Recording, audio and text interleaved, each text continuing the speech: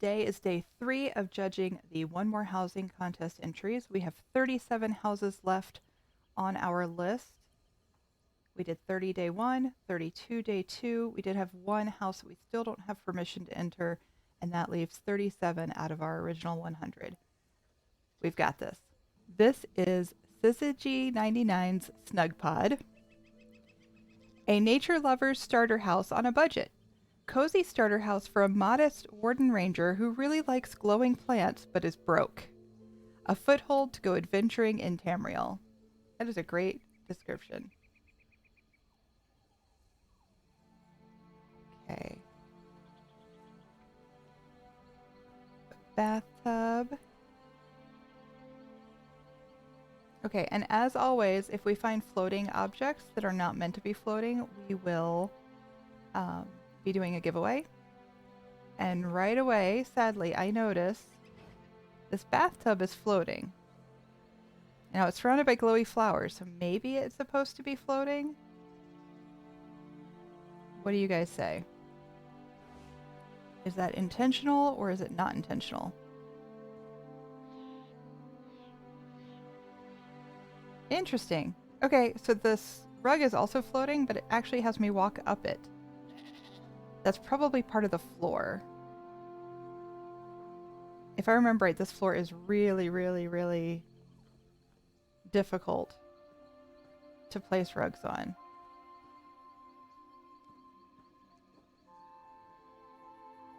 Interesting. Not intentional, that's your vote?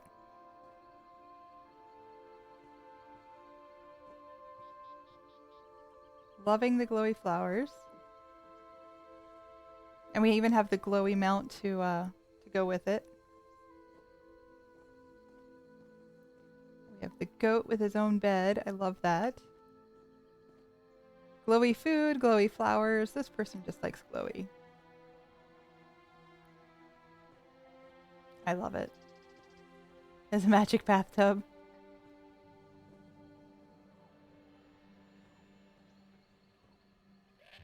Should we give away a bathtub? When they're that much higher, it strikes me as something they didn't likely not notice themselves. Exactly, that's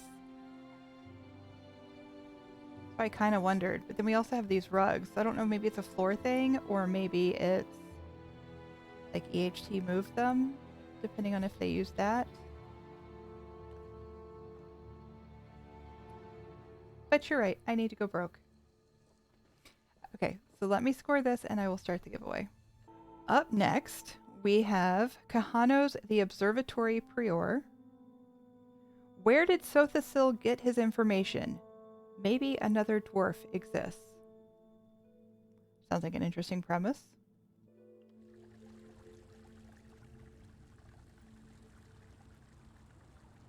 We have some paintings. Open our door.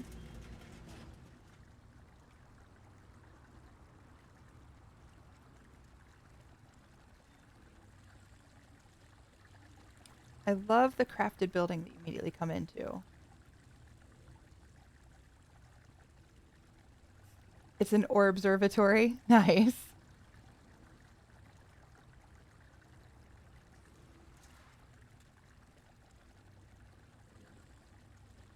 Oh, I like this building they created.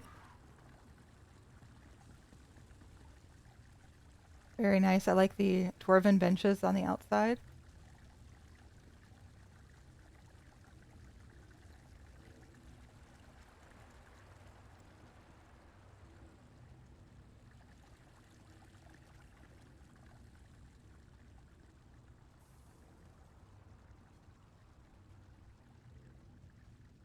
That's actually how it's spelled.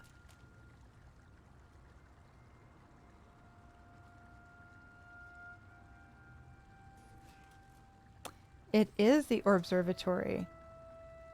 You're right, I never noticed that.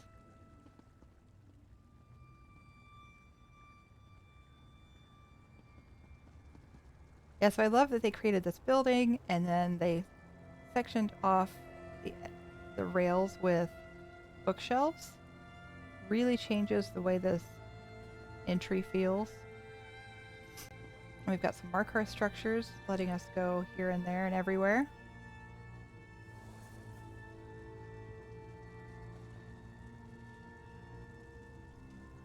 Morning, dead cat.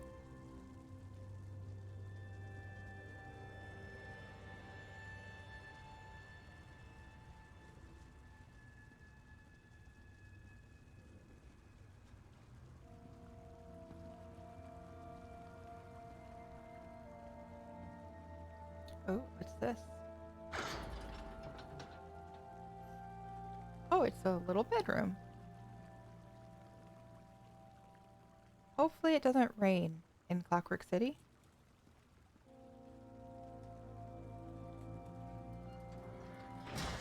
That's great though. And we have some storage under here. I would have loved to have seen something cute and hidden under here, wouldn't you?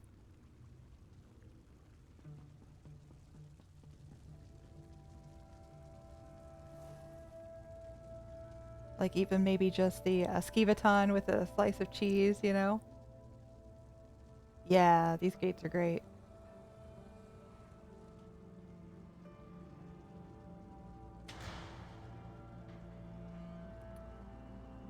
Nice.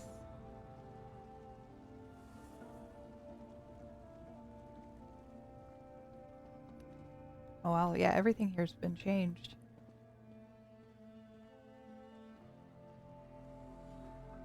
We have a greenhouse with a dwarven fountain and a bunch of plants, mushrooms.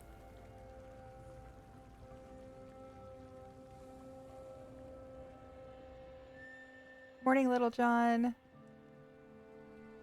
Okay. Did forget to close that.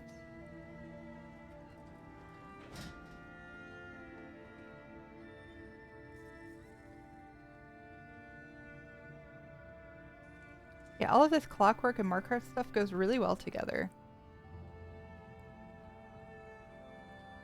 Throw in just a teensy bit of warmth with these Eleanor bookcases. The Blackreach gates are not symmetrical.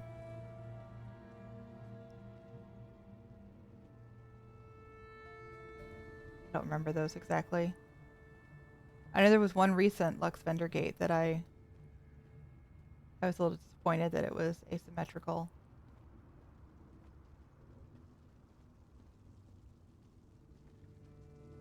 I love these lamps. They give off some really, really nice light.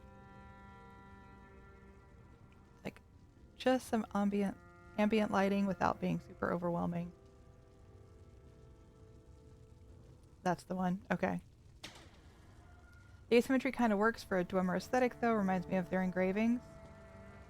Yeah, it's just makes it hard to fit into certain things, and it makes it a little less versatile. Like a lot of racial furnishings work in other scenarios, and that makes it a little more difficult. You also really like the dwarven lamps that were on the Lux recently. I love those fans. They've created this whole new look. Like, I have no idea where I am, but I love it. We have our anniversary cake.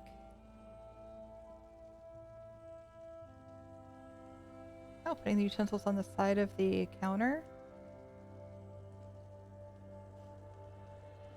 The new Druid provisioning station. It was a good use of the fan. Oh, what book is this? Song of Pelennor.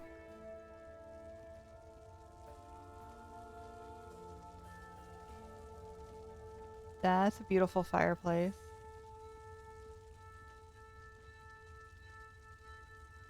And it doesn't overwhelm. I mean, it's huge, right? And that bonfire is also huge, but it doesn't overwhelm this space. But yeah, the fan just, it's simple, but it gives some interest to that corner. If that had just been stone, we would have felt like it was missing something, right? Does anybody actually own any books that aren't Pelennel? We've seen a couple that are a little bit more fitting to whatever the scene is, but 9 times out of 10 it's Pelennel. You need a Song of Pelennel counter next time? Oh, that's a good idea. I'm actually going to write that down.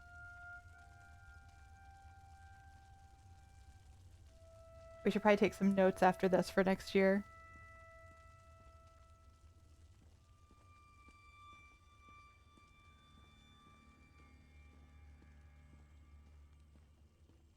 That is a great idea.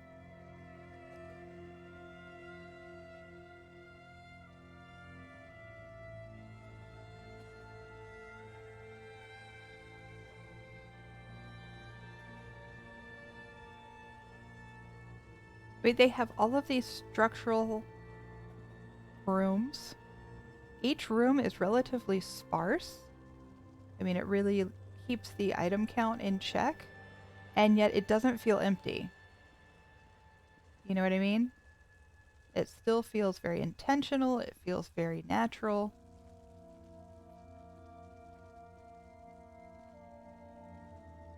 Oh, we've got a clockwork tree tucked there between the crates and the stairs. We've seen a lot of these Markarth towers. And we have kind of the sunk in statue, making it more like a relief. I like that. I bet that's another Song of Pelennel. It is.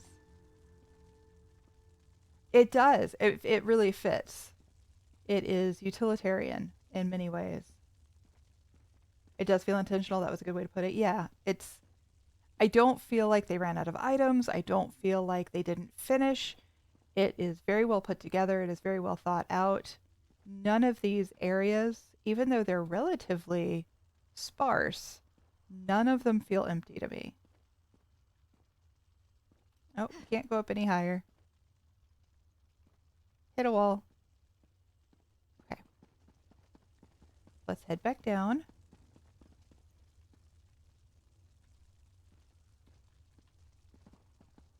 Oh, good. I was hoping I'd be able to do this. I want to be able to see from a different view.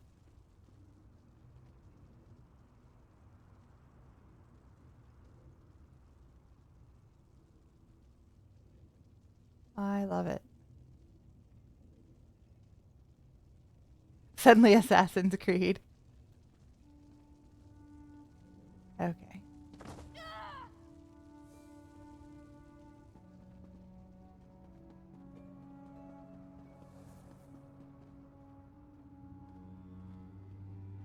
They even added just a little clutter, just a hint of clutter to make it feel more natural.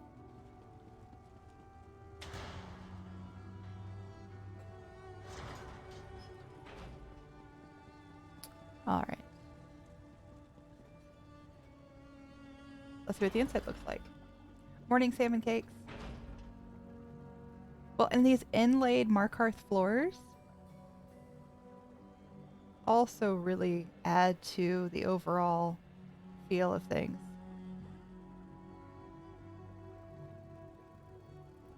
We've got some paintings and some Markarth benches. We have large pieces that help fill the space. How many items have we used? 700 out of 700. Okay.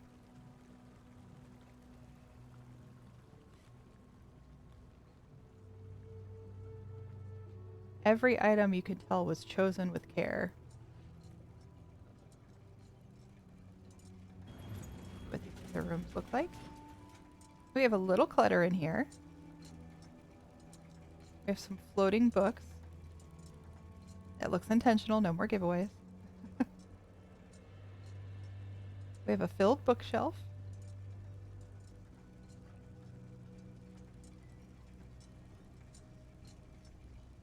Perfect painting for in here.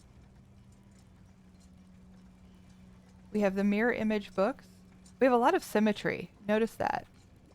We have a bookshelf on both sides. We have a lamp on both sides. We have books on both sides. We just have a little bit that's not symmetrical. And so it really It makes us feel like this is all intentional again. Okay.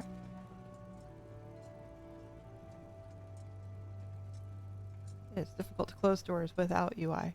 There we go. Okay. Yeah, the pet blob all cozy on the desk. And so we have movement. We have these pets. We've seen a couple now so far. We have a little bit of nature, so it doesn't quite feel so clinical. We have a lamp on one side, we have the precursor on the other, so it's still relatively symmetrical.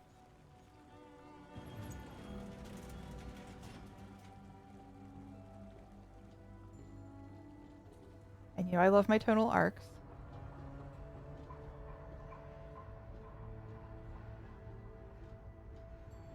I don't think I realized how much the tonal arc markings matched the markings of these larger circles in the Orbservatory. Did not quite realize that. We've got statues, again, symmetrical.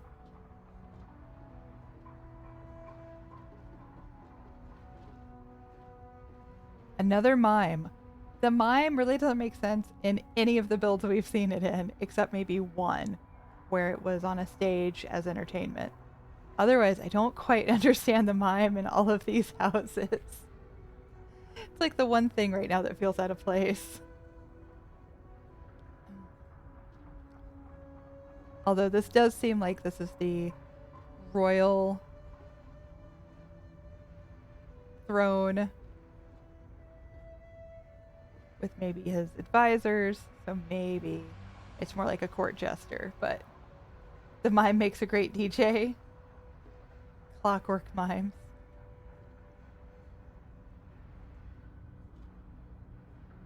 Again, we have symmetry with the statues and the lamps in the back and the Centurion training dummies.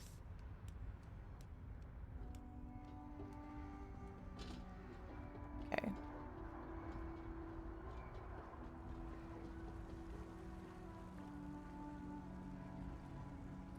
Hey, DeJugnut.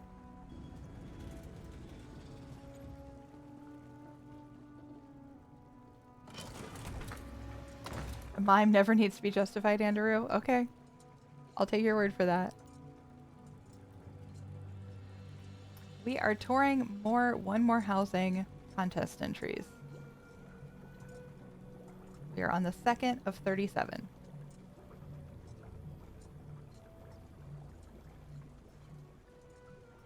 This room feels a lot more alive.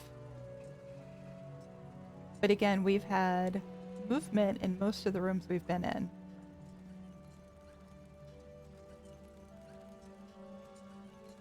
Definitely feels like there's some stuff going on here.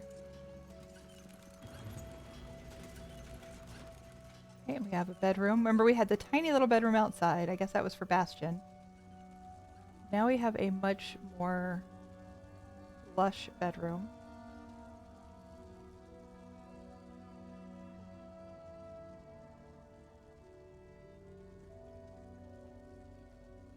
Notice all the purple in this downstairs. We have all the potions in there. We have the purple on the trunk. We have the purple crystals.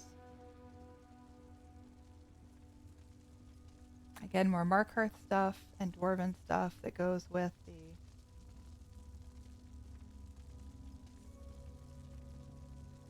clockwork stuff.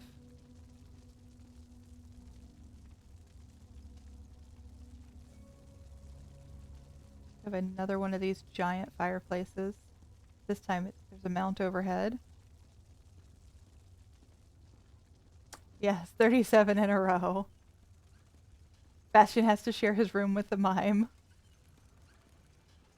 Oh, because they're both clowns.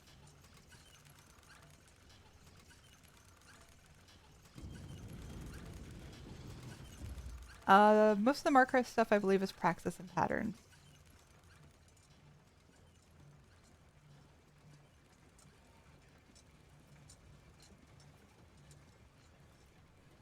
Came out, of course, with the Markarth DLC. Even an intentionally obnoxious jester would eventually find Bastion to be a bit much. No. You Leave my bastion alone.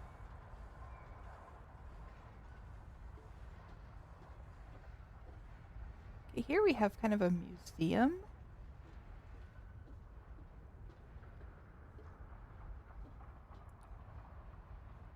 We have some antiquities and some statues.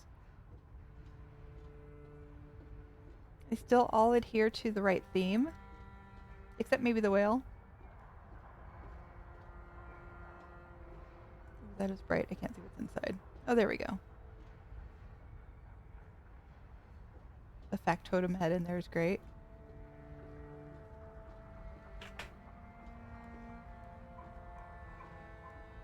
Definitely a showcase of these different items.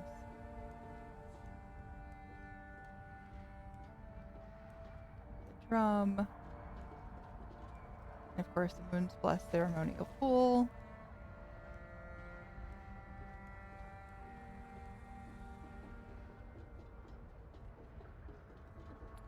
I love the Happy Druid rock.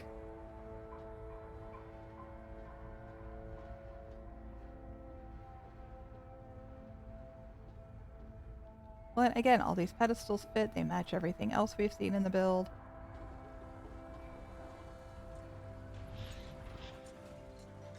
This certainly isn't a house full of cobbles or unique ways to use certain things necessarily. We've seen a couple little things, but it's still really, really well done. And of course the minecart with this is perfect too. A little bit of a cobble.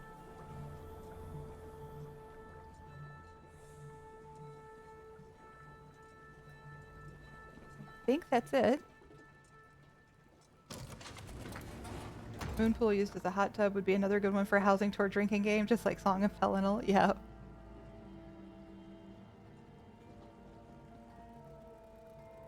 I don't remember which way's out. I did remember which way's out. Awesome.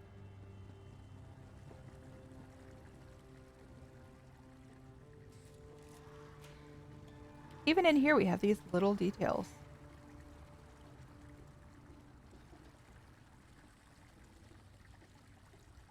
Tapestries.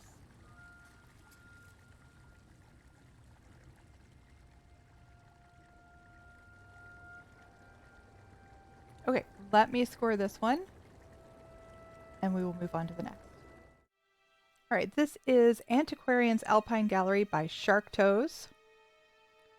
A college was founded in the wilds of Skyrim, little known and largely undisturbed. Some make a pilgrimage seeking ancient knowledge or the safety to practice darker magics. Others come to trade in priceless and perhaps questionably acquired artifacts. The college boasts many relics and extensive literature on the vampiric and lycanthropic afflictions, the divines, and the tribunal. Okay.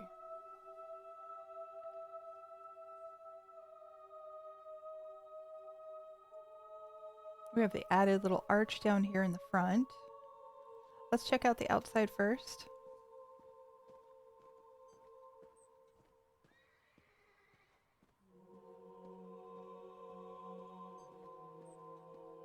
We have some artifacts that haven't quite found a home yet. Very fitting. All these neat things that have been collected and haven't quite made it inside. What's up, Smee?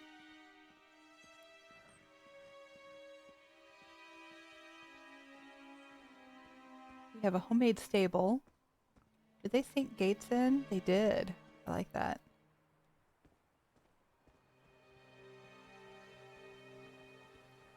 This horse has a little more space. Hardly seems fair. Sorry, guy. That's well done. One tusk is leaning against the wall.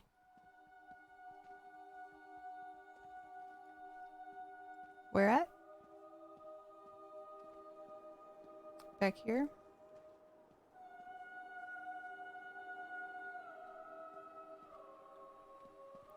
Oh, is it leaning against the wall? It's hard to tell. Perspective and all. Not quite, but it does look like it. Yeah, the stable doors are really nice. Really nice. And you can... I like that they're low enough that you can fully appreciate the horses. It did look like it. It did look like it.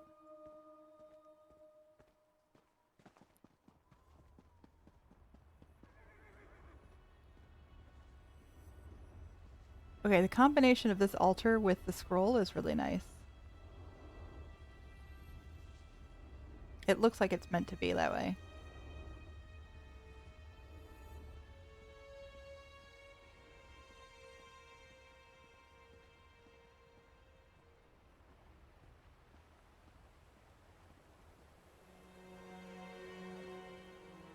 Okay, let's go this way first. We have some added stairs here, inviting us to come up this way. Oh, with a little walkway here.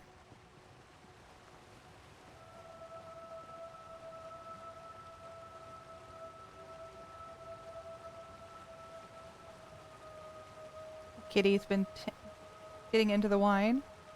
Ooh, it's not Pelinals. It's Sacrilege and Mayhem in the Alakir. I love the floating lanterns. I love the floating lanterns.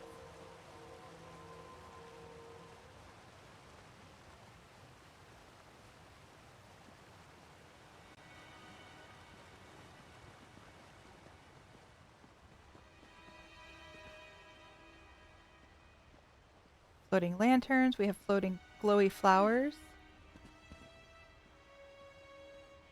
Yeah, I thought that's maybe what happened last night, Barrels. You were just so sick. It does sound like a fun read for Serene.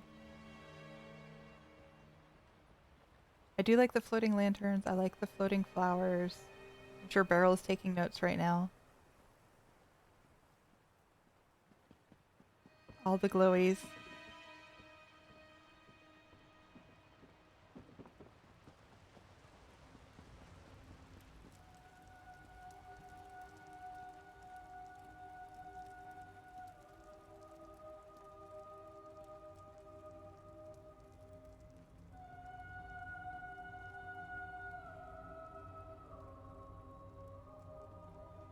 Very nice. We have more lanterns up in the trellis, which kind of ties it together. We have added stairs over here. Oh, we can go up into the Markarth Tower. The Imperial Brazier.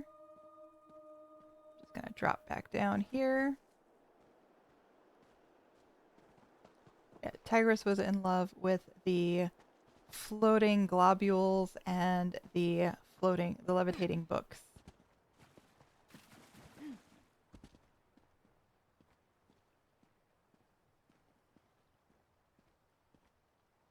And just with all the other goodies that, of course, they haven't given us, like all the instruments and things in Fargrave. Love this little seating area.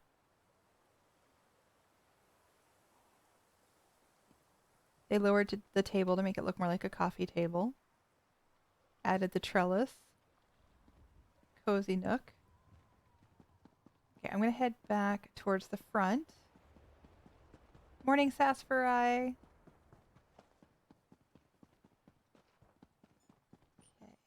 there anything off here to the right? There is.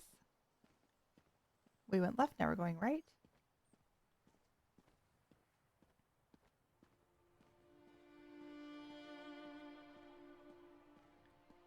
Some more things that have been delivered but maybe haven't found their way inside yet. If this is the stuff that's outside, I'm curious to see what's inside.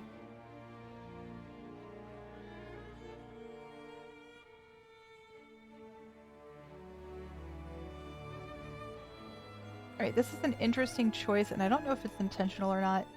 There is a backside and a front side to this window box. And the front side is facing out on this one, but the back side is facing out on that one. And I don't know if it's to make them look different, because sometimes you don't want them to look perfectly symmetrical, or if it was an oops. I have a feeling it was not noobs. I have a feeling it was to make it look like it was not so symmetrical. I think they're far enough apart that it really wouldn't matter, but I'm betting that's what happened. Thank you, Beryl.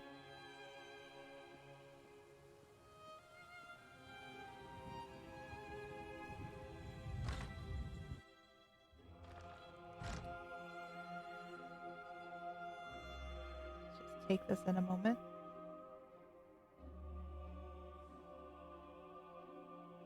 I like the addition of the arches.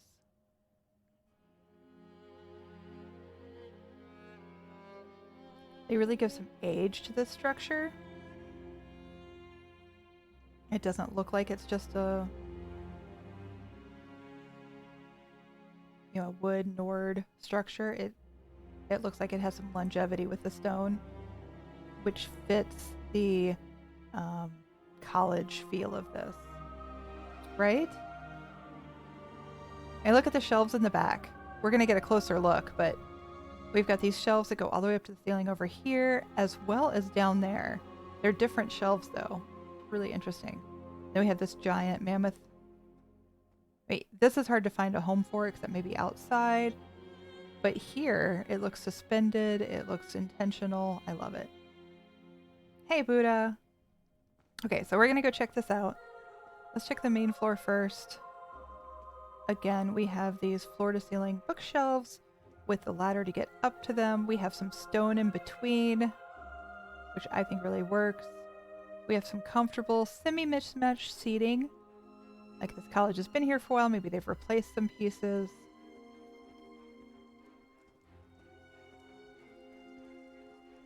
What books are out?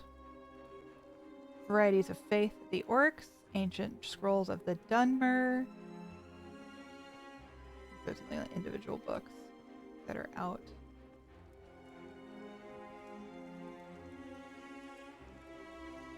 And we have that mammoth tusk thing and that one there, so that's kind of neat too. That ladder makes me want to do that thing Belle does in Beauty and the Beast where she just slides across. Nice.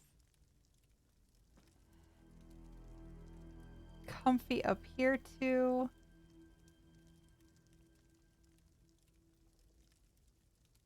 The candles on the bookshelves, while scary, having fire so close to books, it does give just enough lighting. Some of these bookshelves can get kind of dark, and it gives just enough light to make them feel a bit better. I like the tapestry behind the skull.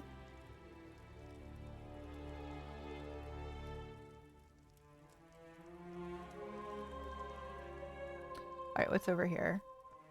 It could be magical fire. I hope. Oh, we have a leaning painting instead of a hung-up painting.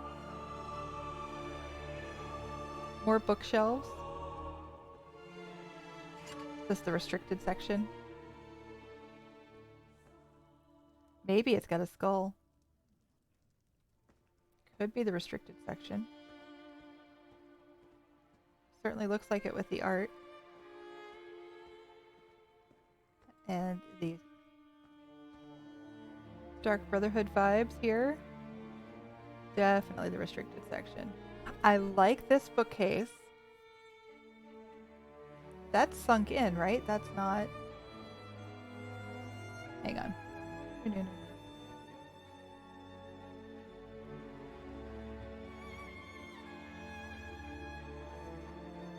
I do believe, yep, that's sunk in. See? We've got that one there. So this one's sunk in to be a 2-tier bookcase.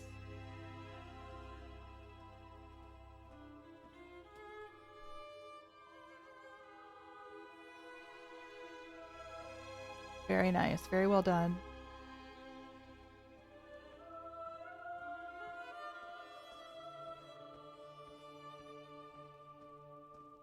Seeing pretty antiquarian homes makes me feel slightly bad for turning mine into a cave. Hey, if the space works. Okay, we're going to go through doors later. We're going to explore everything else in here first.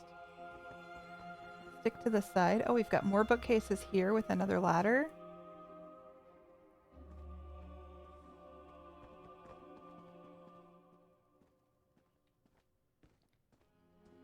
all the different kinds of bookcases. Kind of nice to see. This is the drinking cabinet. Notice all the booze.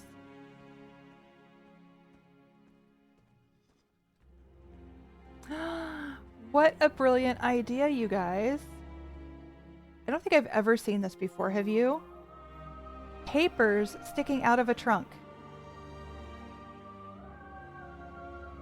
I've never seen it. I don't think I ever would have thought of it, but it is beautiful. It adds so much to the trunk to have all these like papers kind of sticking out. Love that. Very clever. What book is out? Wyrus's The Name Daughters.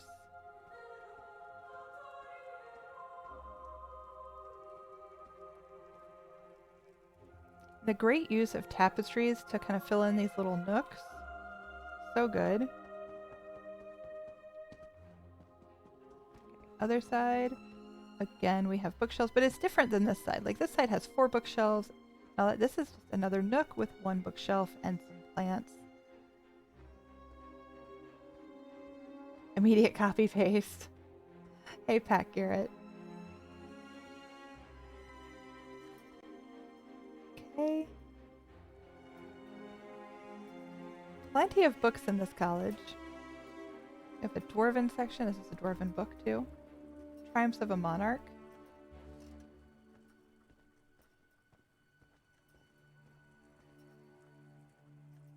I like using the see-through bookcases here. Kind of opens it up and yet sections it off at the same time. This is in the Antiquarian Alpine house, which is in Skyrim, yes.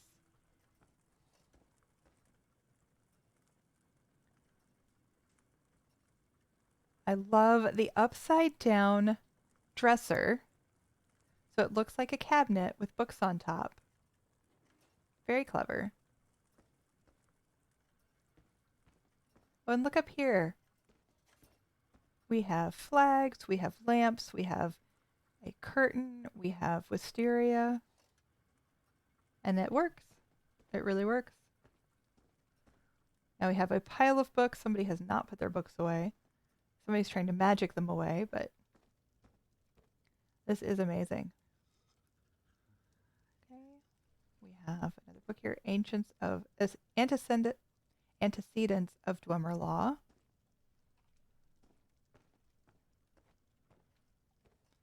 Very nice. More wisteria.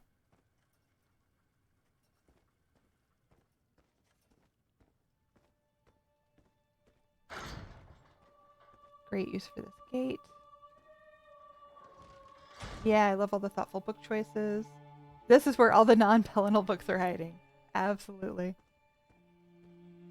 And I mean, in a house where you're just looking to put a book down, we get all these free Pelennor books, so why not? But it is always a little more interesting when you see something that fits the feel of the house. Those are the spirally books from last night. Yep. They are craftable. Some more treasures. Interesting. They put the try whatever upside down with a briar heart on top. Looks very magical. And again, I love this mammoth skull and its use. I may put one in my house. Great place for it. More antiquities. I love when people can showcase their antiquities and yet not look like they just threw down antiquities, but make it look like it fits. And it does absolutely fit this theme. Ooh, the sacrificial heart. Okay.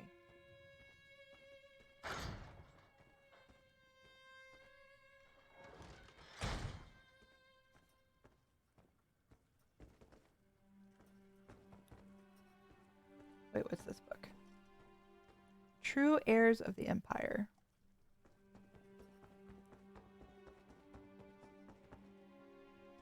Okay, I think that's everything.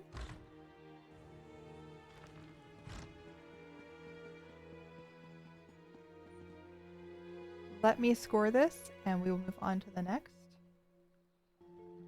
This is smelanorrr's Ald Velothi Harbor House. Take a trip into the Ald Velothi Harbor House like you've never seen it, underwater.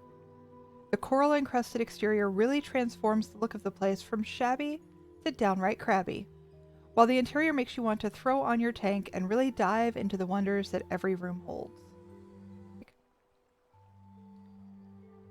So this is an underwater Ald Velothi. Ooh, look at the glowy trees up top.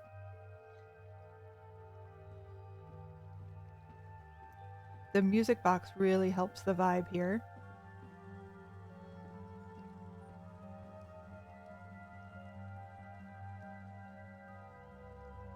Yeah, the description of this house is really good. I'm gonna cross country a little bit so I can take a closer look. We've got some of the Psijic orbs to help with the watery feel.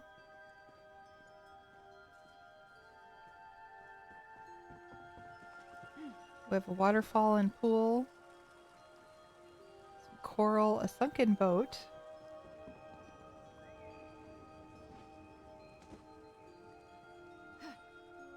I love this. Rock and flowers and coral and glowy plants.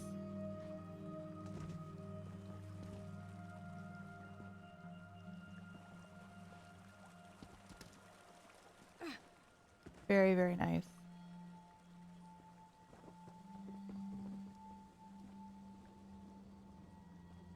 Oh, we have a rug here. That's nice. It is a little floaty, but I'm going to forgive it and not do the giveaway because of it, because see how uneven the rocks are? In order to do a rug, you would either have clipping or floating. There's really no way around that. So I do believe that's intentional.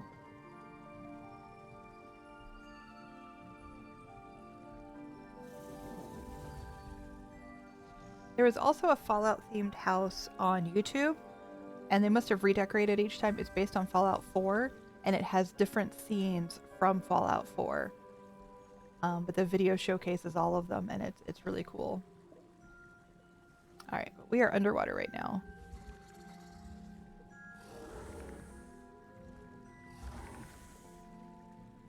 Hey guy, you're being awfully loud over there. We have fish and bubbles and seafood. Okay, I love this mushroom down low, and then you have stuff that's fallen into the pit of it. I really like that.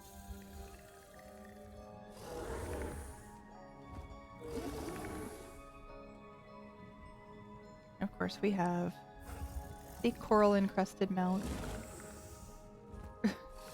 Okay, guy, I get it.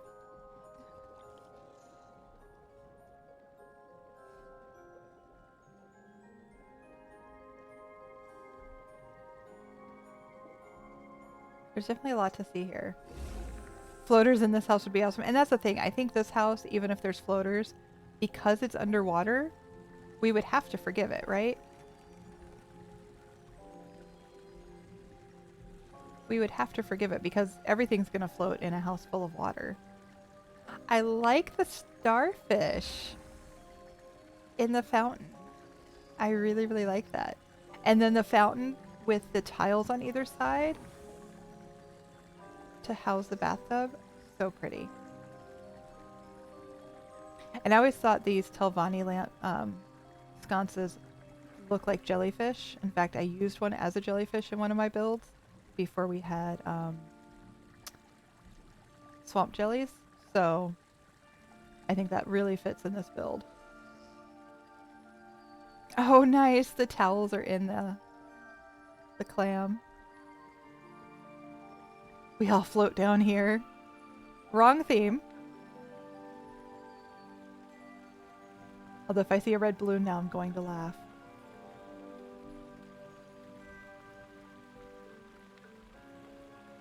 I wonder if anybody's done an It-themed house. Of course, we have shell lighting.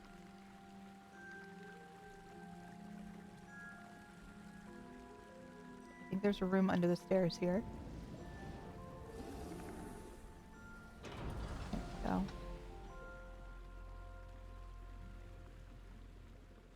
Oh, this is the smoking room.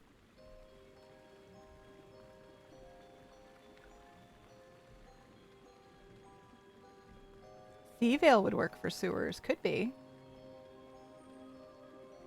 People are in their darn creativity, right? How dare they? I don't know if this one's intentional. The incense kind of floating here. I feel like the incense stick was supposed to go, like, in there. What do you guys think? Is that intentional or is that perspective?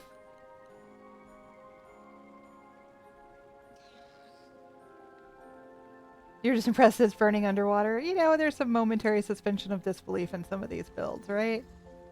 Waterfalls and smoke underwater. You think it's an oops? It feels like an oops to me. I think it was supposed to be in there. And wherever they were standing, it looked like it was there. Feels like an oops. Okay, what should we give away? There was a scuttle bloom outside. Let's give away a scuttle bloom.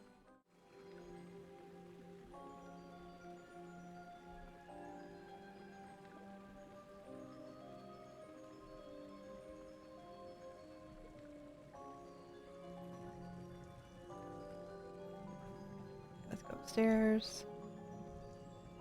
Some fish tanks. Swamp jelly, anemone, more coral. Bubbles. So many bubbles. Another school of fish.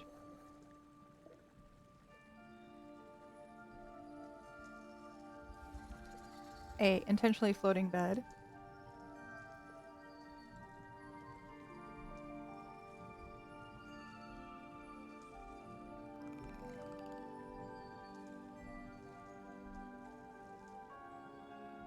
I like the crystals floating around her. And of course we have another fish tank.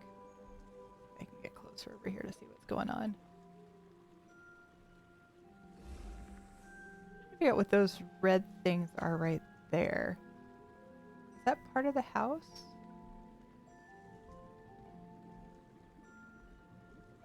Is that part of the tapestry? Oh, I bet it's tassels from the tapestry. I bet that's what it is. Okay.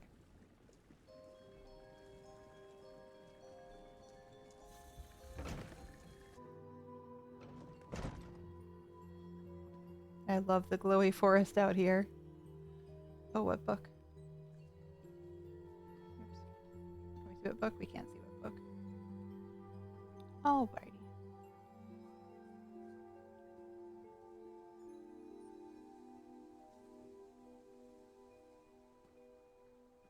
Beautiful view. Oh, that is a floater. We found another floater. We did say we were limiting giveaways to one per house. But we found another floater.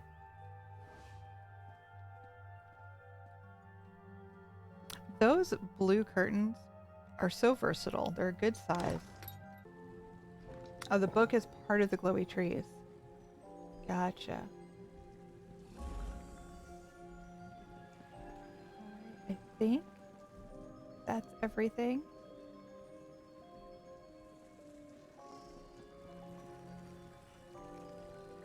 Oh, we've got the Abyssal Pearl in, excuse me, in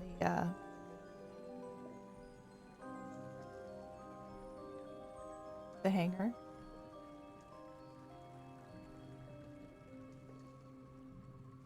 Very nice.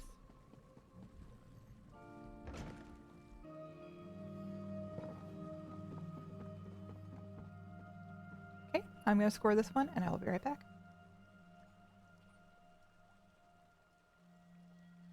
The bubbles are part of a furnishing.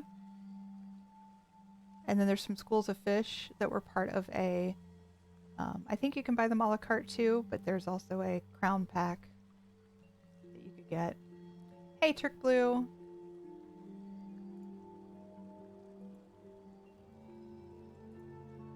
How's it going this morning? I'm just scoring this house real quick. This is... I don't know if it's scale though or scaletho. Water's Edge. Home of the Dragon Knight Claudius Aetius. It's a cozy house when several treasures of collected by... Hold on. I think there's a typo in here. Home of the Dragon Knight Claudius Aetius. It's a cozy house with several treasures of collected by him in years of adventures. Oh, it is. It's not a typo. It's just kind of weird. Home of the Dragon Knight Claudius Aetius. It's a cozy house when several treasures of collected by him in years of adventures are presented. Is his home, his castle, his place of rest, and fell at peace, at least for a while.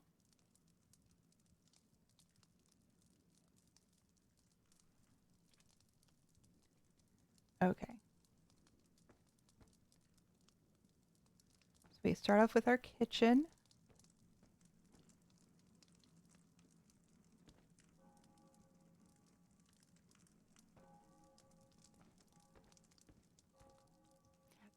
The walls in Water's Edge are gorgeous. Absolutely gorgeous.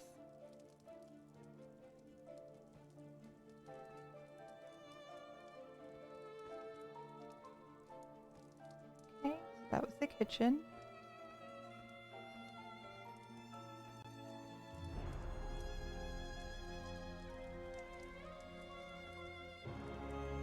We have the dining area with our fireplace.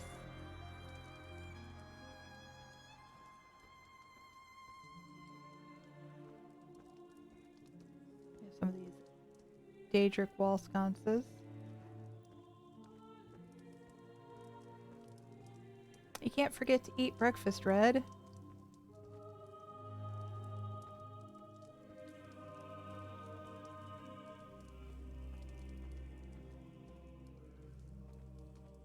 I say that as someone who always skips breakfast.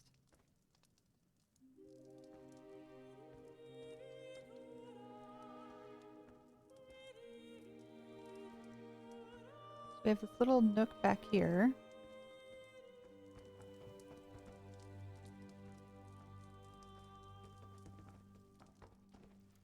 Let's get outside. Morning, Nefarious.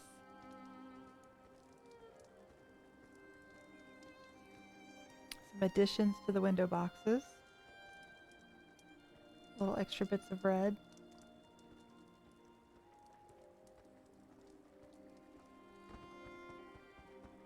Ooh, some bone chimes.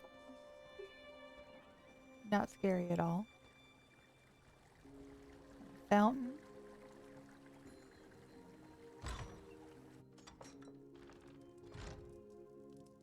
Okay, we have a library and maybe a meeting room.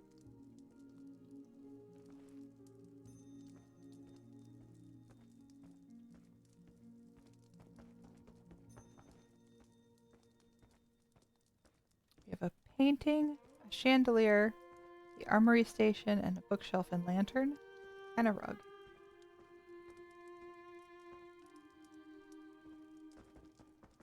This place is cozy. I love this house.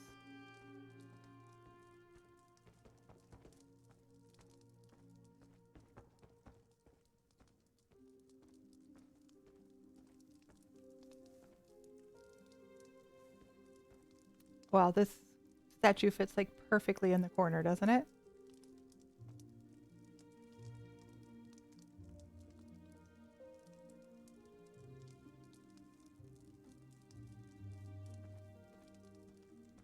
Is that a Song of Pelennor? It is. Okay, I'm going to extend on the Song of Pelennor idea.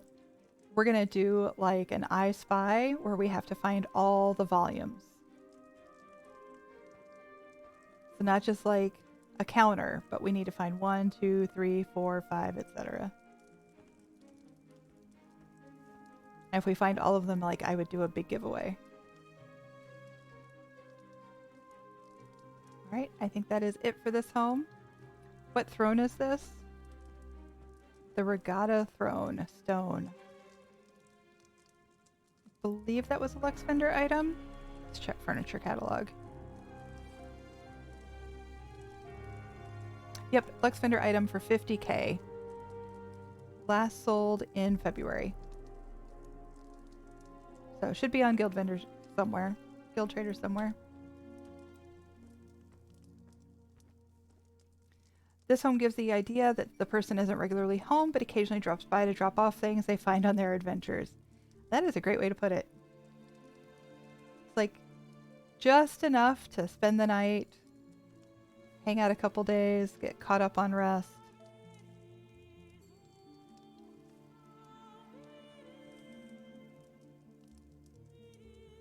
All right, let me get my scores in and I will be right back.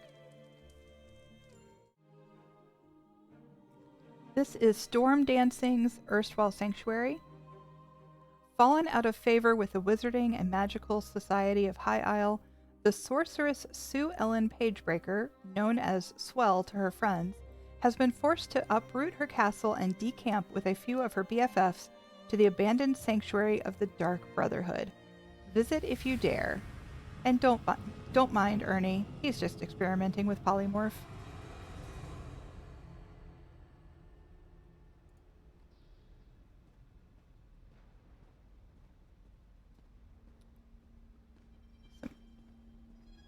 Roots coming through. Definitely some additions to the entry of this house.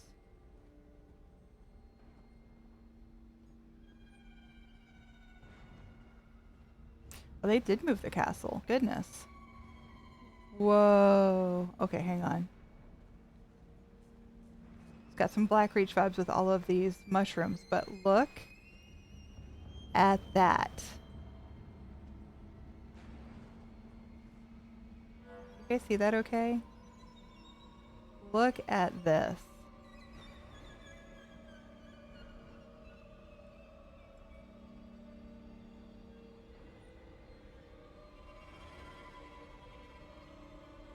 Whoa is right. Look at this. Oh look, there's a crow up there. I definitely see some movement up there. I hope we can... It looks like we can venture up that way. Let's find out.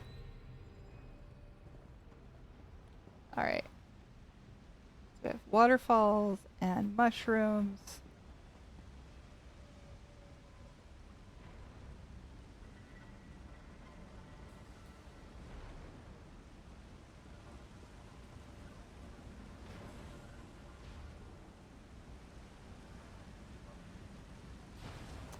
Have a room in here. Oh well, we've got a pantry.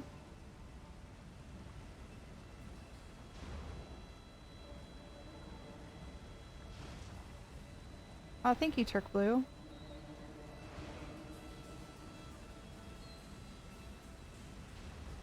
I do have everything being posted on YouTube. Day 1 is still being uploaded. It is processing HD. It's going to take forever. It's a 5-hour video, but over the next few days, everything's going to get posted.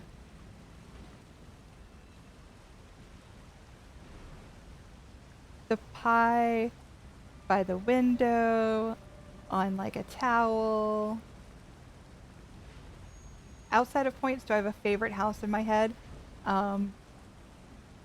I kind of don't want to say. But yeah, an open window with a pie in it. And then there's, I think the Tall Papa's lamp smoke, maybe? It might be a skooma bubbler, but I think this is the Tall Papa's lamp.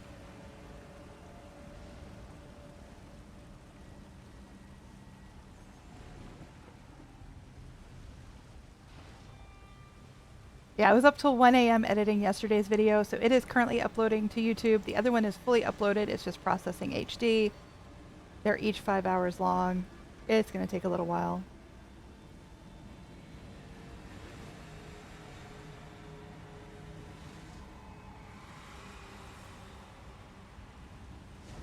All the cobwebs.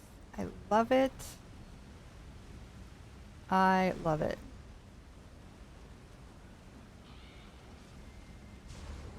It seems to be working. I paused it yesterday when I did stream, but let me know if you notice any quality issues, but I was thinking the burrow too from the outside. Yeah, the Weasley's house, the burrow, because it was narrower at the bottom and wider at the top.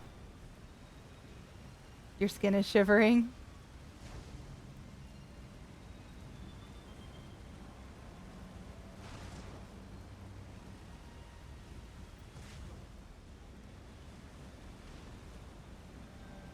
Well, and here's the thing. Okay, so see up here, it's not the cleanest cobble, but I don't mind because it also, because of the burrow feel, where it looks like somebody just magicked it in and made it fit, it still feels like that's okay, like it's intentional. It doesn't have to be perfect. We just want all the parts in here, you know? I love the view with the waterfalls.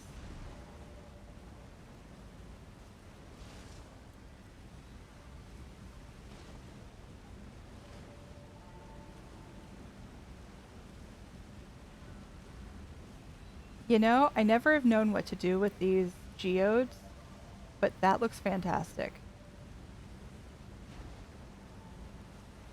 Yeah, it feels intentional, like the people moving the castle were rushed, and they just kind of magicked it together. I mean, how else do you get it into a cave? You like squish it in, right?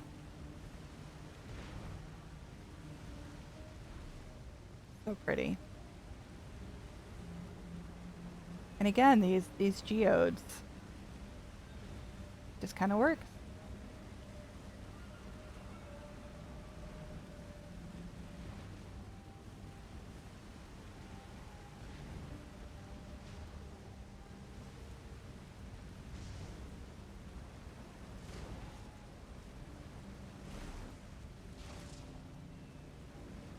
Beautiful. Like a tower library. Look at this. We've got this centerpiece area. Tree growing out of a pool. Got this kind of open concept ceiling. Yeah, this is fantastic. Okay, we're gonna go out there in a second, but I love this tower cobble. And then down here, what is this? Just a balcony.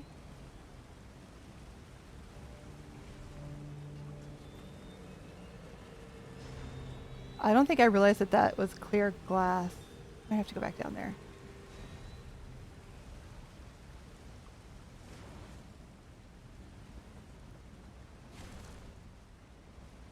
Wow.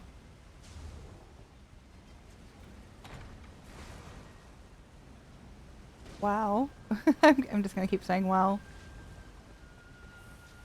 Okay, so there were two ways to get here. What door is this? High aisle door, ornate crypt. I did not know about that door. It's very nifty. Okay, now let's go this way.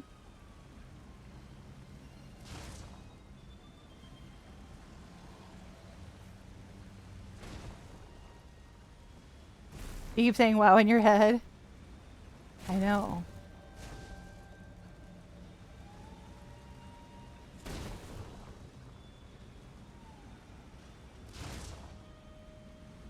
When I love that she's just standing here doing magic with a feather, and you've got the crow here. That's so, so fitting.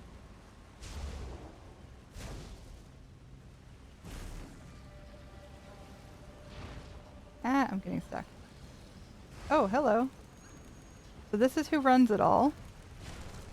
He's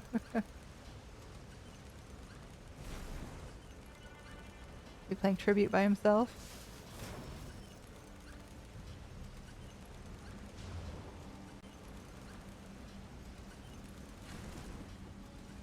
We have a helicopter.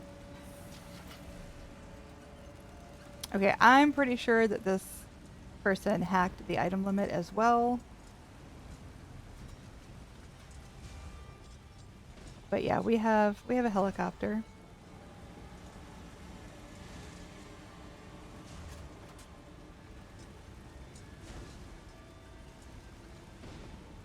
Oh, he's got his flying buddy there. Yeah, this is freaking fantastic.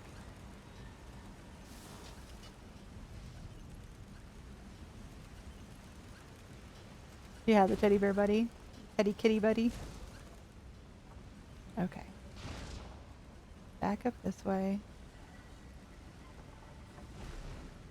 Thank goodness there's a railing, or I would have taken a nosedive several times.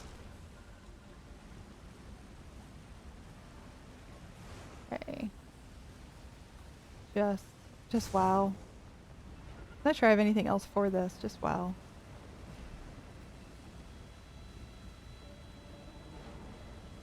Okay, so this was in a greenhouse. But I did not even realize when I came out here, I kind of thought it was just open, but these are the new giant glass windows. These are the giant glass windows.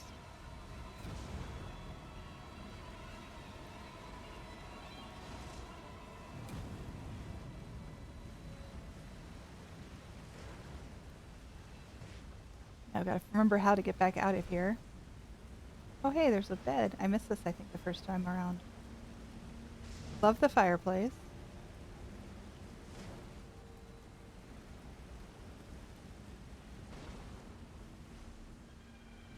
Are there consequences to going over the item limits? Yeah, you just can't do it. It just won't let you. It'll just say you're at your limit. So then what you end up having to do, if there's something else that you really want to place, is you have to start making some hard decisions. You start to figure out how to reduce the items. Maybe you replace 3 items with 1, like a bookshelf where you've hand placed some things in. Maybe you do a filled bookcase instead. That frees up some item limits. Maybe you put some clutter on a table, you clean that up a little. I am absolutely joking when I mention the hack, yes. It is more of a commentary on how they managed to do all of this within their 700 items. So they're right at 700. But I can see things that they could have taken out, but they didn't have to, and it's bizarre. Start ripping out extra jugs, plants, anything you don't mean. Yeah, like they could take out some of these vines. Maybe they put 2 things of bread in the basket instead of 1. You know, that kind of thing. And I did not even really appreciate this stove. Look at this. I wish I could get a better vantage point of it. But we have this little stove front with hood. The cabinets and burners. The pie is amazing. I know. I love the pie.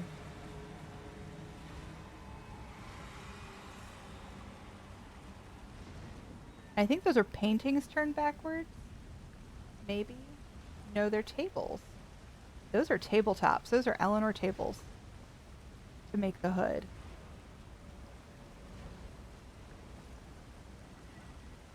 You can't log out in combat. You're at the gate. Oh no. You force close the game. The stovetop is, I think... Nope. Not what I want. The Vardenfale scale model turned upside down. Yeah. And then this is actually the Halalu stove. So they utilized the fire from that. Very nice. And the more you do with housing, the more you learn some of the textures. And so the easier it becomes for you to kind of figure out what to use where. An item hack here, and I say hack, not really a hack, but see these plates? That's 1 item. So that's a stack of plates they turned sideways to make it look like it was in a drying rack. They could have done that same effect with many more items, but they didn't. They used 1. You know what I mean? So there are ways to pare down. You know, like this item up here is all 1 item. All these boxes with fruit on the top are all 1 item. You exclusively use the bottom of that Vardenfell thing and makes great fancy table. Yeah.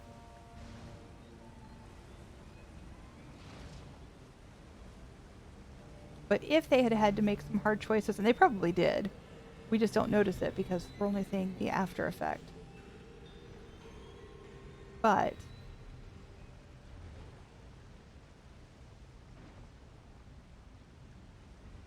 there's still more they could have taken out if they felt they needed to. Does this go up somewhere different?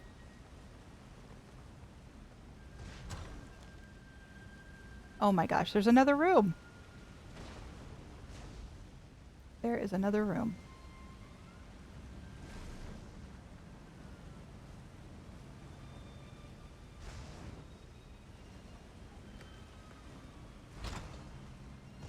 Structure absolutely takes a ton of items. Granted, for instance, these staircases used to take us like 3 different items, right? You used to have to come up with some sort of a rail, you had the steps, you had to fill in the underneath, and they've given us some items recently. So it is a little bit of clipping down here. But again, because of the nature of this house, because it is kind of haphazard in the full construction, and it's intended to be that way, like I said, someone said it's kind of like the burrow. I mean, it's built into these rocks, it's built into the cave, it is wider at the top than it is at the bottom. I mean, you've got this kind of sideways, wonky something or other. And it looks like you can get more places. I'm pretty sure you can't over there. Pretty sure we saw everything inside. But it still has the illusion that you can. But because of all that, I'm forgiving some clipping in this one because it does look like someone just magicked it into the cave and shoved it all together. Yeah, the stairs are one piece. The rocks are not. But yes, this staircase is one piece. And this staircase is one piece. That is new with the high aisle structural patterns that you can get from high aisle dailies. So what used to take us many items now doesn't take us that many. Oh, close this door. Not be rude. Maybe not be rude. There we go.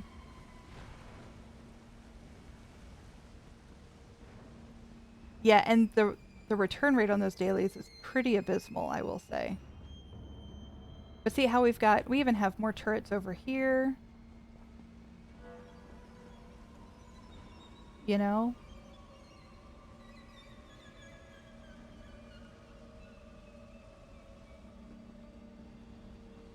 I'm also going to look back here and see if there's anything behind. I doubt it. I doubt there's any. Oh, there. Oh, that's part of the build, the Dark Brotherhood stained glass. I'm just going to run around and see if there's anything else we're missing, just in case. It does look like we can get from point A to point B up there, and I really want to see it, but I don't think we can. I don't actually think we can.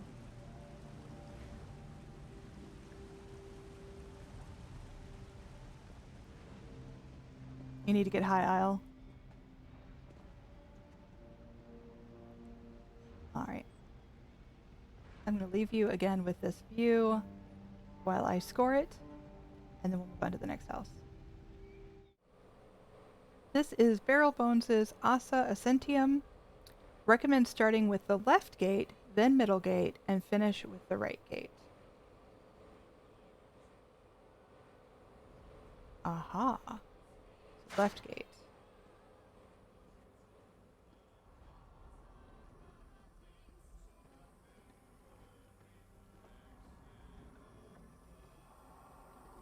All the pretty greenery. The Night Mother. And this is that smoke effect from the shield with the lions, the Antiquity.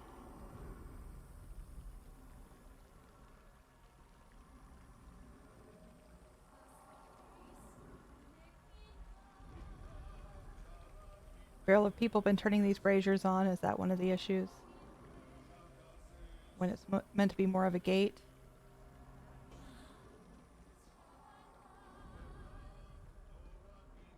Gotcha.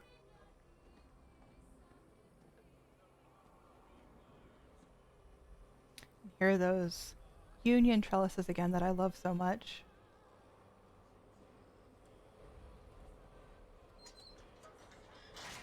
Okay, in the middle.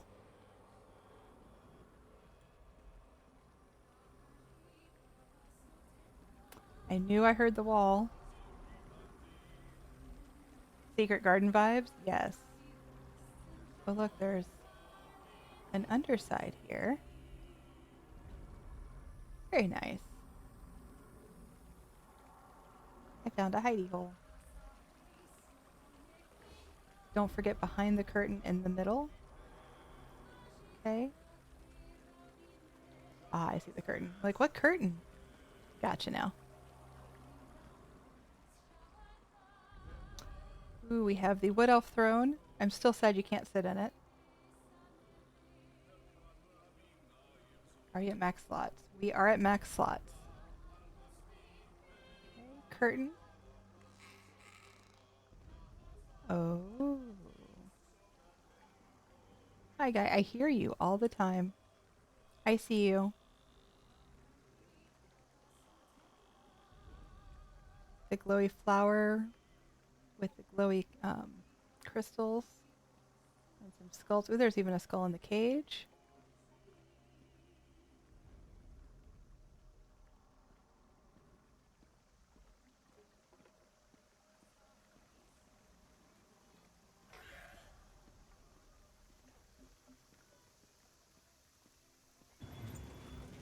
Another hidey hole.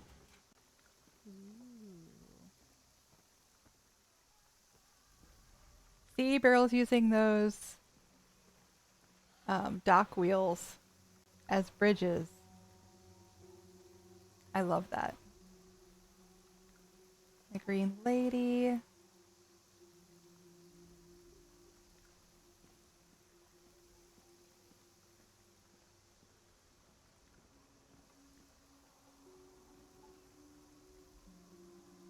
Very, very pretty.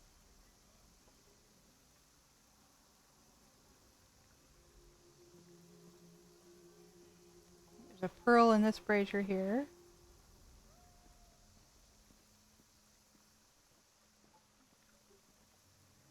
Beryl, did you enter chopped?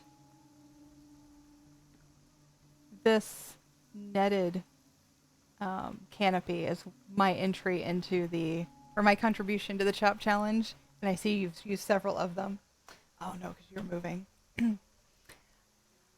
I just noticed you have several of these, and they are very well done. I'm curious to see how everybody's used them tomorrow, you know, when we visit the chopped houses.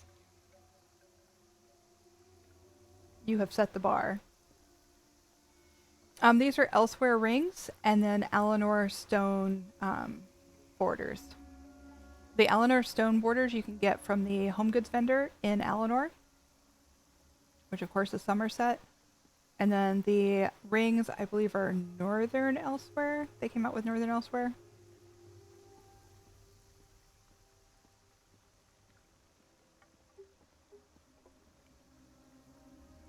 We have the wedding gazebo, which fits this statue perfectly.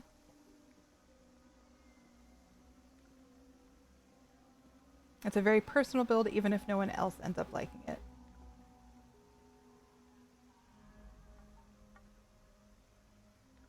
The skull wall.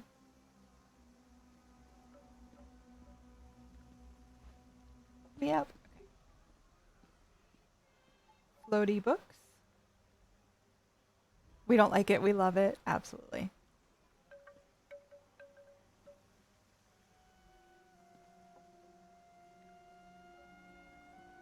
Another cage with a different skull in it this time.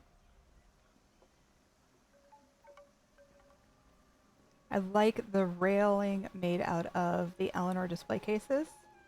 Oh, look at all those up carrots. I love it. Yeah, we haven't seen any Ossas yet. I don't know if this is the only Ossa on our list, but this is our first Ossa. Lots of different skulls.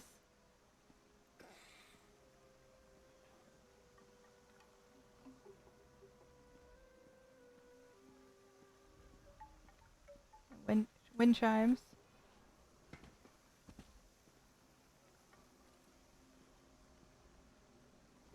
Let me close this. Maybe. There we go. Head back through the curtain. Did I miss anything? It's my style, dark but light, not heavy, a lot of detail. That is Beryl's style, pretty much summed up. More skulls in the wall.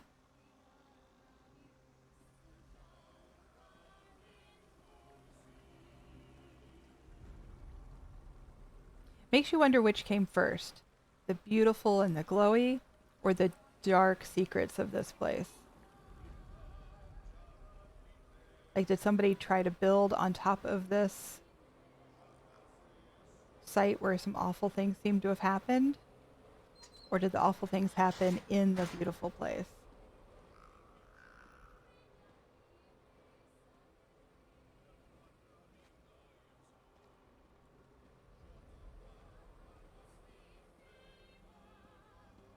Another curtain.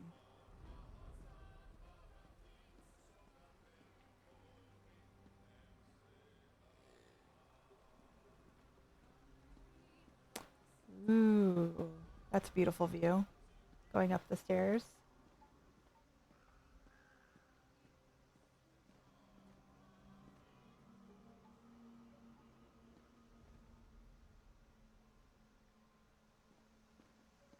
More sand gardens and sulfur pools. What's back here?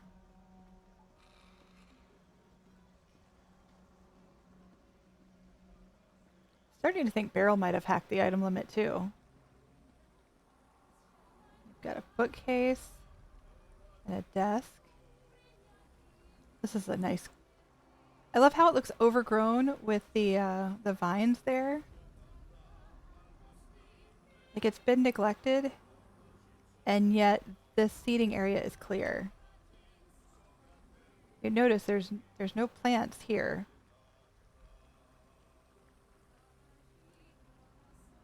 But the bookshelf itself is overgrown.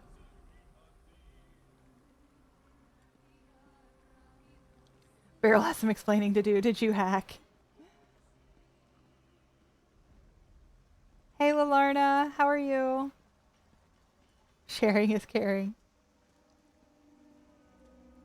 I love these pedestals outside with the glowy flowers and the void flowers.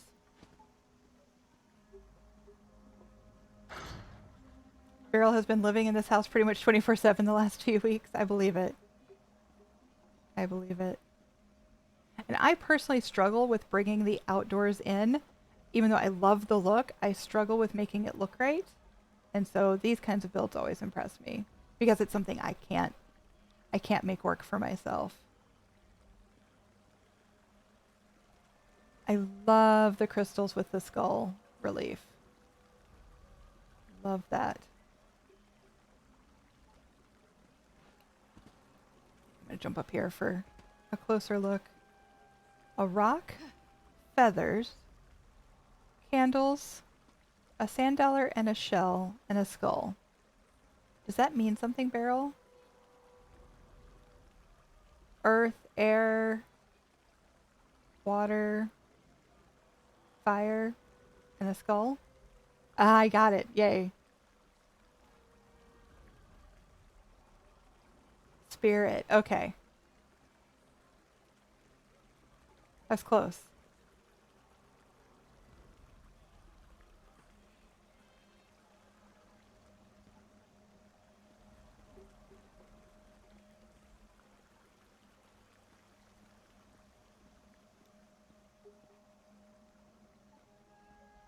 Beautiful.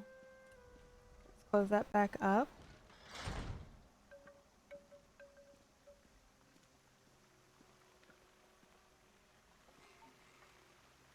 More full bookshelves, a Fargrave window.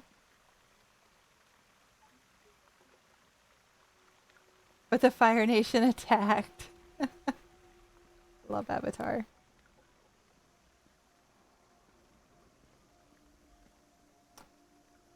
Yeah, Beryl is very well known for her ability to light things, especially with glowy stuff. There's something back here. Well.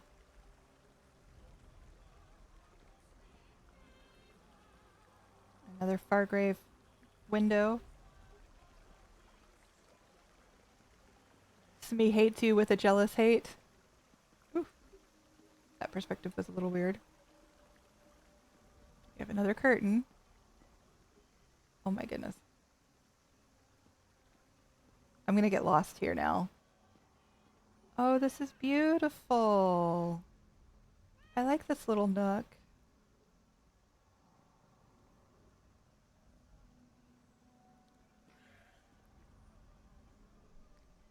Okay, so we have a half circle, a full circle, another half circle with antlers in the middle.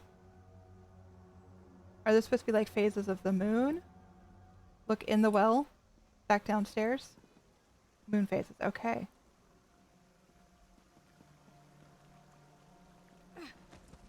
We gotta go look in the well. Oh, it's the ruby dragon.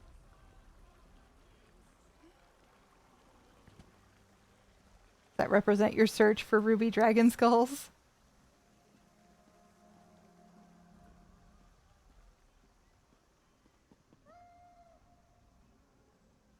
It does, nice. Does the ghost kitty represent anyone in particular?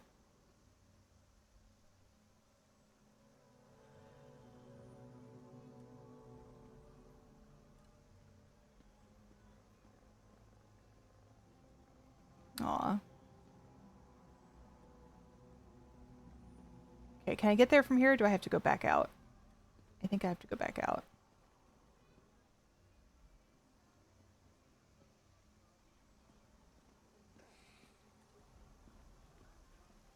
Hi, that's Beryl.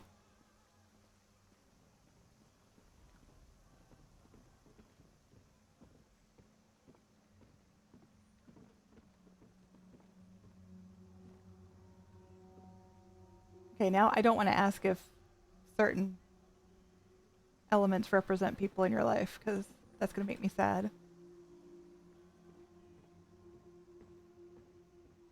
Ooh, hello. She sounds like your kitten purring.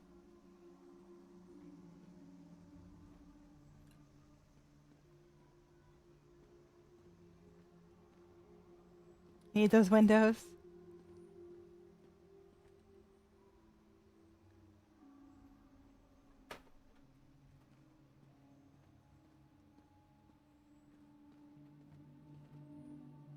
So many elements in here. These dragon reliefs.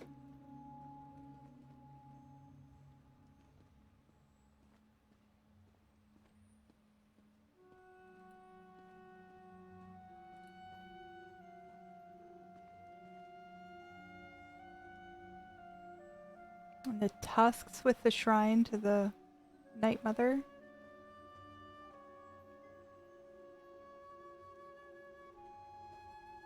The overlapping pools.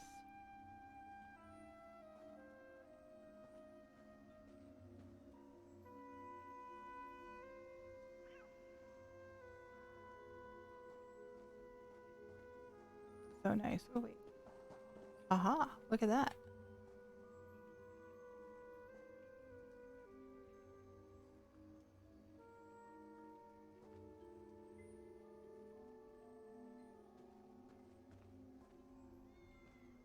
The lighting is gorgeous.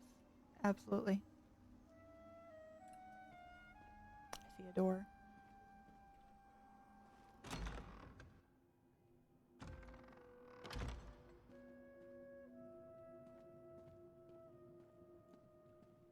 Oh, wow.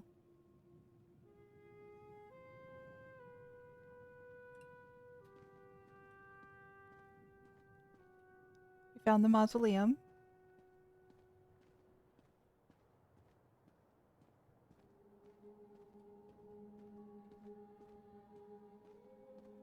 This one looks special. This place is huge.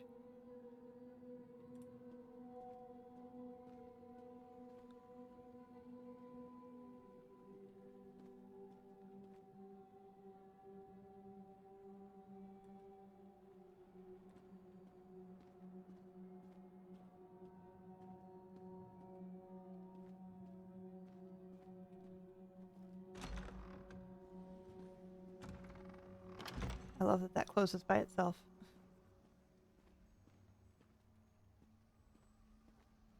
Okay, where to now? I'm a little lost. Oh wait, under here. Another relief.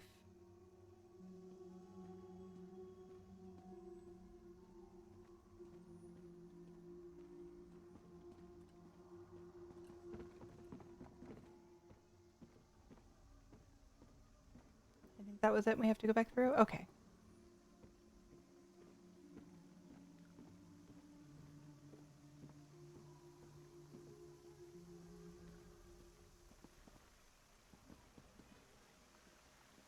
And I find my way back is the question. I think, maybe? Maybe.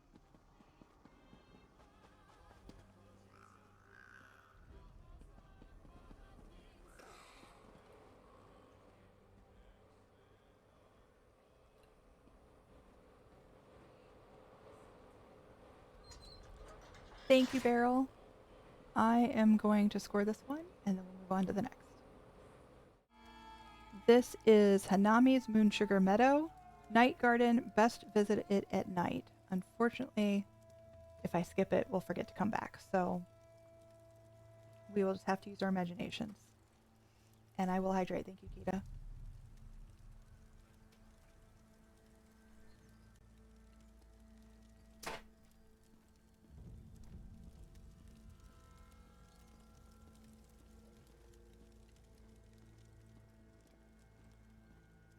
Lots of glowy flowers.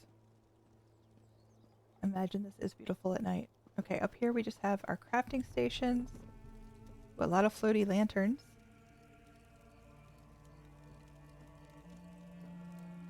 So crafting stations, banker merchant, etc.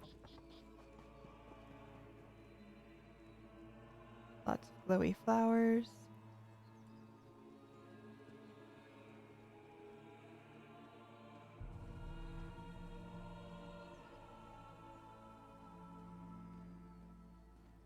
Definitely glad we remembered to turn on grass in this house yesterday. I'm sure this looks a lot different with no grass to fill in the gaps.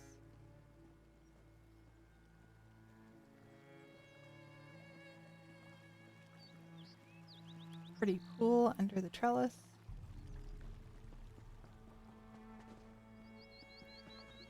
Nice little seating area. Anything up here?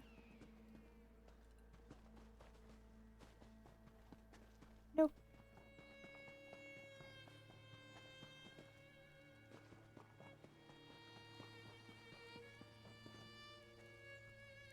The blue light braziers are probably gorgeous at night.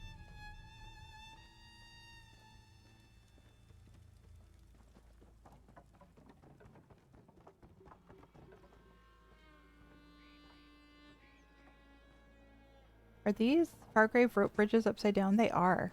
That makes an excellent bridge. I love the sound it makes as you walk across. We have some tents on the beach. Nice and soft looking. See, these bigger rugs are really hard to pull off on some of this terrain because you've got it raised up on this corner, but we have the sand clipping through here. It's really, really hard trick to pull off. The paved area is nice to play with in Meadow, but its size is a bit overwhelming to me. You can always retexture some things if you need to. It does take items, but yeah, I feel like either the paved areas are either too small or too big, right? I love these tents on the beach.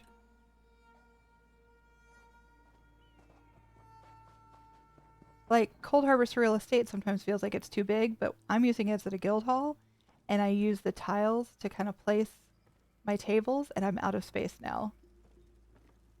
So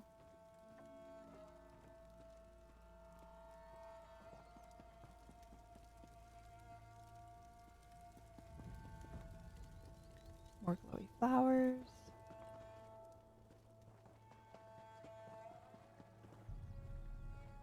Yeah, I feel like you kind of have to section off this paved area into little digestible chunks.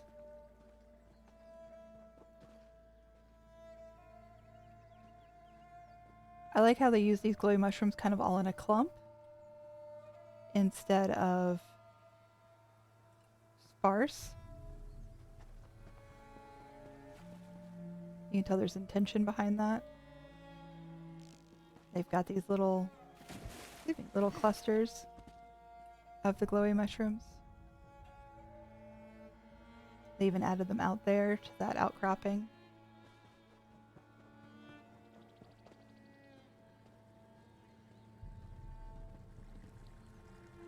Added light effects to the fountain.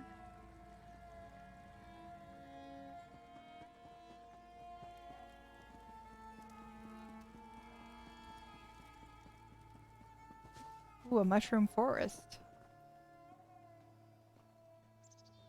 I like that we have 2 of these types of mushrooms now to play with.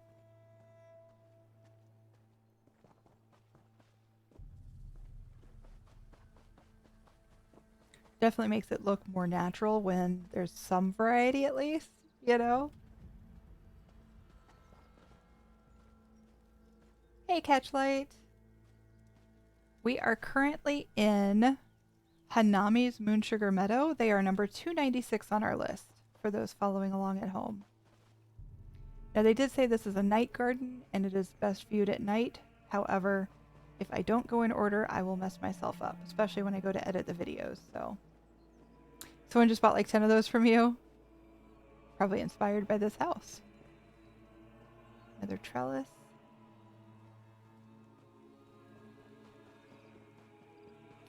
They used buckthorns to kind of make a hedge here.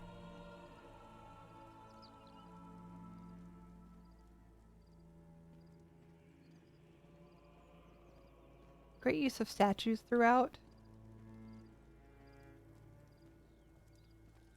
Comfy seating area. Make sure I get everything.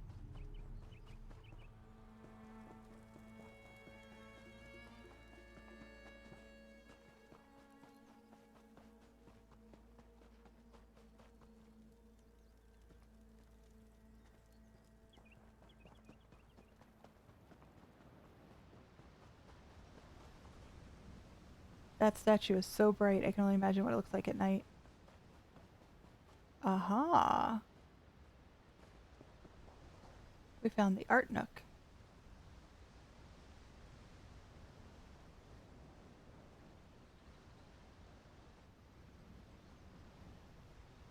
Am I thinking of the wrong thing? I think there is a painting of this guy, isn't there?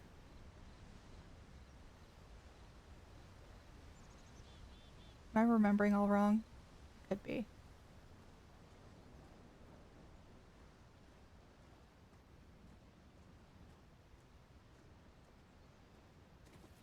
I think we found a floater. I don't think this is intended.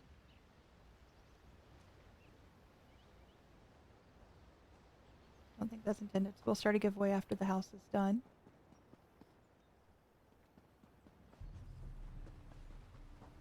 That is really floaty.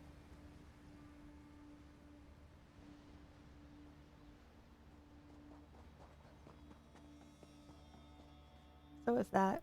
That's pretty floaty too.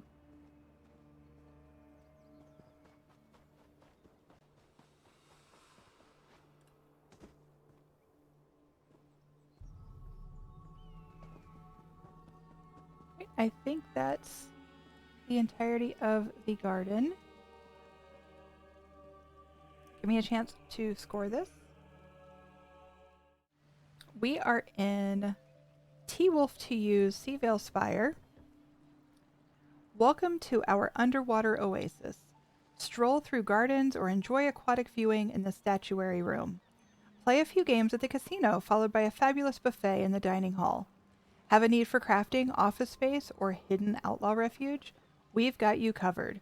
Don't forget to check out the library downstairs. We have a boat upstairs. So someone's here.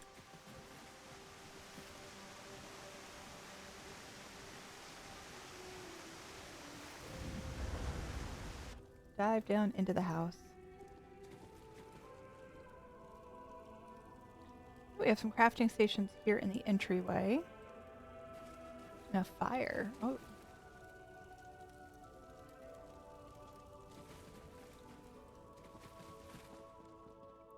I like this little benchy nook. Hey, Gilladil. Judging is going well. I think we're way behind, as usual. But we're getting there. Gotta give each house its due. That tapestry is beautiful the way it's lit.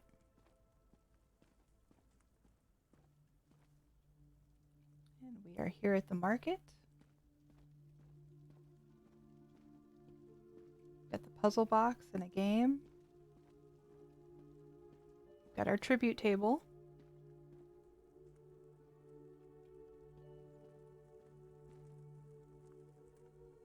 Very nice. I need to get tribute achievements at some point, don't I? Can you still use the assistants when they're on a path? Yes. Yes, you can. Is this roulette? Nicely done. Another game over here. Ooh, I like the sand circles. Actually work really well here. It's hard to kind of fit them into other environments, but it works really well here, actually. They've added a little magic to the pool. We have the kitchen area. Oh, look at this stove.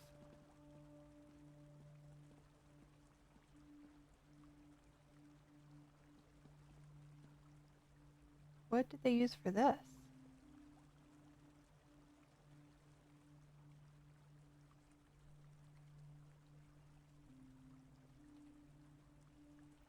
Dwarven lamps heavy.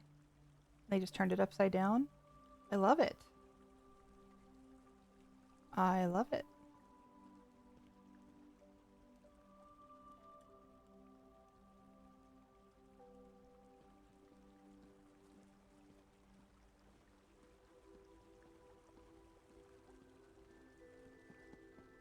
Another mime. The mimes just crack me up. They never quite make sense. There was that one, like, theatrical stage that we saw yesterday, I think it was, where it made sense, but I haven't really seen one that fully makes sense otherwise. And I suppose this whole thing is meant for entertainment, but you just always feel it's out of place. We have the cakes.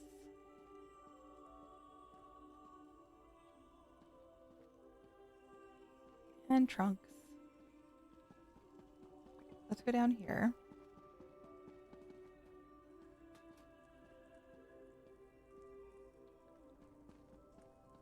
Oh, I like the vines kind of lining the staircase. Our buddy the Precursor. Some statues. Ooh, how'd they set up their altar? Very neat. It's best to make the assistants stop for a bit when you path them, or it's hard to time when you use them because when they are walking, you can't interact with them most of the time. Gotcha.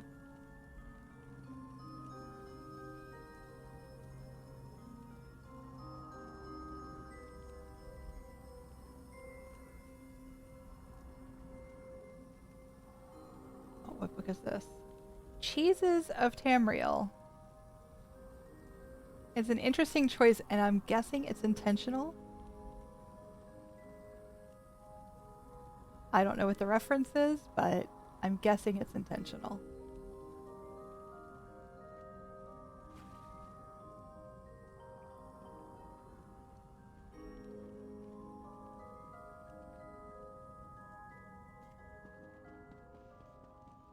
Yeah, let's check out the other side, and then we will check out the underwater portion.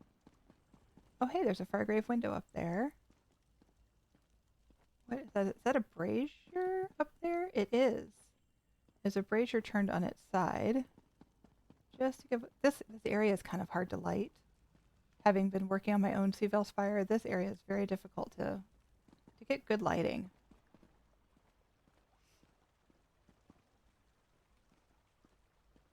Maybe they worship wine and cheese. It could be. Could be.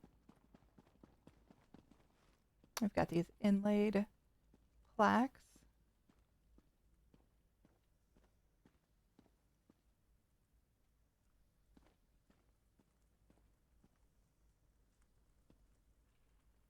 A bit of a floating rug here. Like this one's not floating over here, but this one is. So tell you what, let's do 2 drawings for 100K. We found another floater. So we'll just draw 2 winners from the 100K giveaway. Because remember, we'll do a giveaway for each floater we find, up to 1 per house.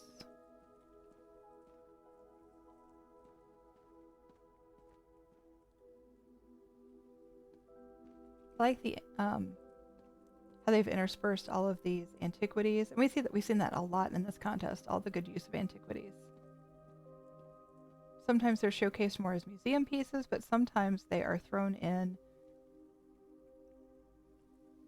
just as another furnishing.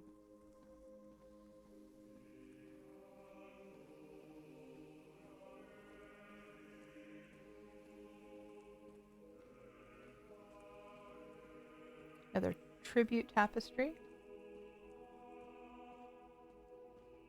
Let's go over here. This bookcase fits really well in here. I have to remember that for my own Seaveil. Hey, puppy.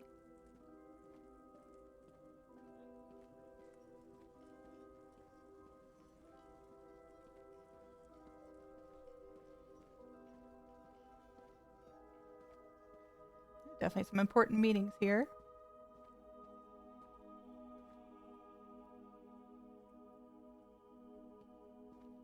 Okay, what are the books here? We have the Lunar Champion plaques, Cliffstrider's Song. Somebody caught a shark. Yeah, this is a great room.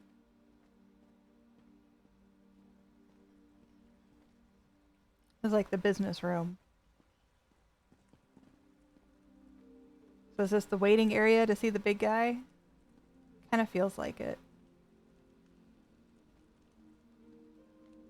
Okay, let's be down here. They blocked it off with some bookcases. I approve. I approve. The blockage has purpose. I kind of like it.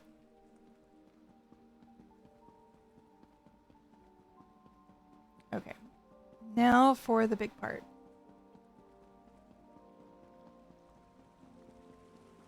This is what everybody always waits for with this house, right? I've got a fire pit.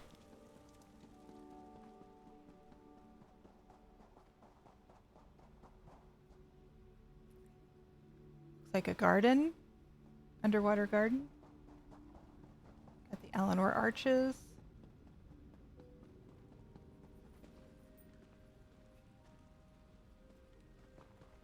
We have a fountain. A place to sit under some trees.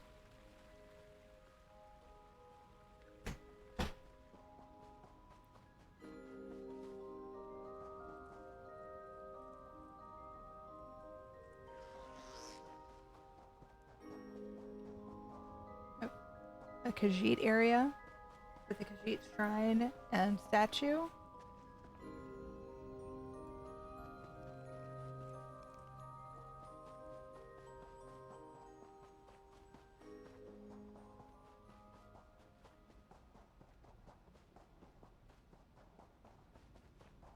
Alright, I think that's the extent of it.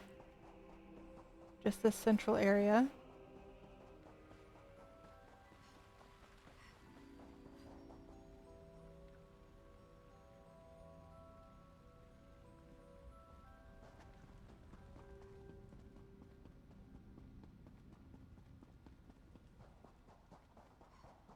You can confirm that this house is a house. Thank you, Payne, for that assessment. I appreciate that.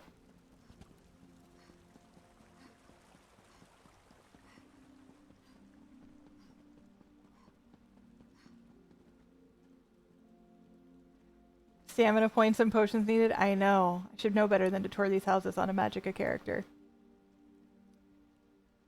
I like the crystals. The floaty crystals in here. Oh, and I didn't even notice the stained glass over the mouth to the cave. Ring of the Wild Hunt. Oh, I actually have one. Maybe. The thing is, I don't want to go too fast any other time. I want to be able to RP walk, and you can't really do that with the Ring of the Wild Hunt, but I do have one.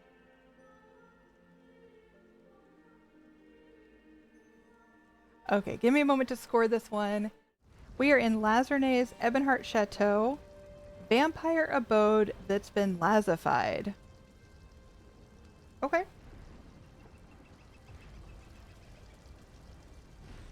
Ooh, smoke and vines.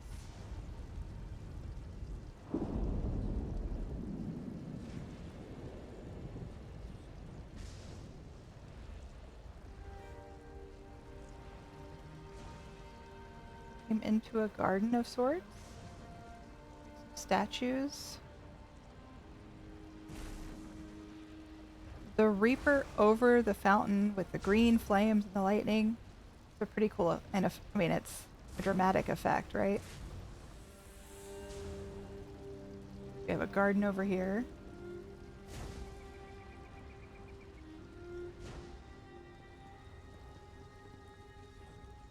Our friend the Scuttlebloom. We've got some eggs. We've got those gruesome eggs, and we have Argonian eggs.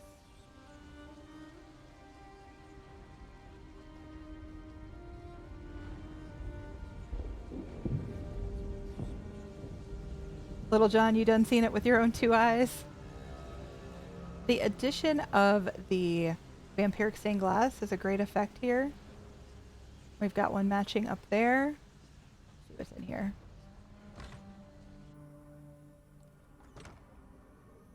Aha, a tribute.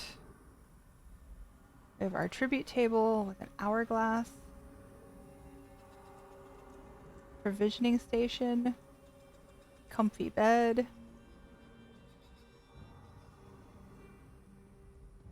They matched the vampiric stained glass on the inside.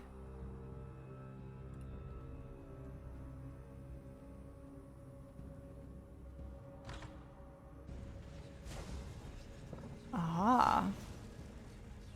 There's a vampiric stained glass up here. Miri apparently did something wrong. I approve of this message.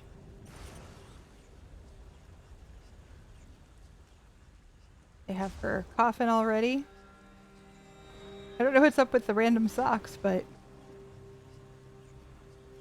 that works. It is hard to see. I think that bowl is floating, but it's really hard to see. So I'm letting that one go. I think it's because of the straps. I think it's just up on one of the straps. So we're letting that one go. No giveaway. Sorry. I have so decreed.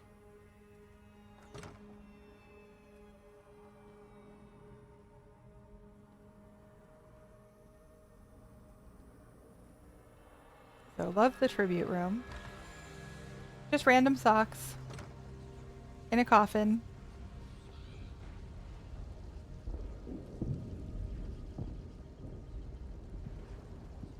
Beautiful mounts.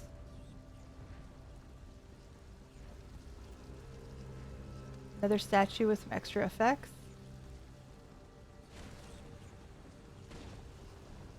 This person definitely has a flair for the dramatic. That sucks.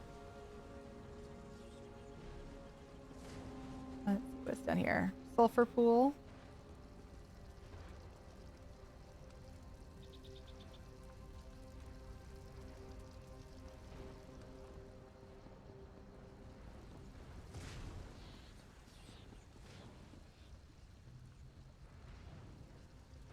What's back here?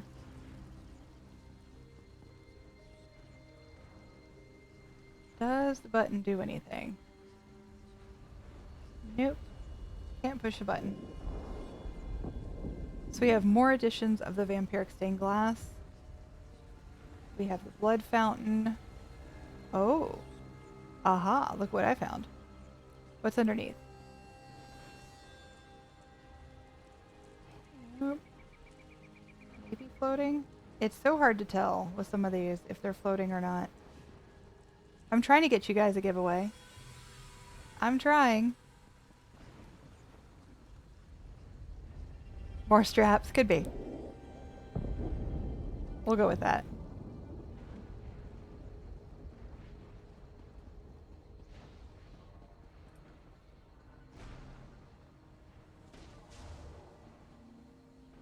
Okay, this ledge is not normally here. This has been cobbled in.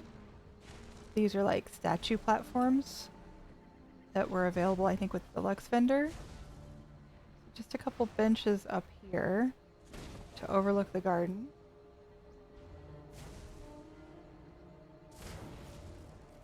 We're just going to drop down. There we go.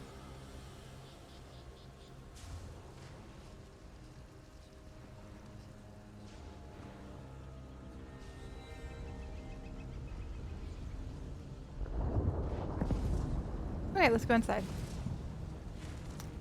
Yeah, there is definitely a variety of color. We've got some greens and some reds, and then we've got, you know, the purple jester tree.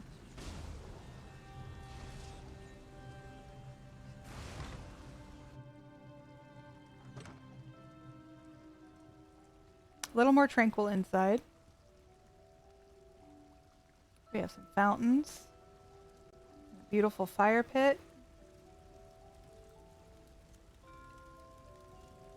Looks a little more comfortable. We do have some gargoyles inside and some lighting. So you can definitely tell it's still part of the same build, right? The abyssal pearl floating on top of the fountain stream is kind of neat.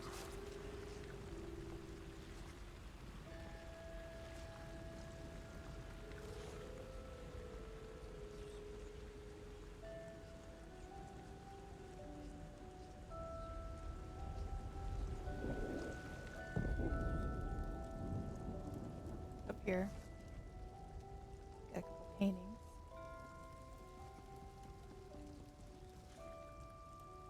Floral arrangements. Let's go upstairs. This is that new blue glowy tree. We gave some away yesterday.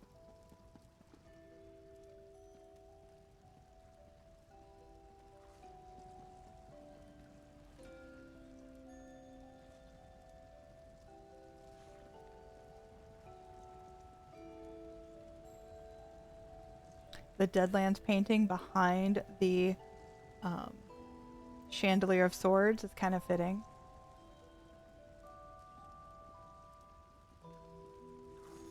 This person's definitely good with lighting.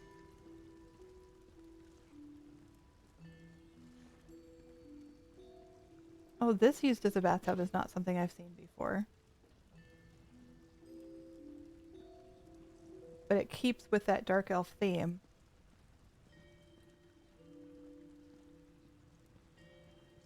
Game.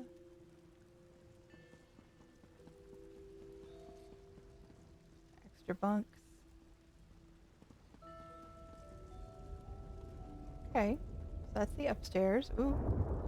We have a cage. It's empty. But it's there if needed.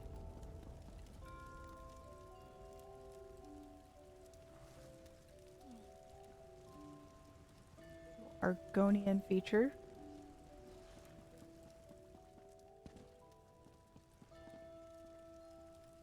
Look at the lighting down here. You've got the blue to the left.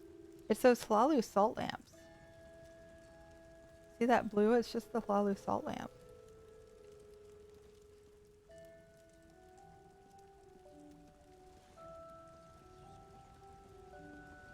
Not sure what the green is, but definitely some green light. Helena, thank you so much for the lurk. Ooh, what's here? Oh, goodness.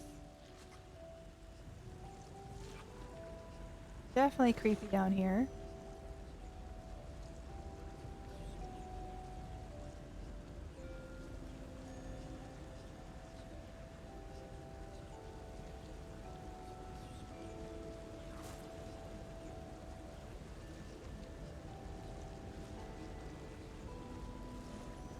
There's another altar.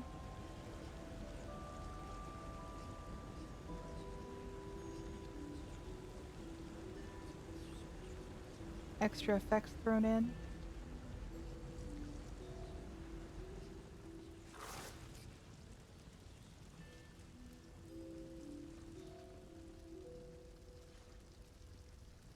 Again with the green light.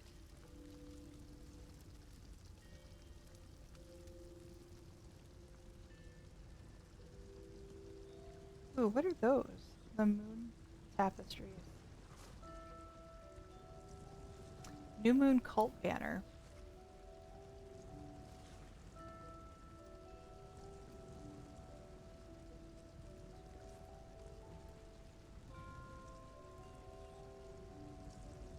Ah, Dragon Guard Armory.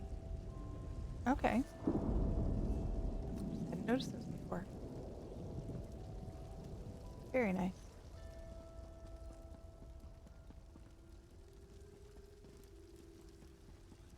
Definitely some great lighting.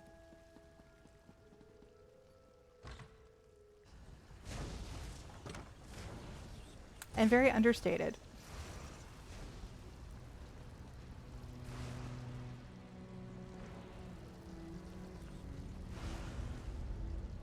Alright, let me score this one and we'll move on to the next. This is Southern Dawn's Lakemire Xanmeer Manor.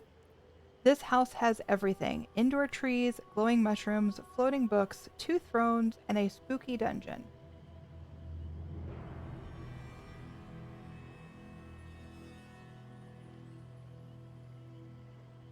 Okay, let's check out the outside and see if there's anything to see.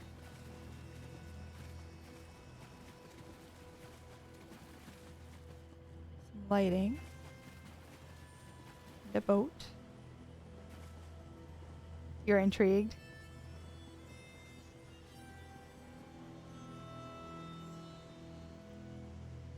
Got some garden stuff.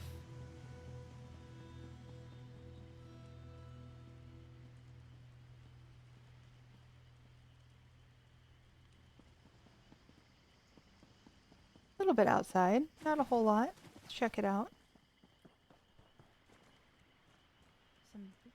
Some Moon-Sugar.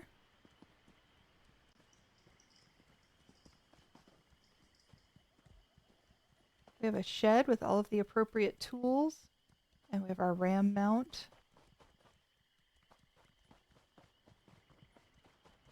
Our Moon-Sugar garden here. Oh, hey, Mr. Guar.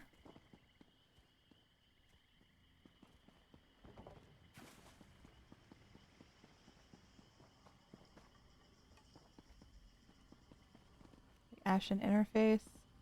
A seat of the Snow Prince throne. It's a good view. Anything up here?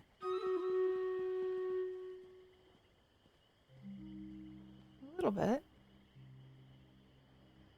Some grave stakes. Skulls.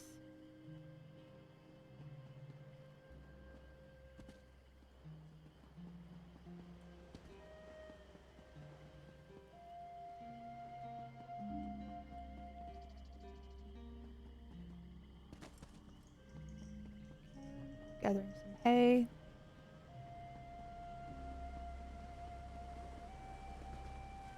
Stairs might have been easier.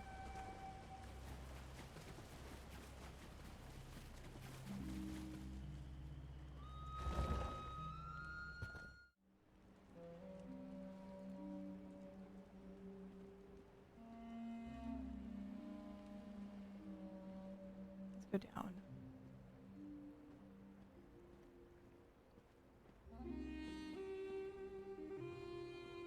The music here is so soothing.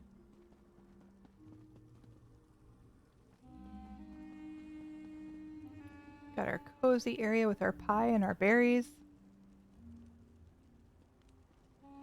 Nice lighting. A magical well. Somebody's been making wishes.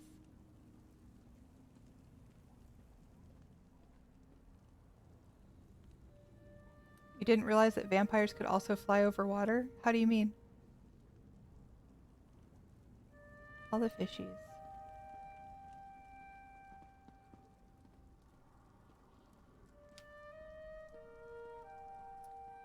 I like the stacked mushrooms. I think that's the one from the Crown store that comes stacked, maybe?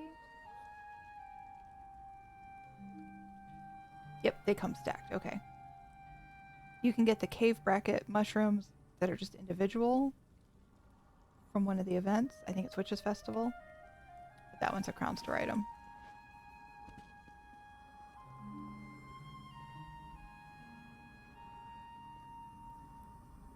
I like the little fireplace with just candles inside. It's very neat.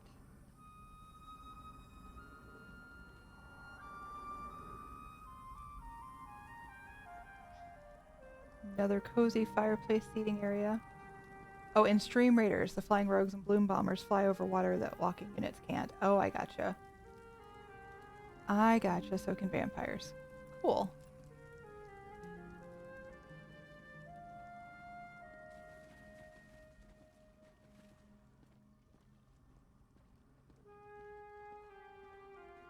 Love the little mushrooms here in the center area.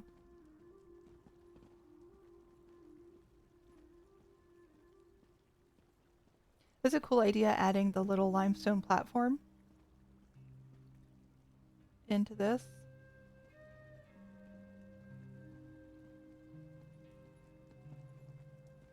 Oh, we have a pack rat. We'll go downstairs in a moment. Let's finish looking at this floor.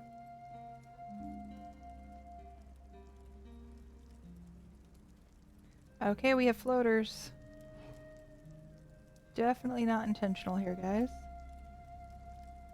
The bowl of mushrooms, the bananas, not so much the carrots, but the pot are all floating. I don't believe that's intentional.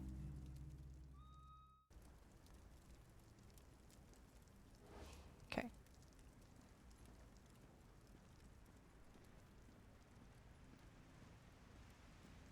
The floaty books at the portal.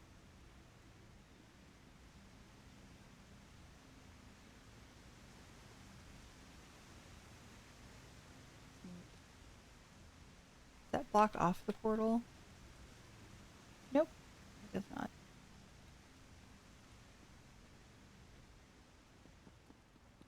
It wasn't meant to be all caps, but it's fitting.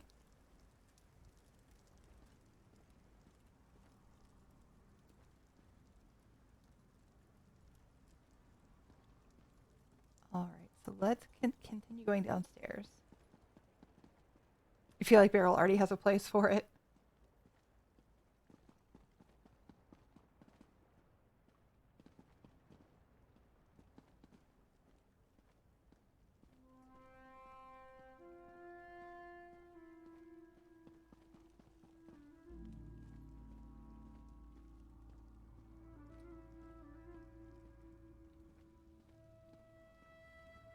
Safe until in your storage chest till you need it for a build. Do you have room in said storage chest? That is the question. I like the fire pit in the skull. That's neat.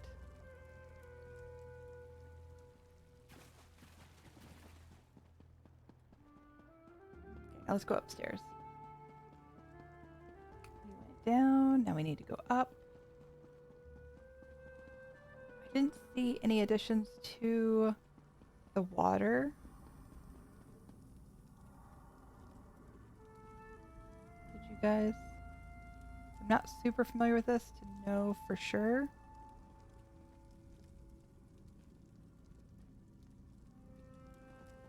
I think that's kind of how it comes. But you can build out into the water, you just can't walk there. I don't think they did though.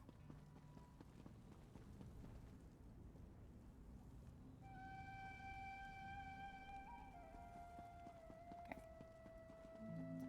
Hey puppy. Got a kitty and a puppy. Ooh, Dark Brotherhood.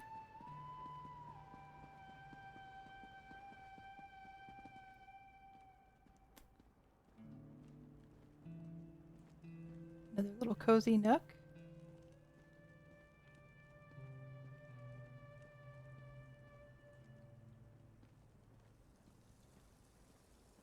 Aha, we found the bedroom.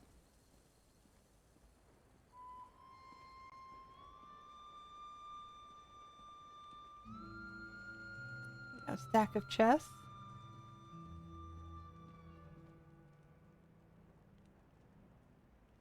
They make it look like this is almost like an escape route, like a you've got a ladder up to a another exit maybe. Do I have a flex item? Not really. Master angler boat maybe, but nothing super flex. I think that's it. Have we seen everything? I think so.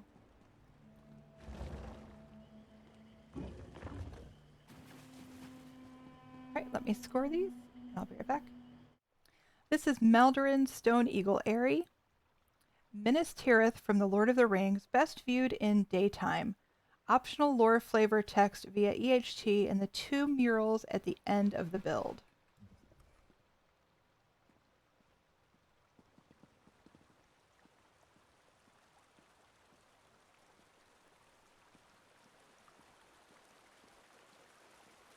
Hey, Posty. How's it going?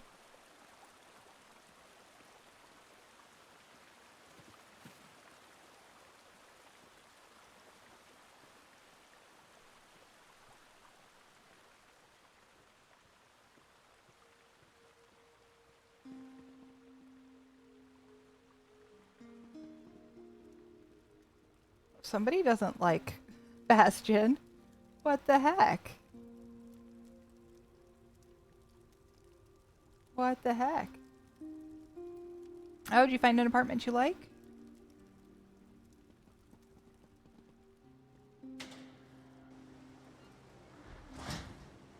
This one is really well done if you know the lore. I got to watch the Foxes go through it with all the lore commentary on what was what, and I don't know the lore, so feel free to chime in, guys. Glad Maldoran got an idea that inspired him for this place. He had criticized it heavily for the asymmetry. Gotcha. They love picking on him. He's not meant to be Bastion. He's one of the characters from Lord of the Rings. Okay. It's a reference to the steward. All right.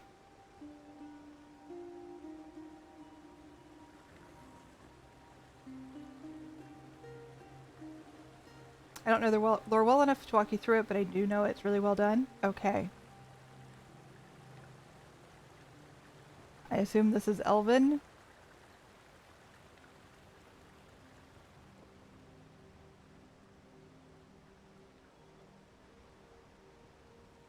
Nothing behind door number 1. Of course, this is cobbled.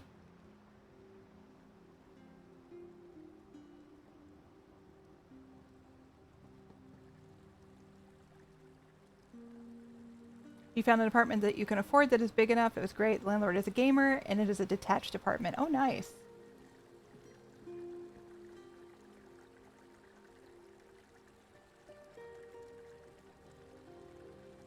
That's beautiful.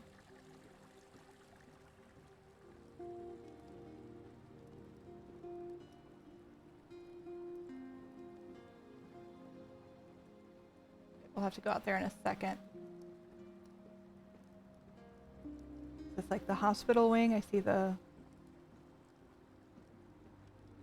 stretchers.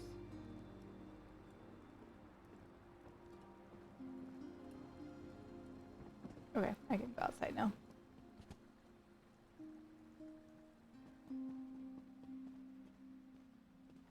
Oh, this is pretty. It's not an Elven city? Okay.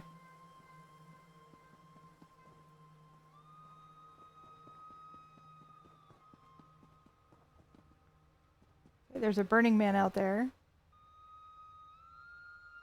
You have a fun idea for your Witches Festival contest and it's going to cost a ton. Don't most builds?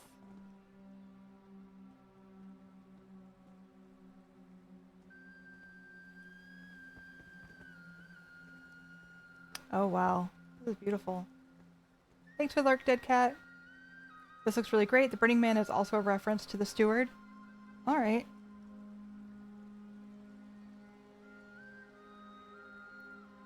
This is beautiful.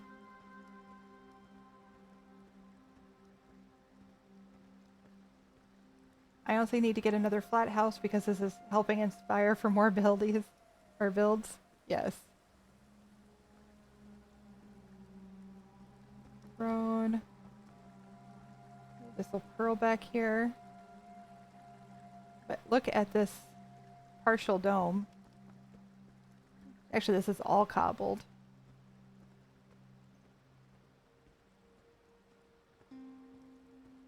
Very nice.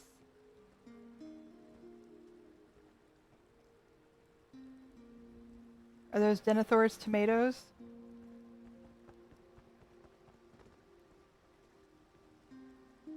Like here? And then somebody spilled. That's a great effect.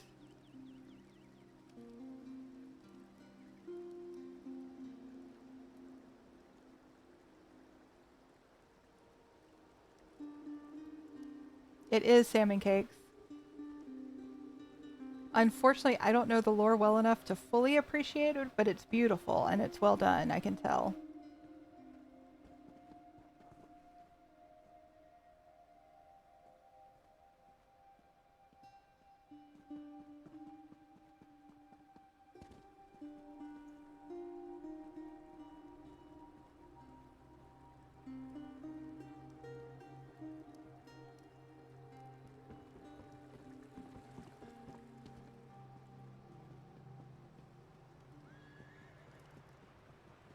Okay.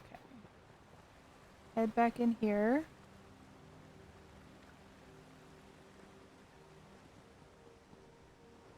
Welcome back, Tigress. We'll do the giveaway for the Magna Geode after this build.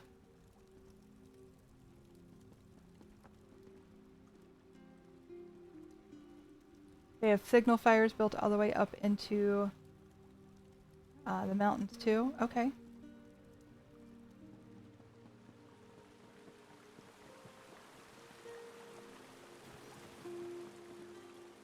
What's a Magna Geode? It is a furnishing item that comes out of Moongrave Fane. It is a yellowy amber color. Give me a second, I'll show you.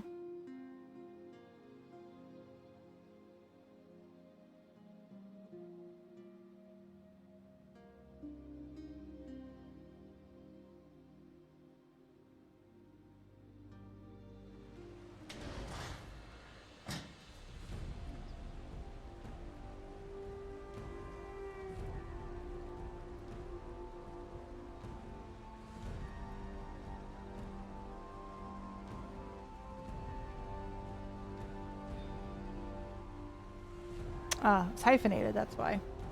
Can you see that?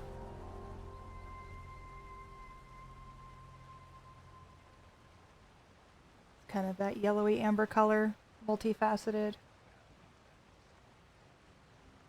That's what it looks like.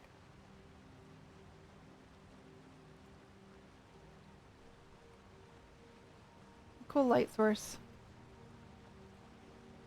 Not really honeycomb, it's more like a gem looking thing, but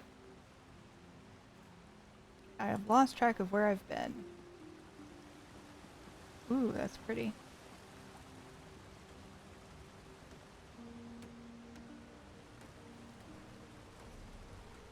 Did I leave the home? Yeah, I left the home. Hang on. I'm not in the house anymore. Let me in. I'm still not in the house. Hang on. Hang on. I left the house. Whoopsies. Yep. Porting back in. I can't just walk in, right? Silly me.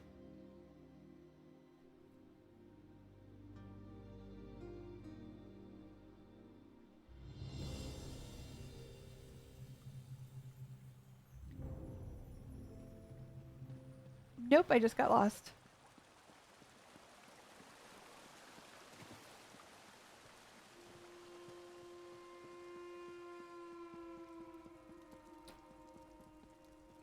I think that might have been the entire build. Was that everything? I think that was everything then.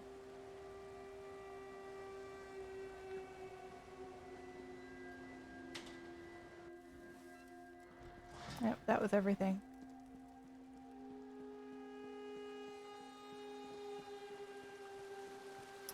They did say, hold on, optional lore flavor of text via EHT and the 2 murals at the end of your build. Murals.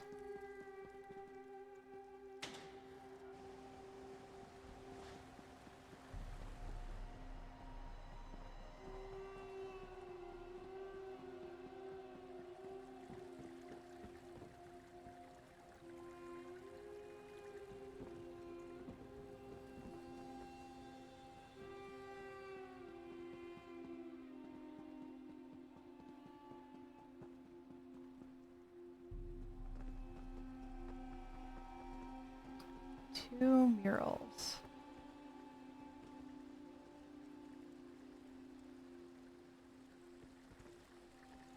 Oh, I completely missed that this is not just rubble, but it is a handmade relief. You have people there and a waterfall. A town.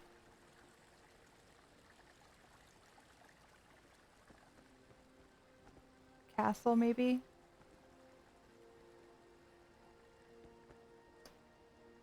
Did not even realize. But I don't know where the EHT lore is.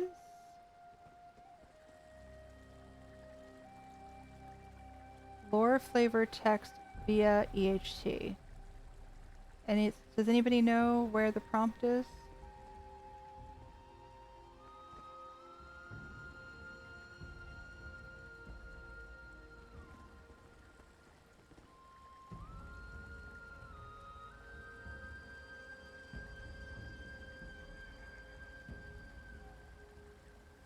Yeah, the Iliad pattern as the Tree of Gondor. But it sounded like there was something to read. And I don't know where.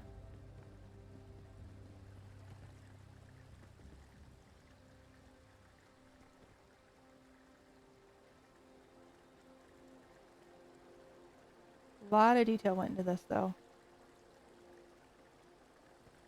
Yeah, I'm not sure where the text is. What prompts the text? Aha! Read the realms in exile. The leaders of the faithful, Elendil and his sons, escaped from the downfall with 9 ships, bearing a seedling of Nimloth and the 7 seeing stones, and they were born on the wind of a great storm and cast upon the shores of Middle-earth. There they established in the 9 West the Númenórean realms in exile, Arnor and Gondor.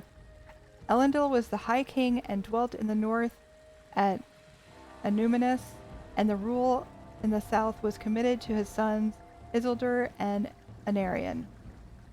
The chief city of this southern realm was Osgiliath, through the midst of which flowed the great river Anduin from the falls of Rhoros. There was set side by side the 2 thrones of Isildur and Anarion, who shared the realm between them. Eastward they built Minas Ithil, the Tower of the Rising Moon, and in the west was built Minas Anor, the Tower of the Setting Sun. Under the rule of their heirs of Anarion, Gondor prospered for many hundreds of years. In the year 2002, the Witch King, chief of Nazgul, gathered his strength and struck at the stronghold of Minas Ithil, capturing the city and taking the Palantir from the tower. Thus did Minas Ithil become known as Minas Morgul, the Tower of Sorcery. Minas Anor too was named anew, Minas Tirith, the Tower of Guard, a city now ever watchful against the evil in the east.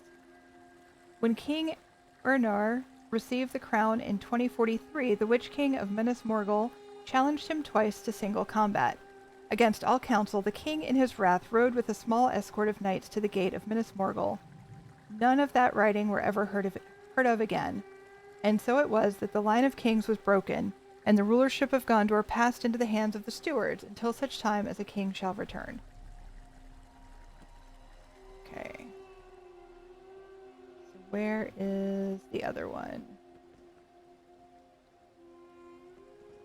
There we go.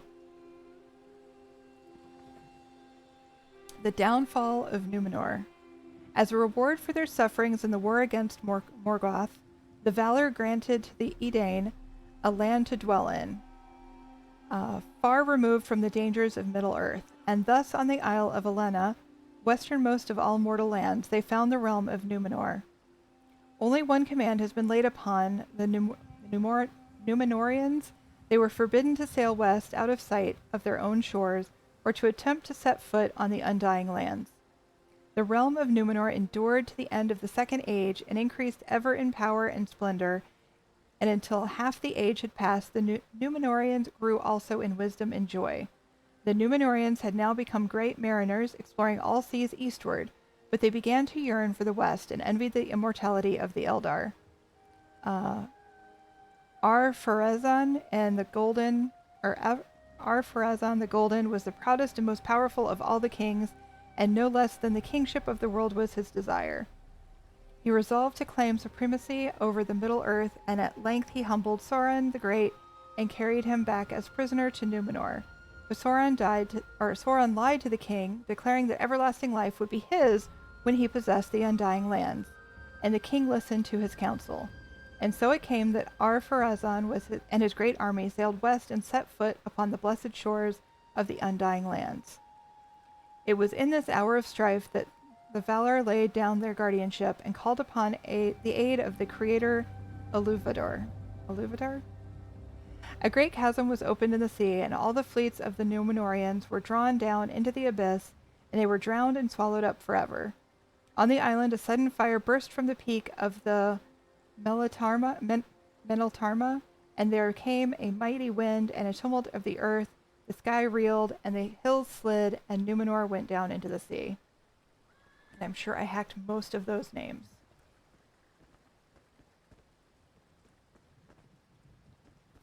That's pretty too.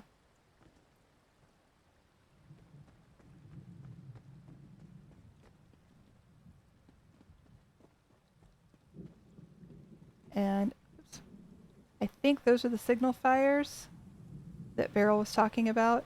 I know sometimes with the fires, you can't see them. I bet they're all lit. Go out by the Burning Man and turn around. That's as far out as I can go. There's a wall there.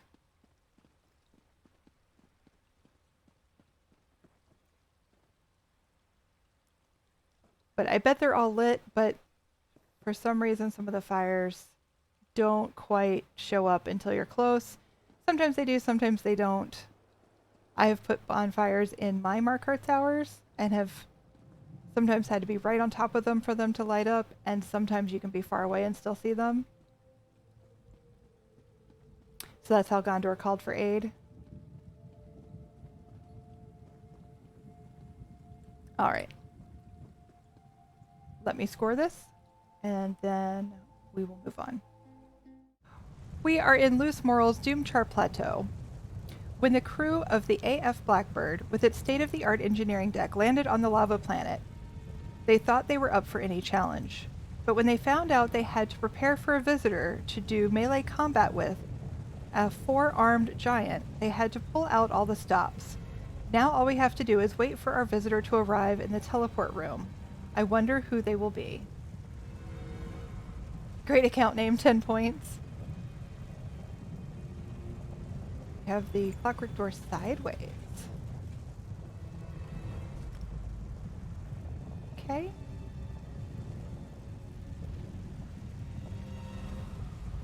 I love the spotlights on the portal. That's really neat.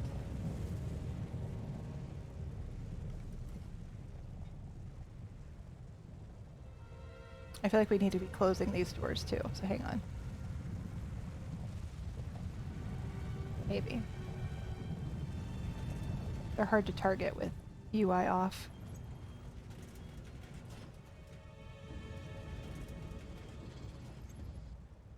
Definitely looks like we're in a ship. Got navigation.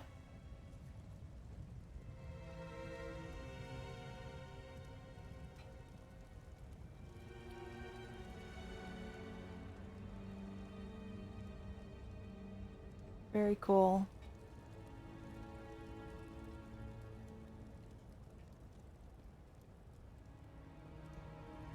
They put an anvil on the end of a beacon of Tower 0. And we have all of these tools and gears around.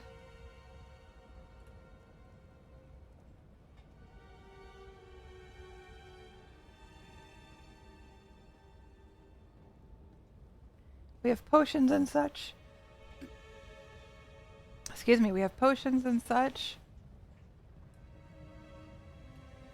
Okay, let's see what's through this hallway.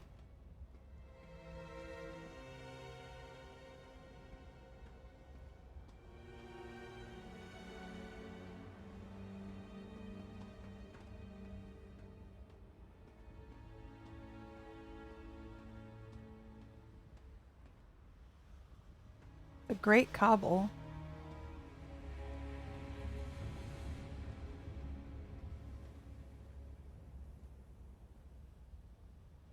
Oh, look at that. That's neat.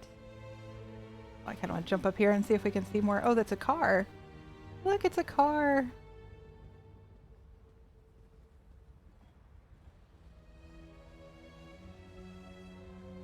Looks like they used the clockwork illuminators inside of a crate with one of the platings on top. That's fantastic. But yeah, I was trying to look back here because you can see those clockwork, or a clockwork orb, up on the top of that build. Oh, hey. It's Liberty Prime. Look at that.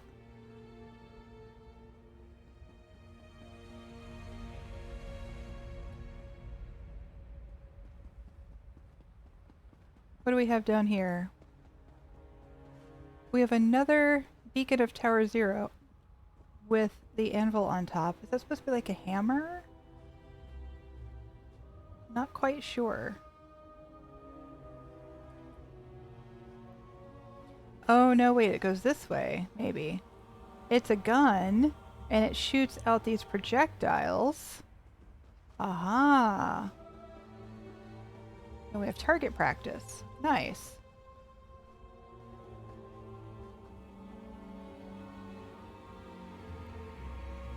Okay. Let's go check out Liberty Prime out here.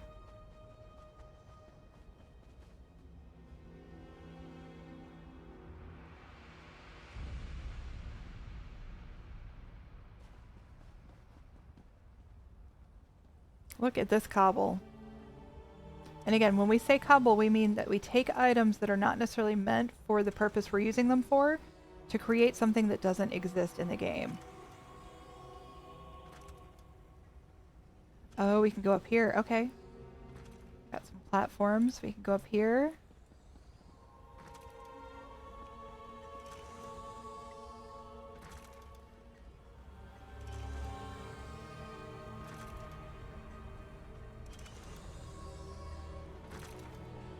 Oh, I want this gate to open. It does open. Yay! Oh, that's amazing. They use the game as like a control panel. Hey, HB. Hey, Carolini. I'm imitating a turkey? What do you mean? Oh, is that like a helmet that you put on to control it? Kinda looks like that. You could come in here, you grab the gears, you put the helmet on. You become Liberty Prime. Maybe you stand on these pedals.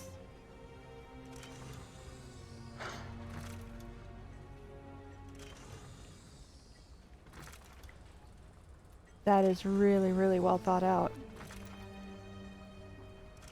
Having trouble closing the gate. There we go.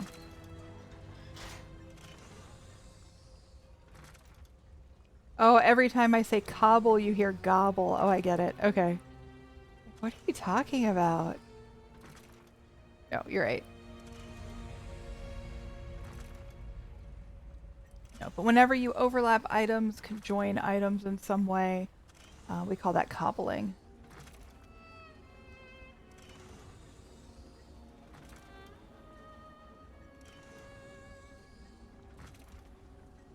Of course, we've got all the moving parts. They have a shield and a dual-sided lightsaber.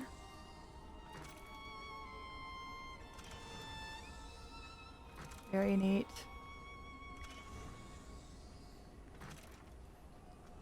And now we have the opportunity to look back, maybe, not as well as I'd like to, at the spacecraft. This is super neat.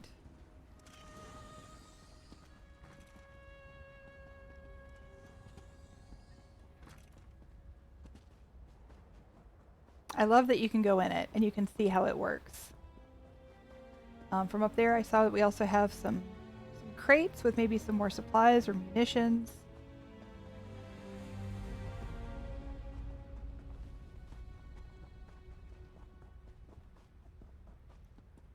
Love that Ember is teaching you how to shoot the alien space gun.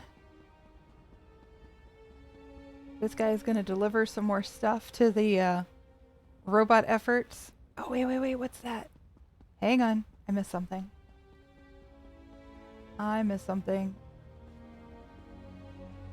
Look at that, there's a platform there to the left. It looks like maybe that's Bastion on it.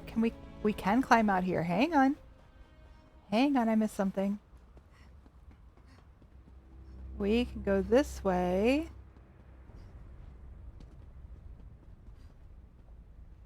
Hey, Bastion. So we can see the robot from this view. Oh, look at that head. Oh, that's great. I'm actually going to get a screenshot of this, possibly for my YouTube video.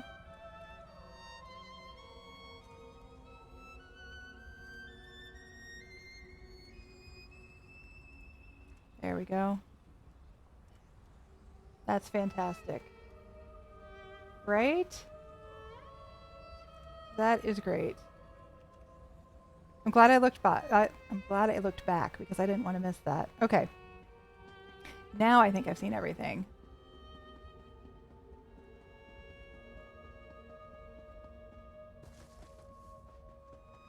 How, right? I don't even know.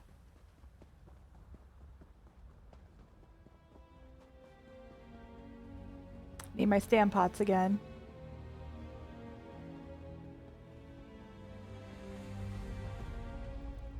Oh, hey, I missed this too. Hang on. I was so excited to be looking down the hallway that I completely missed the pilot here. Very cool.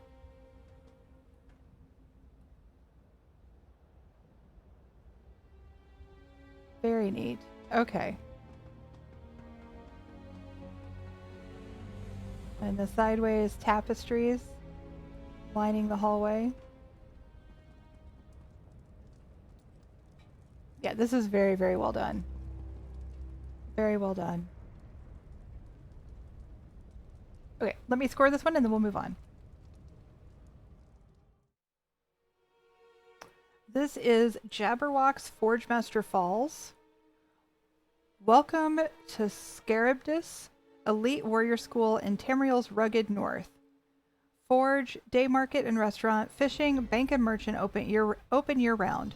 Heroes Rest Observatory and Leap of Faith open 21st of Rain's Hand, 9th of Sun's Dusk, or through 9th of Sun's Dusk.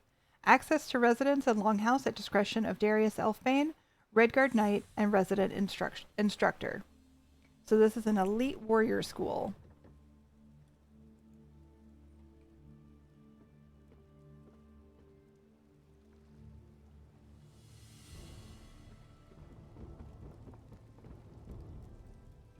So here's the market.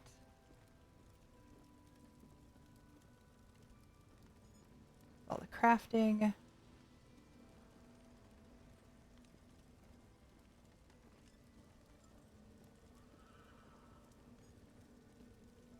I like the use of the Eleanor retaining walls. Makes for an interesting shape. But it kind of fits the front of the longhouse. Stable. They have a red thread. Barrel. They have a red thread.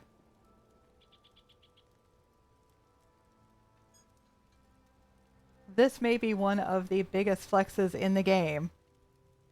And it's just sitting there. No big deal. How dare they, right?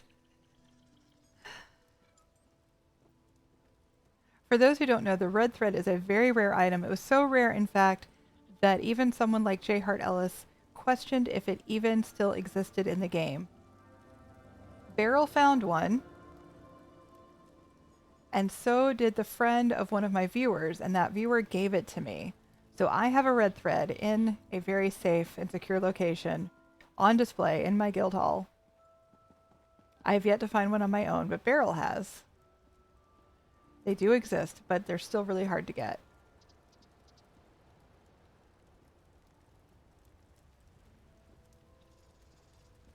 I do have a flex. I do.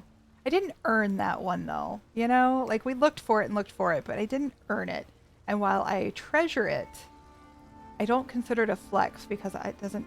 I don't know. I didn't earn it. You thought it was just a story, too? Containers in Hughesbane. Beryl found it in a stolen container in Hughesbane. I believe she was off towards the palace area. In one of, like, the wardrobes. Is that a Pellinol? It is, volume 6.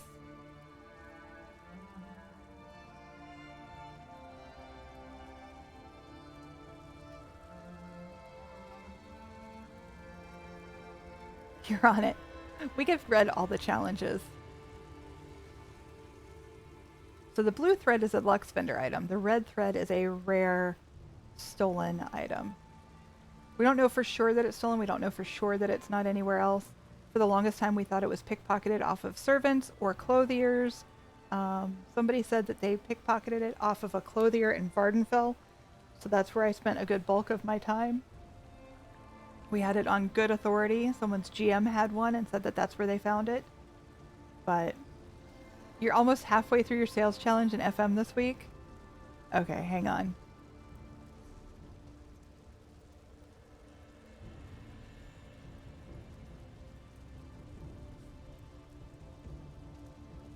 $42 million red. And it's Wednesday. So in 24 hours, less than 24 hours, you've done 42 million.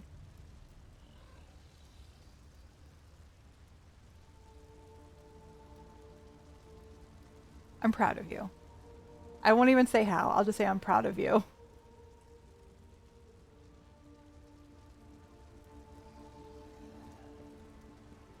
So I like the fireplace. The use of the pebble border is really nice. And I think that's an extra ledge. And then we just have some bedding.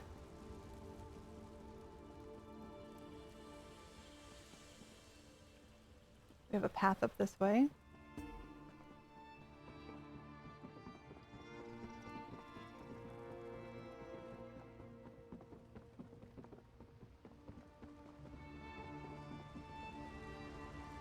Bonfire. Cool little overlook. Another, whoop. Oh, I almost fell right off the edge. Got a few bonfires. Oh, we've got a cobble out that way. Let's keep moving. I did realize when we went to break that I'd only done 12 houses in 3.5 hours. So, yeah. We need to pick it up just a tiny bit.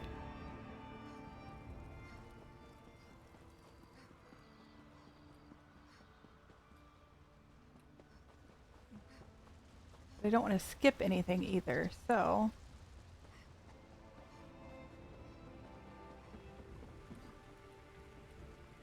Hang on.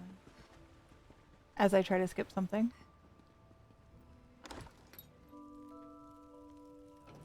Pretty.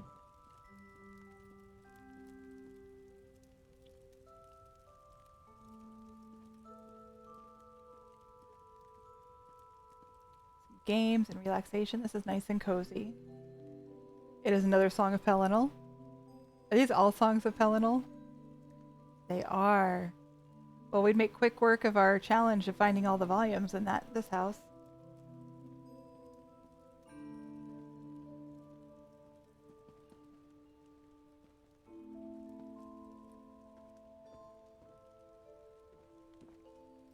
Very nice.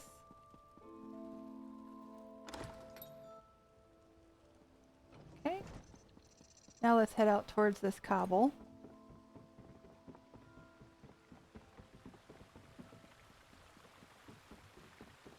Hey Magina, how's it going? The fisherman's area. If there are snakes this big here, I'm out. Just saying. Hopefully that's a sea snake and I don't have to worry about it as long as I stay on land. Okay, we found the mausoleum. I think this might be the first time I've seen a mausoleum with a view. I mean, that's beautiful, right?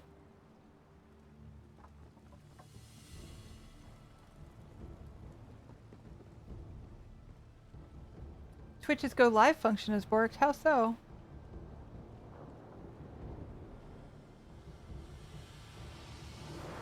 Observatory.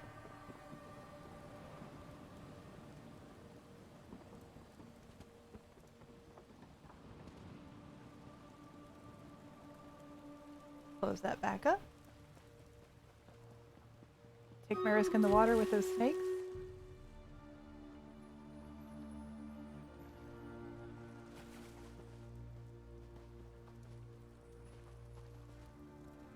I think that's everything. So let me score this one. We are in Lady Tech's The Ample Domicile.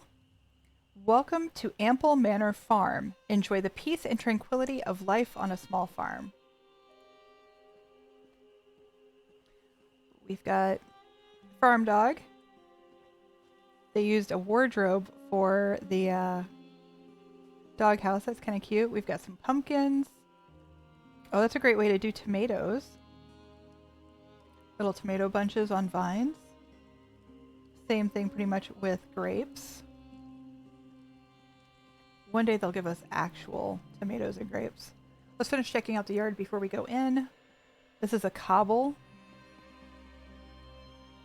They even reskinned the floor.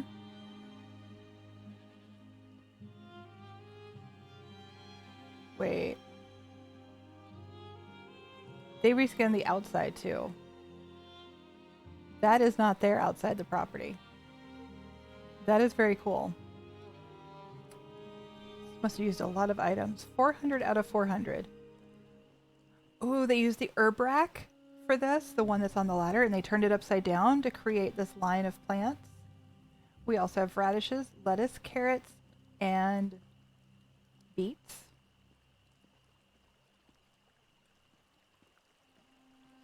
And we have a pig, and a horse, and a goat, and some chickens. The chicken laid a monster of an egg. I'm sorry, chicken. I'm sorry, chicken. Is this like a beehive? Maybe? Maybe.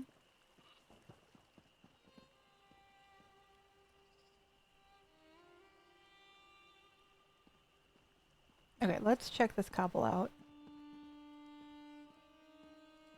So pretty. I love the glowy flowers over the door.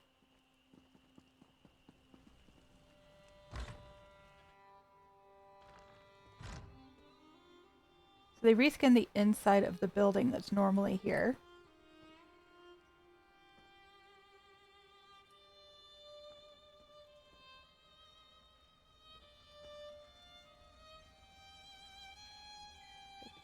Cobbled, I think that's supposed to be a clock.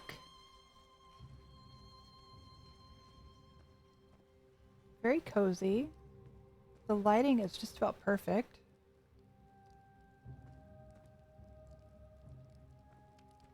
Got the provisioning station.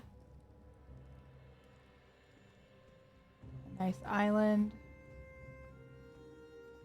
Let's go to the second floor.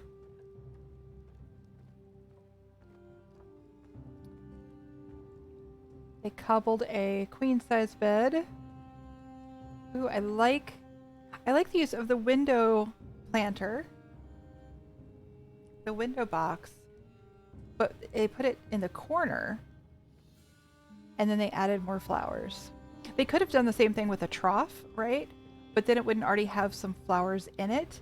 And that adds, takes away from the items that you need to use, which helps with your item limit.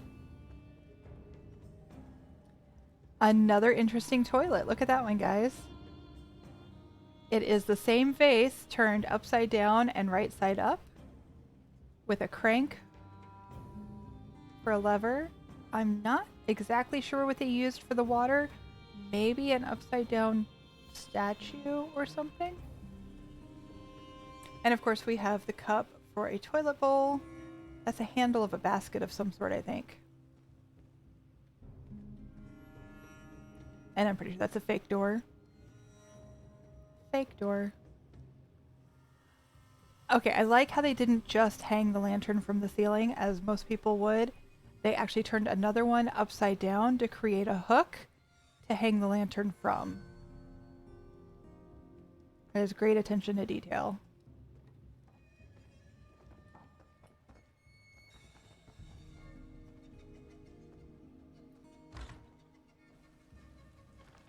And again, they cobbled a neighbor. I mean,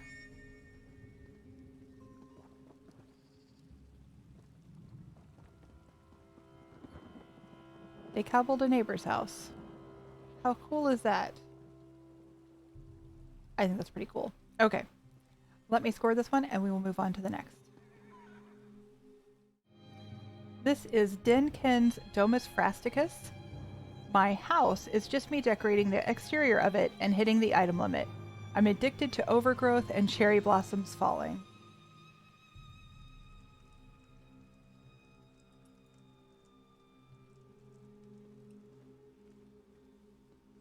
Okay, we have all the crafting stations. They did say this was their house, their main house.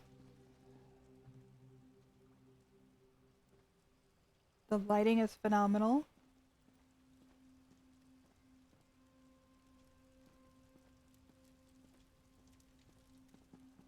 I want to kind of try to get an overview of the house. It's difficult when there's so many trees, but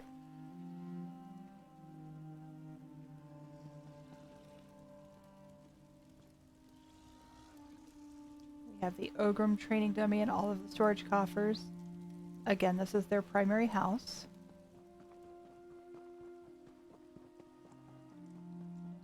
Okay. Nothing in the back.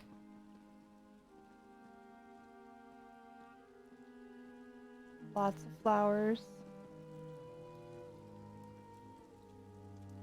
String lights are a good addition here. The Guar just running circles. It's like me running circles around the Way Shrine in Deshaun. Anybody else do that in Mournhold? Just run circles around the Way Shrine. They said they just kept going until they hit the item limit. They did say they just built up the outside. I'm going to check the inside just in case there's anything. Not much.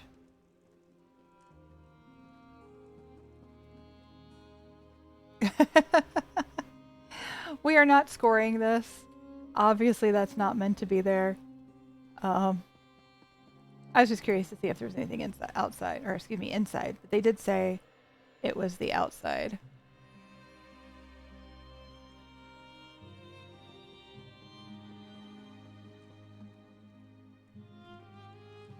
We're only going to score the outside. As the benefit with them being able to do a write-up is that we know that they only intended us to score the outside. Nope, this is really, really pretty.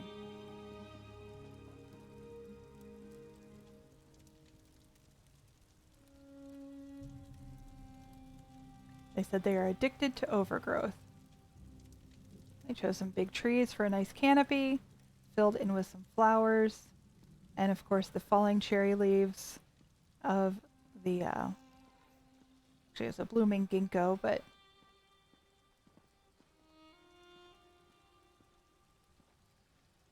very much looks like cherry blossoms falling. All right, let me score this one and we will move on.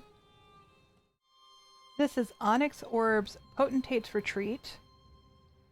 Mage Campus includes library, main campus, and ancient ruins. Hence, there are 3 zones. Access the stairs behind the carpet to reach main campus. Ruins are at the pool level.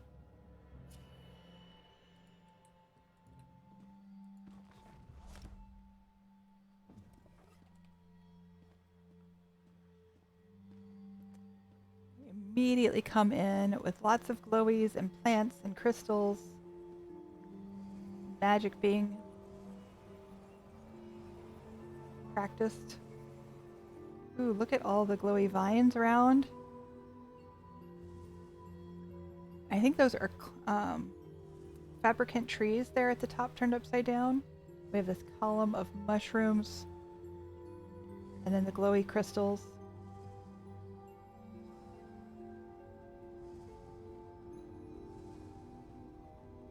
Very cool.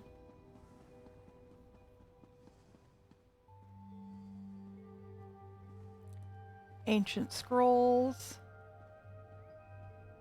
Psijic orbs.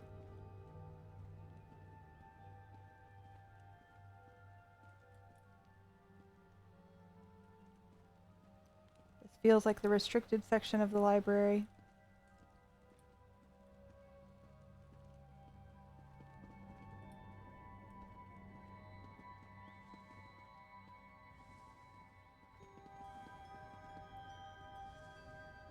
Okay.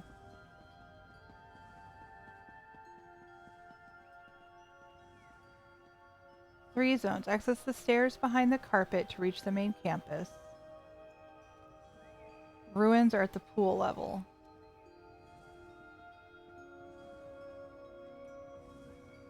I'm already a little lost. That is okay.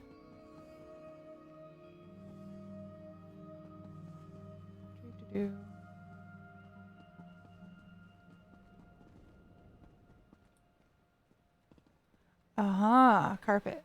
There we go. That was well hidden. Look at that. Well hidden. It looked like just a backdrop.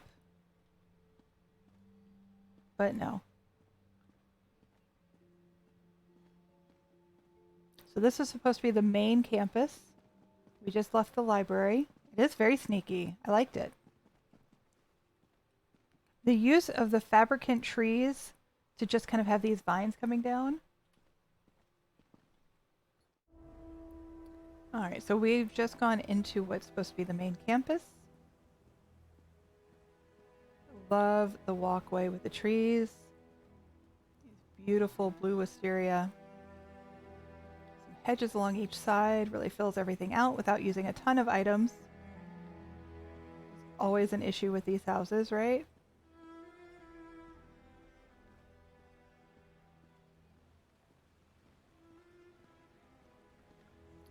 And I don't know where to go first. Let's go over here. This one looks like the simple way. A little nook. Now let's go to the left. Another little nook. Aha, this is a cobbled house within a house. Can we go in? I don't think we can. That's fine.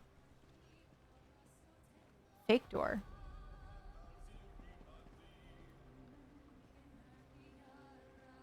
Got a game area. Plenty of seating and glowing flowers. I don't know that we can interact with any doors. They might have turned all that off.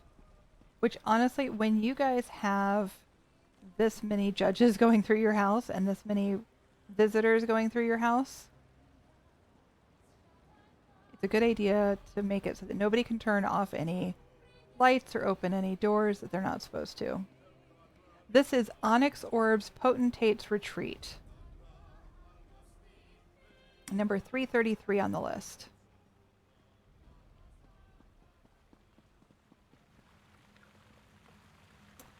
The fountains, they blend in really well with this Redguard gazebo.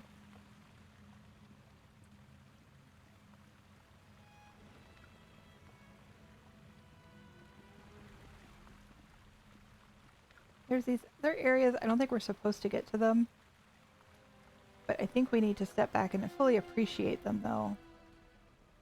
Look, we've got this tower up here. Got a greenhouse in the distance. We have some sort of airship made out of 2 windmills. You made yours limited visitor for that reason? Yeah, and I think Beryl's regretting that because people keep turning on her lights that aren't supposed to be on, but she wants people to be able to go through the gates, which makes it difficult. But if you can make it so the gates remain open and then turn everything limited visitor, I think that's smart. Love the windows on that building. Okay. Yes, go eat. Go eat for sure. Okay, so it says the ruins are at the pool level. How do I get to the pool level? Okay, I'm going to turn my UI back on so I can see any doors I can go through. Not that one. Not that one.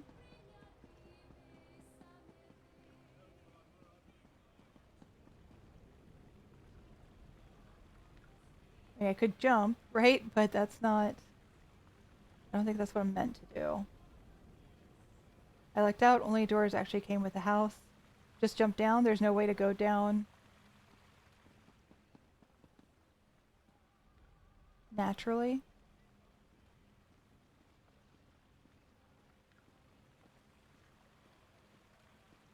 Okie dokie.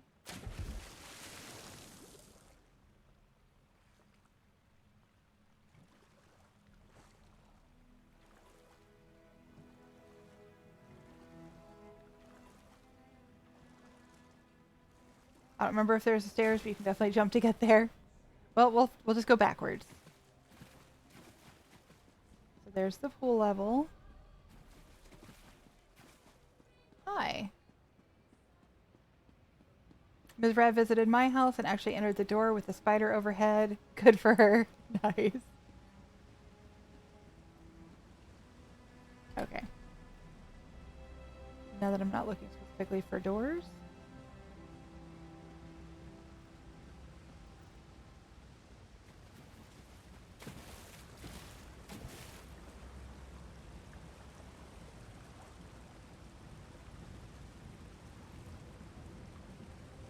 Very neat.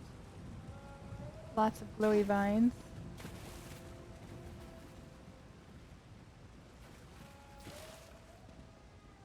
It doesn't appear that there's a way to get to this level from the main level without jumping.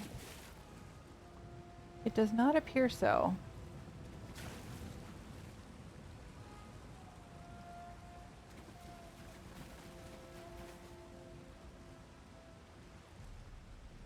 Oh, that's pretty. That's very pretty. We always have to remember to look up, right? A lot of work went into up that we would have missed if we didn't look up.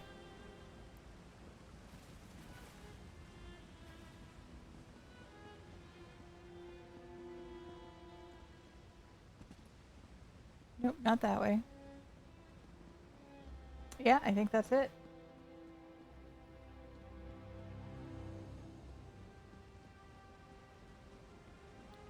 Okay, give me a moment to score this and then we'll move on to the next one. This is Majestic One's Grand Topal Hideaway. This 700 slot project is not so much a house, but a player dungeon challenge. Inspired by the opening dungeon scene from Raiders of the Lost Ark, it challenges the player's focus, persistence, and keyboard dexterity. EHT is used but not required. It just offers an intro and hints. CSS. Screenshot it maybe, but I don't have access to that. There's also a speed challenge / reward to any player that can lower the record, EHT required. I don't know that I have. Yeah, this is sounding time consuming, but we'll check it out. Okay. Welcome, champion. The Temple of Doom awaits you. Can you pass the 4 tests to prove your worth? Beware, traps and death are everywhere. As a clan friend, remember the seals will guide you.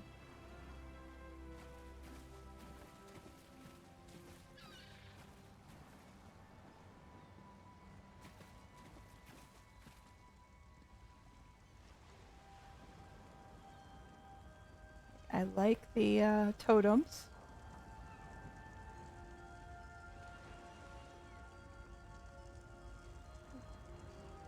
Definitely does look very Raiders of the Lost Ark-ish. I will give it that.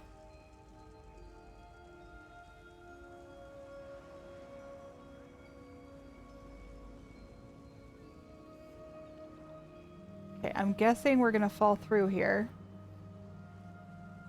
Is there a way not to fall through?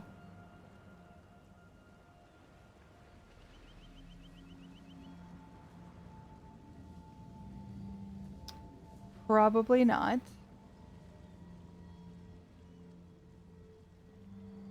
Yep. There we go.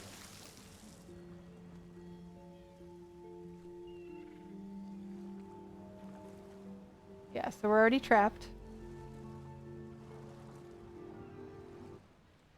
Try again. Looks like there might be a path. Maybe. It's hard to see. There's some place that may turn back on. It says the seals will guide you. Is there a hint? Somewhere?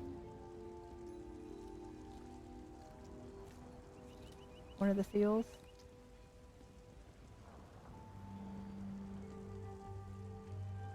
What if we follow the seals? Aha! We got through. We followed the seals. And fell again. Well, hi. Well, we're not the first, so we're in good company. Okay, we know the trick for that one now. I think there's a staircase up back too. Maybe. Okay, so there's that one.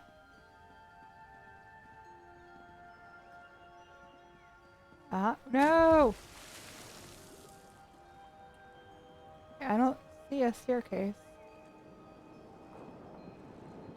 How'd I fall through that one?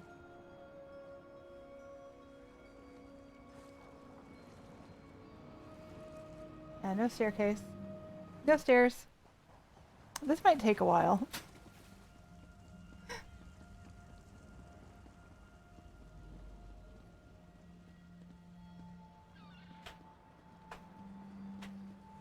Oh.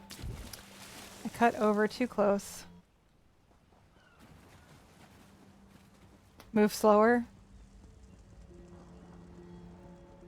You can see a shadow under the leaves.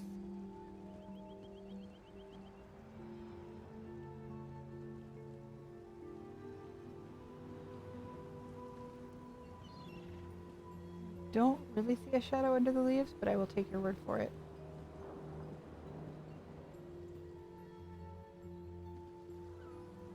I can see the line there where they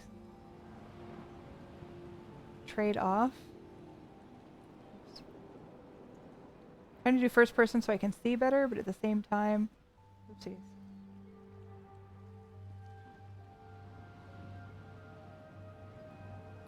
Oh, shadow where I fell.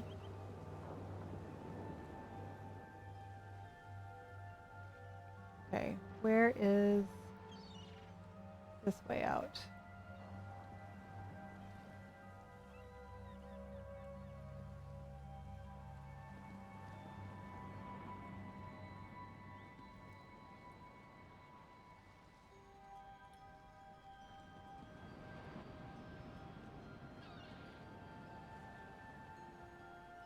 Smoke is making it hard.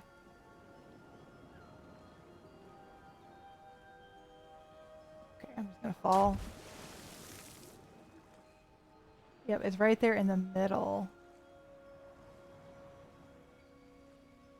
Right there in the middle. Okay. Trying again.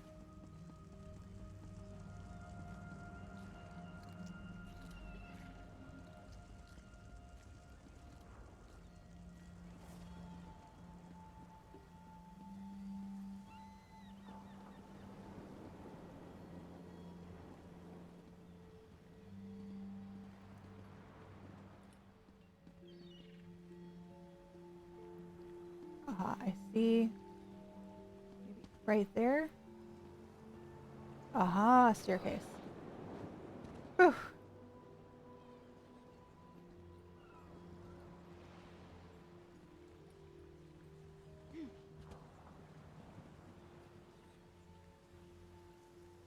Okay. So that was what, one? I kind of hate that I have to outsmart the puzzle in order to judge this completely.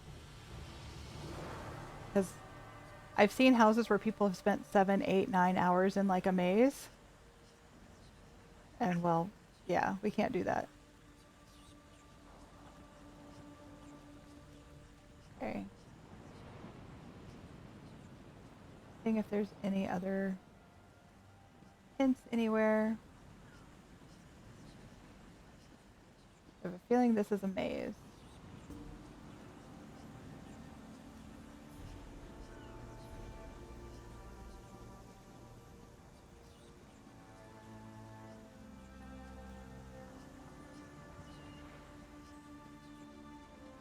So bright, can hardly see.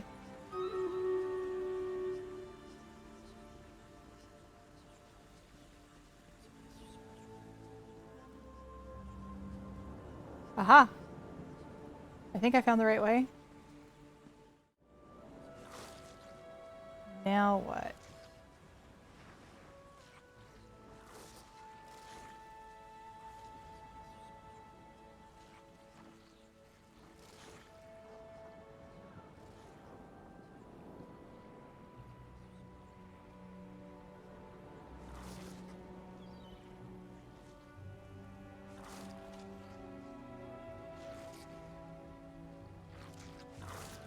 What is the next challenge?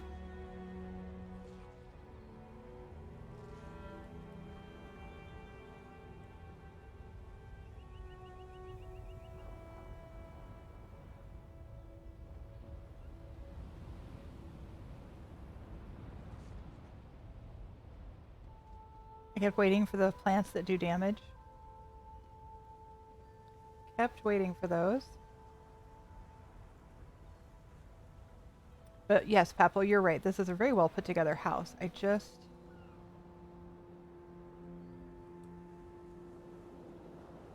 Is this just pure luck, or is there something to it? I'm guessing I have to choose the right path. The correct path, not the right path.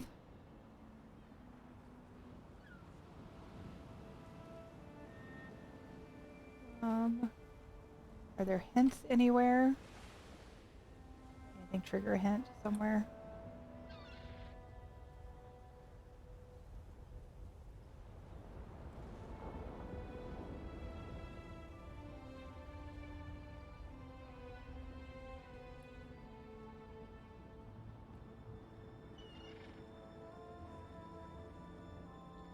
I'm going to assume that the one without the skeleton is the right one, but who knows?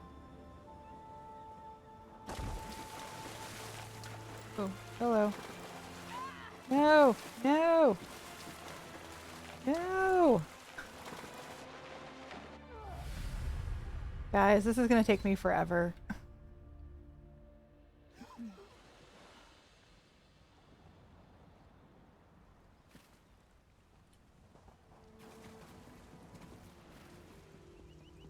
Alright, if anybody knows hints, feel free to tell me just to speed things up.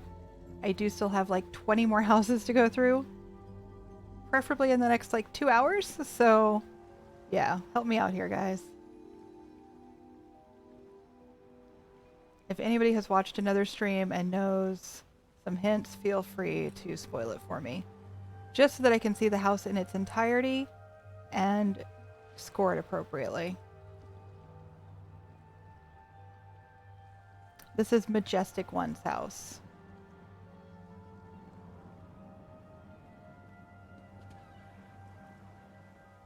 It is very clever. Sadly, I only have about 10 minutes per house. I've been able to take a little extra time for some houses because we've had some smaller houses, but ultimately, I can see this taking me an hour to get through.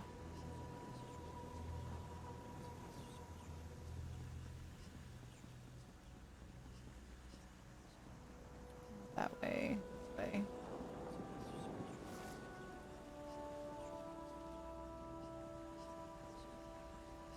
Like I've already gotten lost in the maze.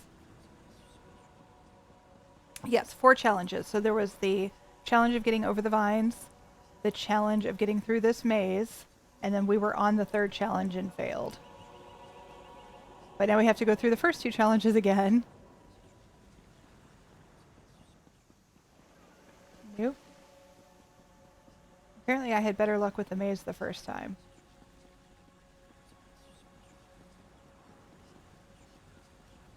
I think I'm just going around in circles. Where the heck am I going? So first time I came this way, and I went here, and it wasn't right, so I came and I went this way. It's like house hunting realtor rules at the height of COVID. You get 10 minutes in the house, and then you gotta be out, right? Maybe this way?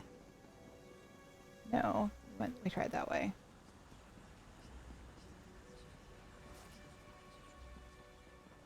Oh, that's right. It went through the carpet there. Okay. Then there wasn't a challenge here. We went right last time, so we're going to go left this time.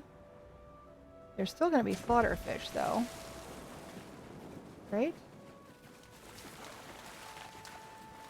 We just got to get out as soon as possible. No! Okay. I'm about to give up.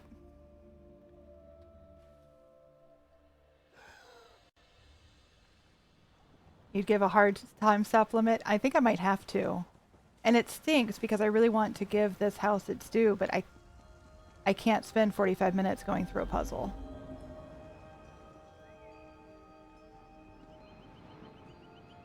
Dulgabon from Dulgabon's Lazy Rick Crafter once made a maze that made our entire trial guild cancel trial because everybody was lost in the maze and they wanted to finish. Some of them spent 8 or 9 hours going through the maze.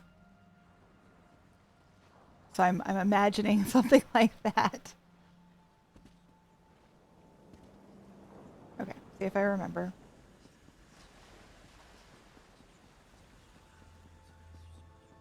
Okay. That's easier now that I know. It's a cool house, but it's a housing contest, not a puzzle contest, right? Unfortunately, with 100 houses to score, it's easier to kill dragons. Maybe we have to heal ourselves through the slaughterfish. I don't know.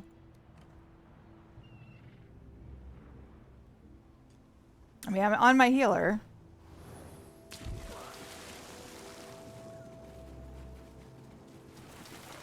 But it seems like this is like never ending, and I'm afraid I'm going to miss an exit if I'm not paying enough attention.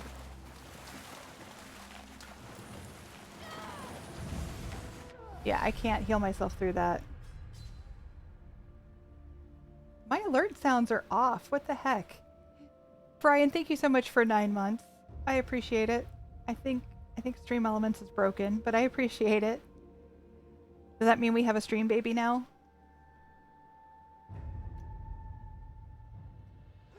Has anyone seen this house? Is there like an exit? I feel like there's an exit sooner than what I saw. Unless I'm supposed to fly.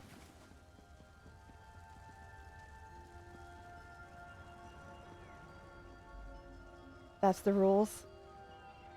Yeah, port to me, Beryl.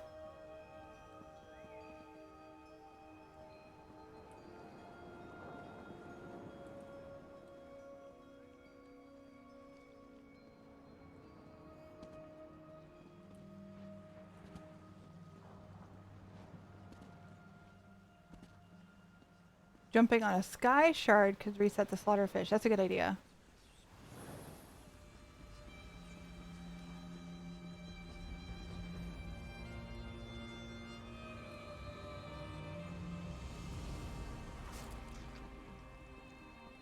You know, turning off RP walk could also help.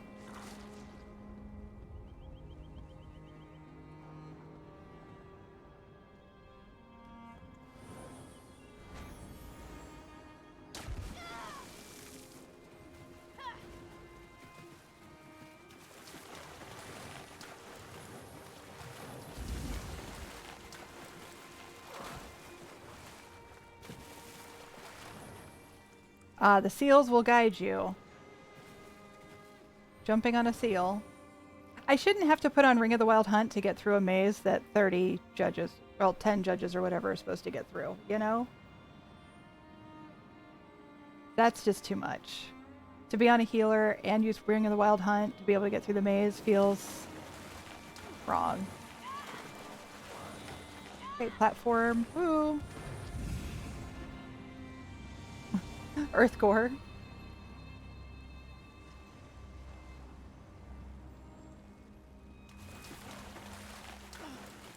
Okay, where's the next seal? Where's... Oh no, you're kidding. I was almost there.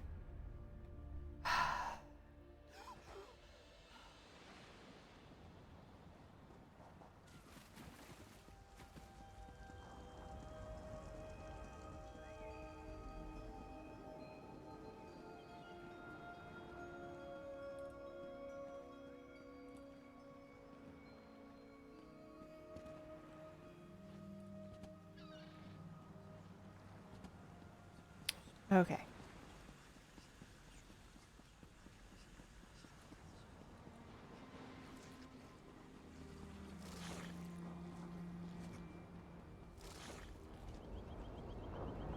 So the seals are the trick.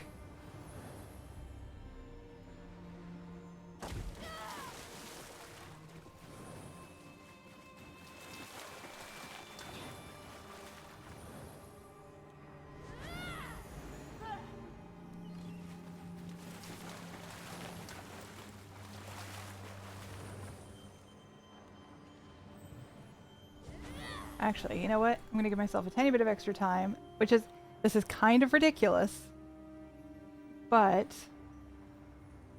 giving myself some extra health. Oh, barrier? Yeah, if I hadn't used my war horn in one of the houses yesterday, I might have that.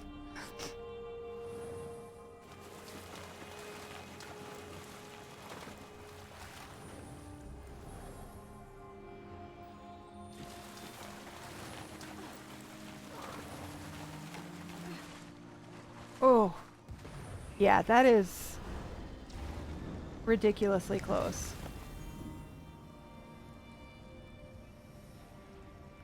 Okay, so guys, if I die again with this next challenge, I think I'm just done. Because trying to get through that again,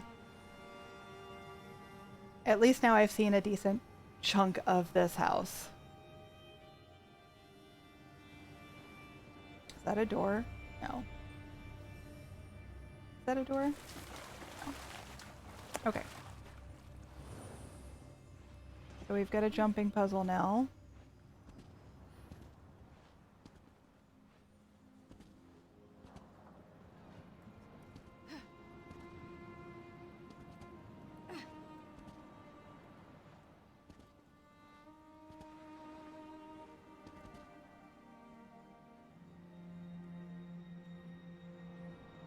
How do we get over to there?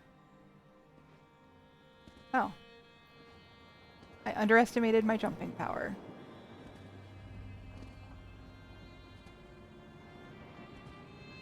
And back down again.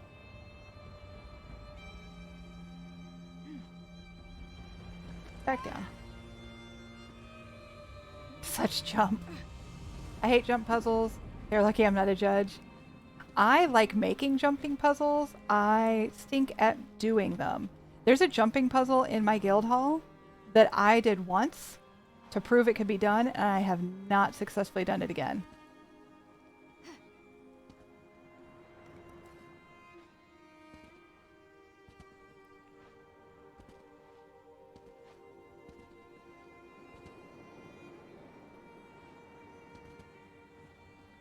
Okay. Had to use the ledge.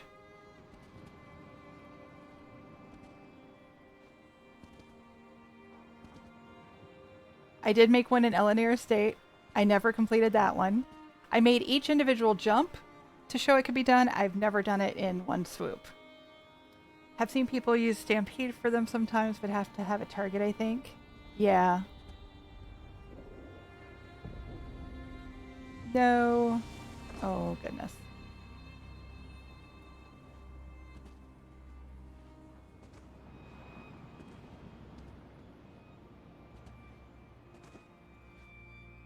Look up.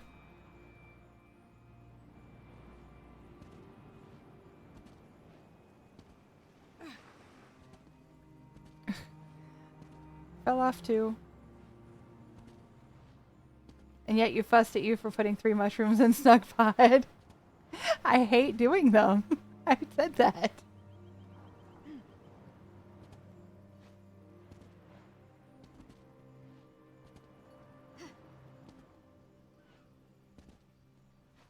You don't think anybody would blame me if I came back to this one? Oh.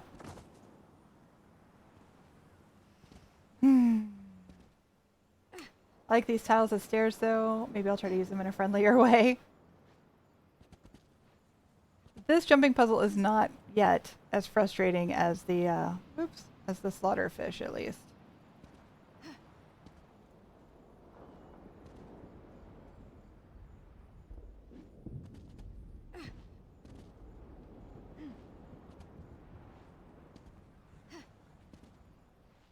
At least they made it so you can't fall between the stairs.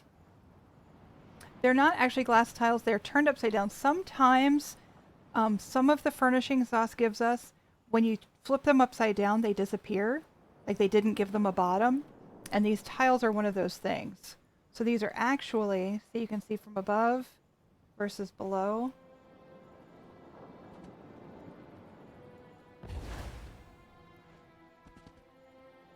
They're achievement items from Rivenspire. Okay, so... Oh my gosh. Please tell me you're joking.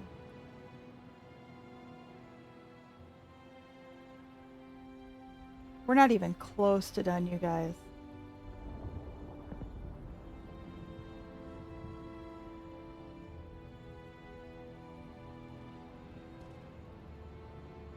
Yeah. We might be coming back to this one.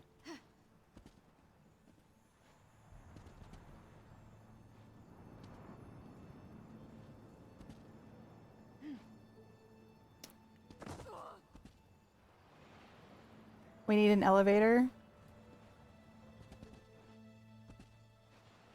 I think this is my last attempt. Anybody have any idea how long we've been in here? Magic carpet? I think that only works if you have decorator rights. Maybe not even then, I'm not sure, because it requires you to have something in your inventory to use as a carpet. Can you cheat? That would be a cool option to see it. And not that I'm aware of. Are you kidding? Okay, I think I might be done. You think I've been here 20 minutes so far? I don't even know.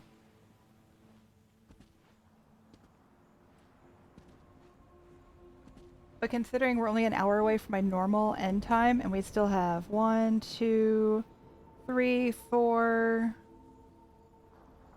5, 6, 7, 8, 9, 10, 11, 12, 13, 14, 15, 16, 17, 18, 19. We still have 19 houses to go. We still have 19 houses to go. I think I need to stop this one.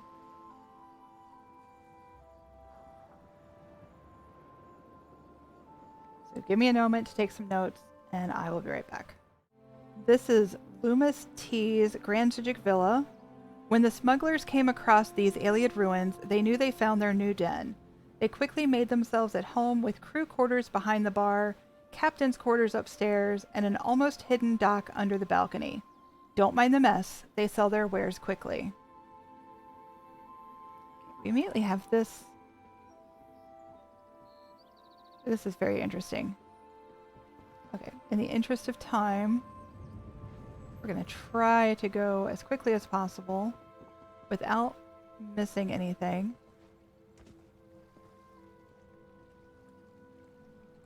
Okay, I think that's all there is there.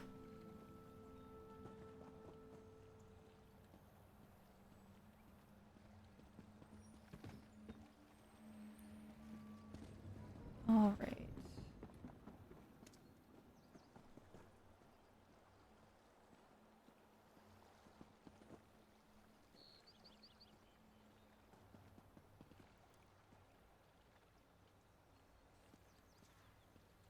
That's very cool.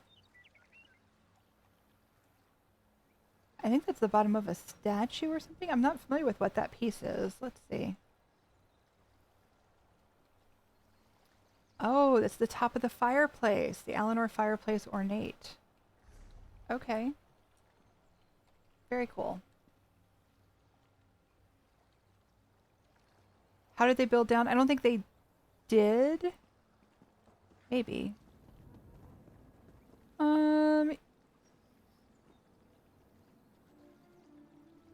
Did we come in backwards? Is this maybe over the water? I bet it's over the water. Like, is there a bottom to this? No. They built out the other way. So I think the actual house is that way. See up there how it curves that way? Yeah, we're out over the ocean. Love the waterfall effect.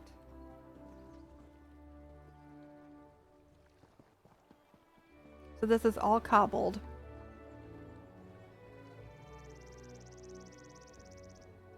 We have all of our treasures. Yeah, it took me a second too. I'm like, wait a minute, they didn't. Yes, they did.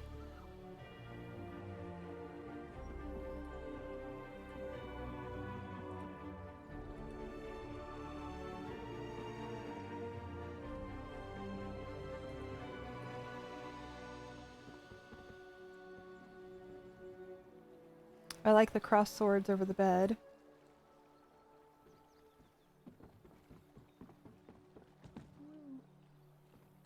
We're taking some shortcuts, guys. Of course, the blue. We've got a market and the blue tree. Got tapestry for some privacy. Bunks.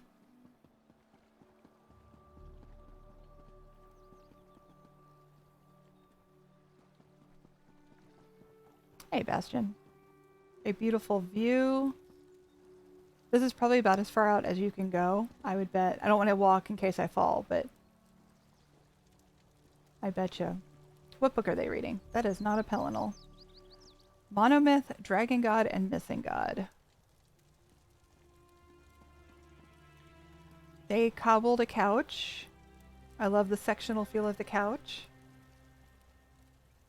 They used the tuffets and the roll pillows for a couch.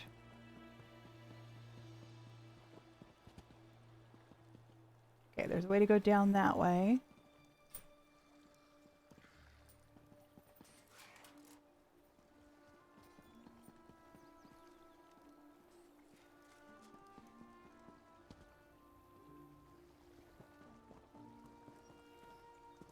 Go fishing. This is how they get all of their goodies. Alexandra Canal from capturing the Coral Heart. And how do we get over there?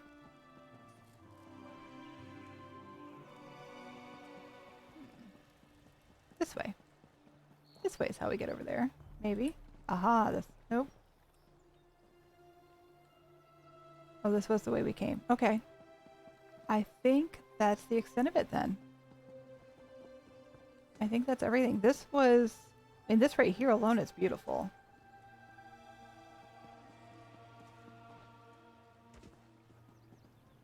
Absolutely stunning.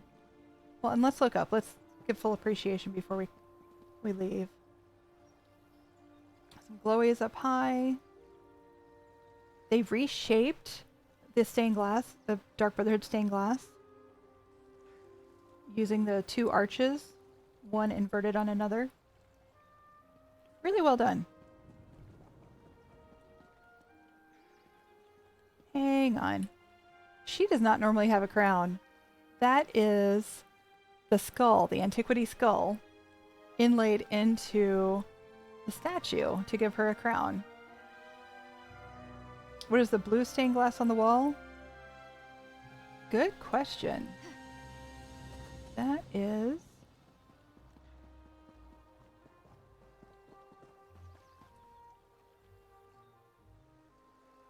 I know what that is.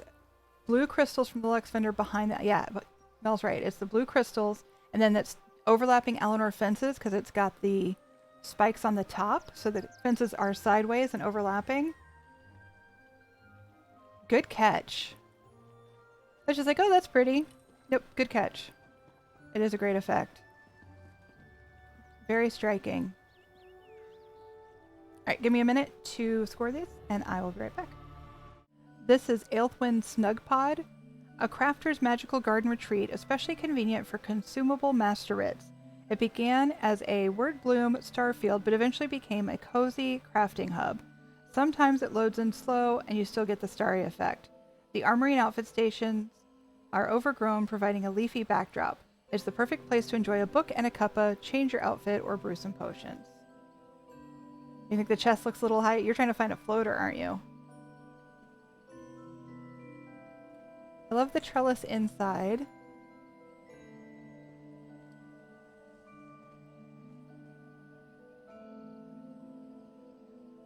This is one of those with an uneven floor. But I think... Oh, you might be right. That is a floater. Don't you think? Is that a floater? It looks like one to me. It does have legs, but I still think it's floating. You might be right. Looks like it's floating, Papple. You guys are just bound and determined to get all my gold, aren't you? Nah, you didn't notice it had legs.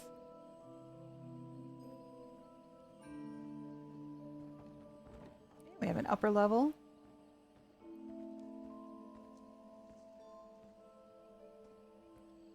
Quite beautiful. I love the trellises that make up the second floor. Look at that. Should reverse it, make when I find something you guys owe me gold, nobody would watch. Yeah, the trellis floor is quite... I mean, it works. It works.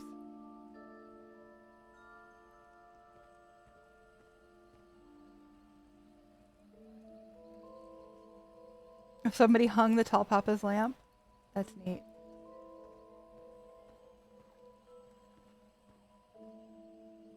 Very cool. Chat collectively says I didn't see that. It feels a little unsafe. I don't know, they're overlapping pretty well. And it's held up by the trellis. It's 2 trellises, 3 trellises. It's fine. Look at that. Structural integrity right there.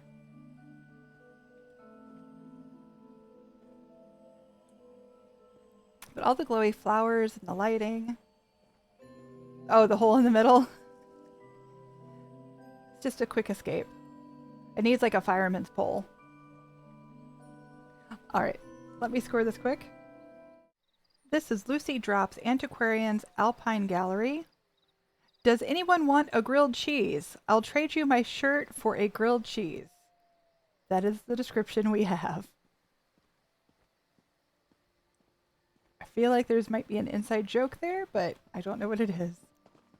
Or is that like a movie quote that I'm not familiar with?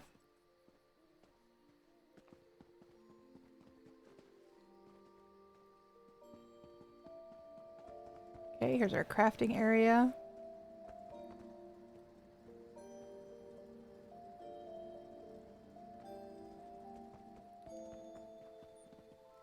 Yes, these are all on NA. We did EU yesterday and Monday. We are currently on number 347 on the list if you have the spreadsheet put out by One More Poll.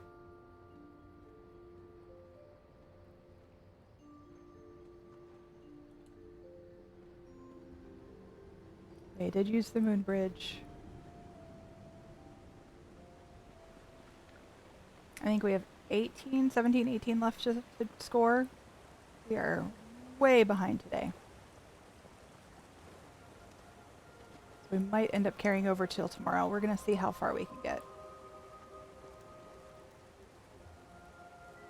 Beautiful little relaxation area. Look at all of these glowy flowers. If it's a joke or popular culture reference, you didn't get it.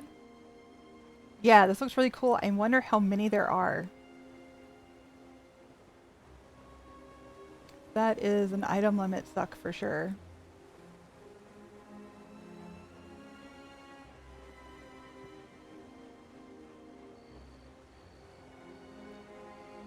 It's not quite fully nighttime, I don't think. Lots of glowy flowers, though.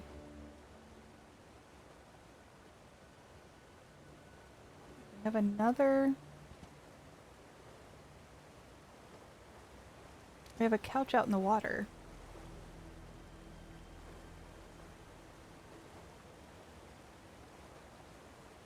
Looks comfy, though. I'm all about it.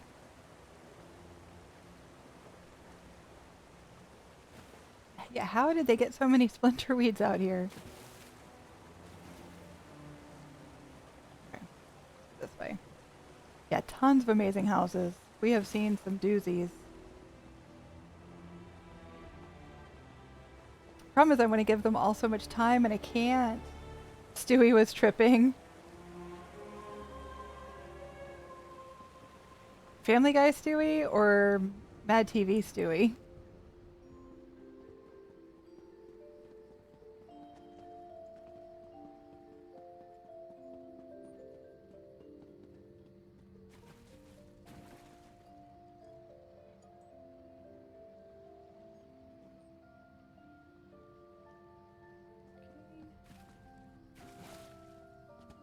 Let's run back out to the front.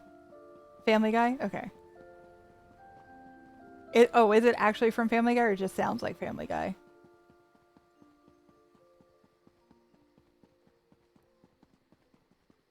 I don't think I recognize that episode.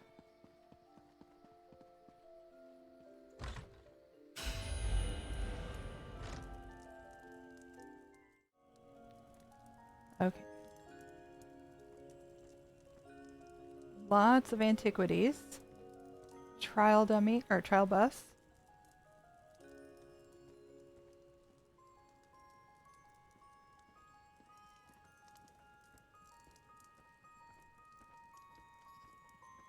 You're very welcome, Yumi.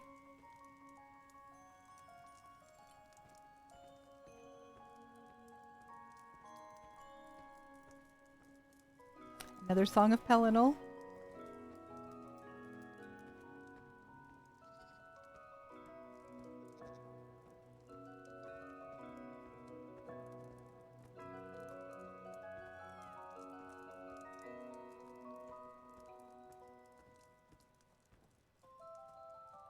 Okay, the skull's floating. The ruby dragon skull. It has little spikes down, so it's kind of hard to see, but it is definitely floating. So let's do a giveaway. I'm just going to make my life easier, and we're going to do another 100,000 gold.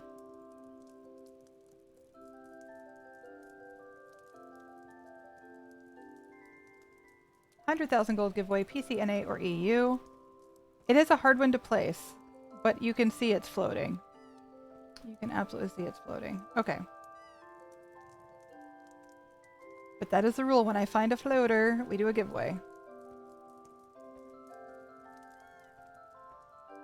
Keeps me from rushing too much, right?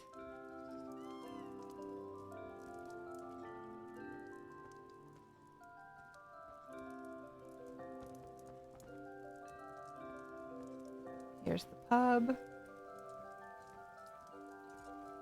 Come on, Cole. Papa needs new furnishings.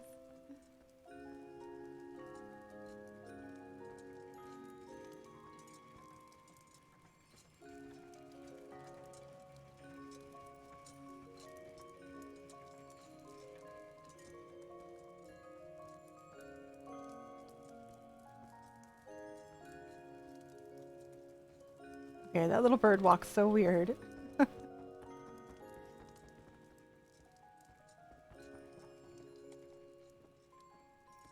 Okay, we have a bedroom.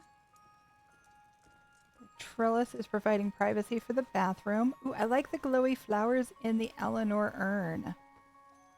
I do like that one.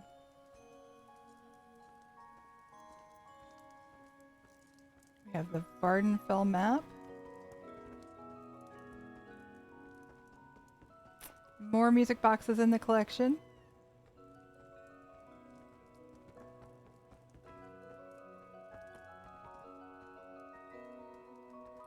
Polar bear.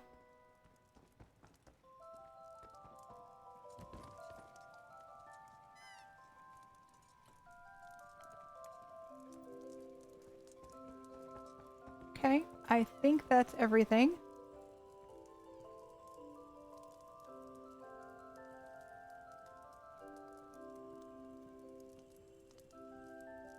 So let me score that, and then we'll move on to the next one.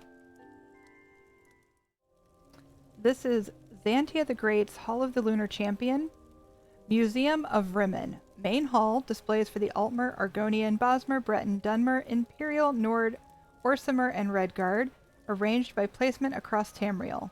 Halls of Colossus, Labyrinthian displays for Aelia, Dwemer, Falmer, Mormer, Needs, Reachman, Wood Orcs, Artaeum, Clockwork City, Werewolves, and Vampires.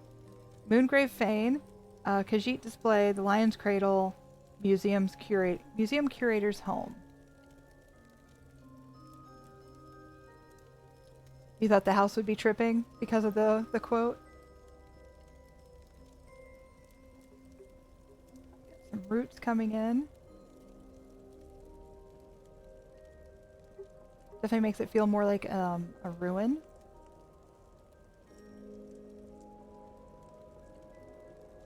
Very bright corner. The brightness almost makes it difficult to see some of the things on display.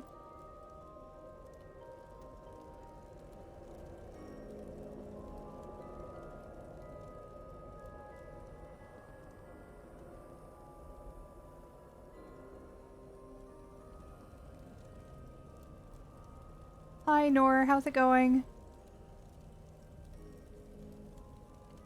So they've got these sectioned off by race.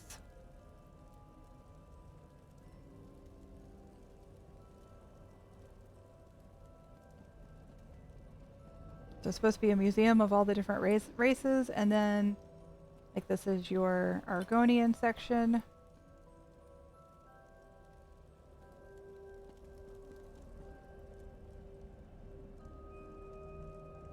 Assuming this is Imperial. Wood Elf. Okay. So then Lion's Cradle is supposed to be the museum curator's home. You're trying a new character to take a break from your main. What's your main and what are you trying? Okay, so this is the museum curator's home. They have a lion. They collect all kinds of things. The figure ginger kitten. So cute. Some games.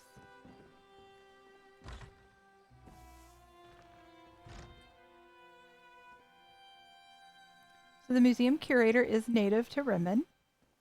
We can tell. Very nice home.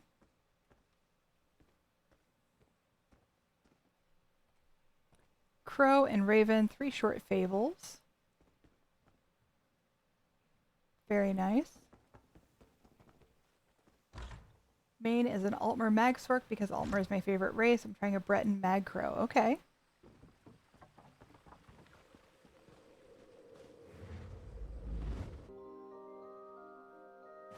I also have an Altmer Magzork.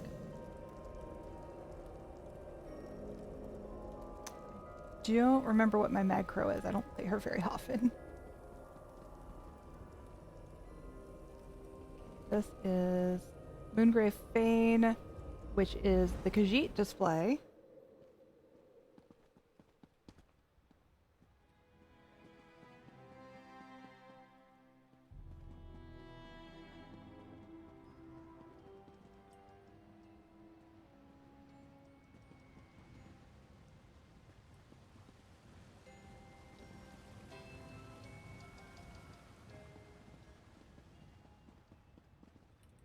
Very neat.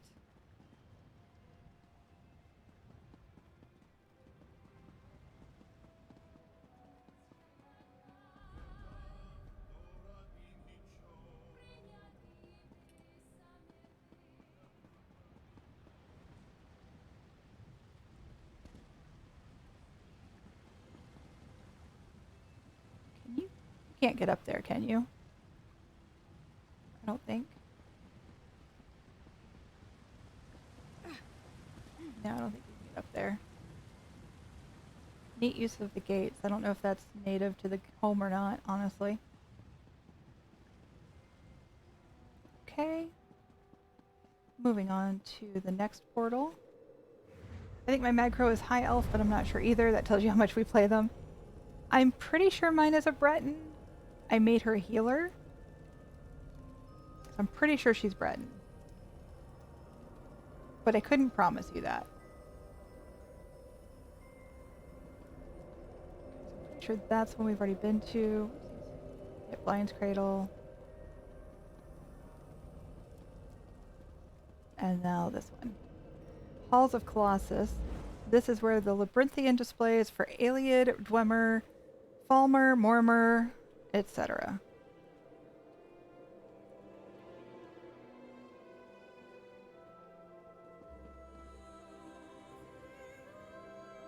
I want my Magsork and new Magcrow to be healers. I don't care how good Sork is for healing. I've seen some excellent Sork healers.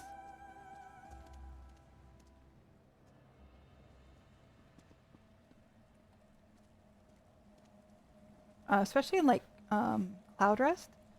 Having Streak to be able to get the shards is really handy. We've got a Nedic area.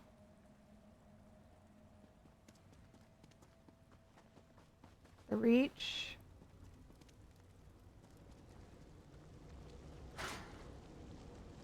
Please.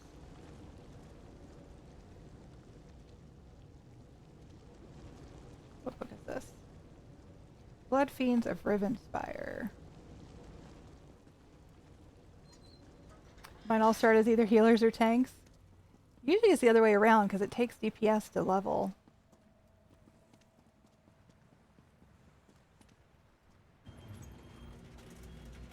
Ooh, clockwork.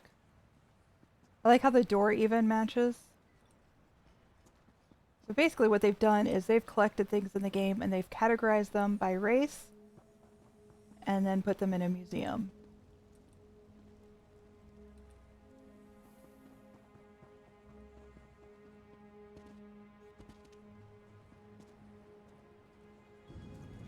The first 3 tunes I leveled were leveled as tanks and healers.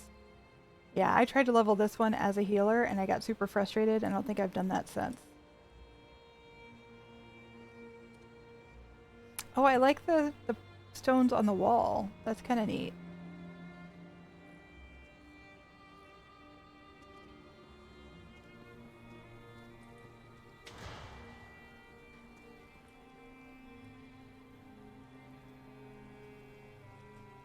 Dwemer.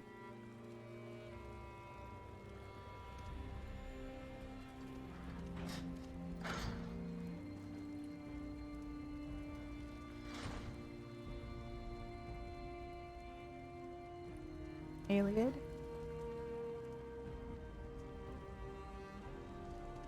Neat. Alright, I think that's everything. Let me score this one and then we'll move on to the next. This is Lord-Saura's Agony Ascent. I have no description.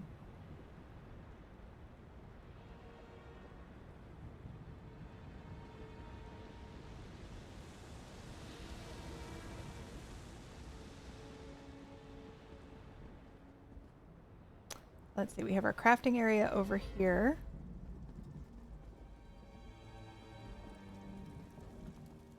Ah, we have a gate.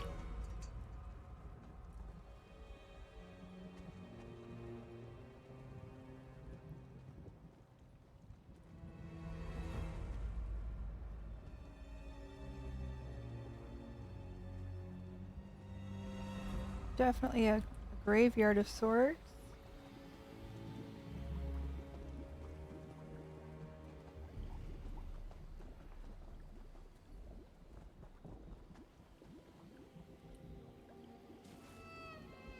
May as well run all the way around as long as we're here. Aw. Somebody looks sad.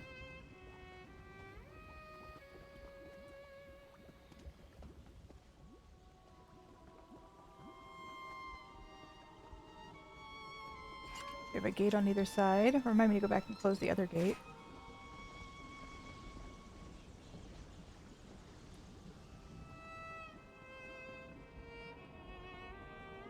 Let's go close that gate, and then we'll go through.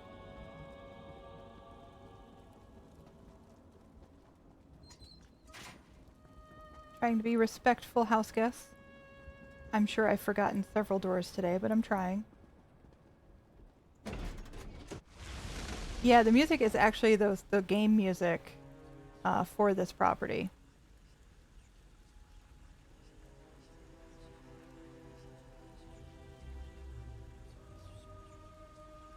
And there's that whispering again. Yeah, some of them are really, really good.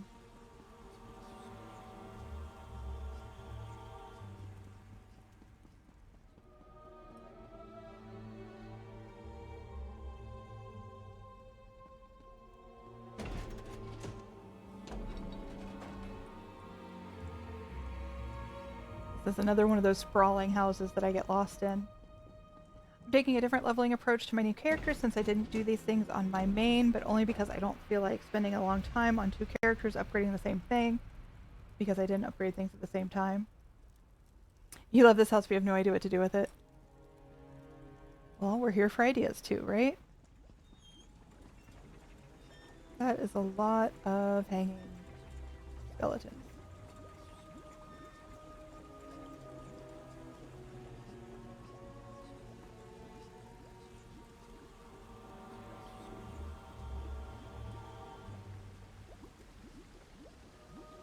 Can't tell if they did anything in here or not. Let me up. See, I stink at jumping puzzles. Oh, hi.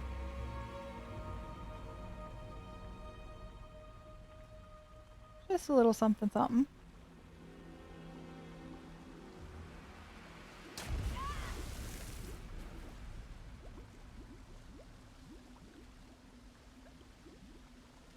That's kind of creepy.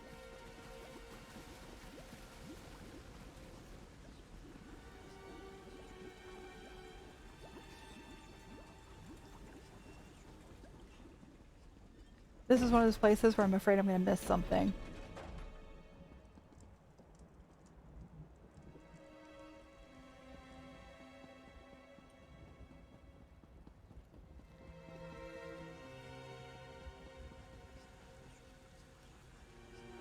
Leaves.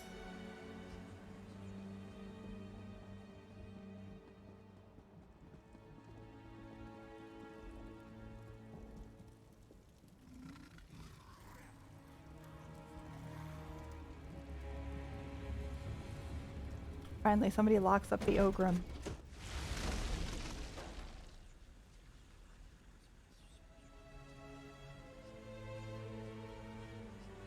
They have those mayhem bowls everywhere, so everywhere we go, there's whispering.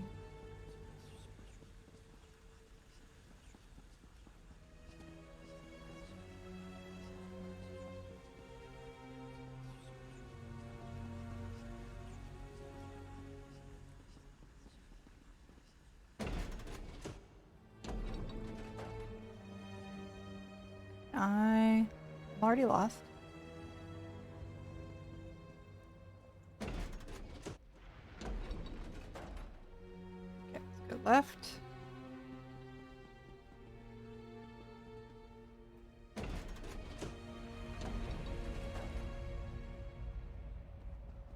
statues and a portal.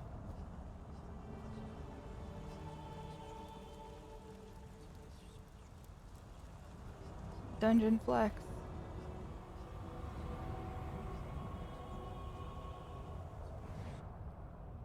See what's up there.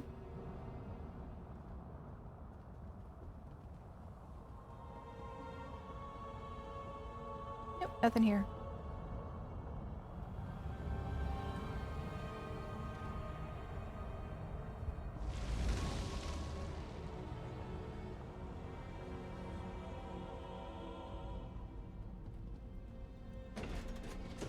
Don't forget to enter the 100k giveaway. We will be doing that drawing right after this house.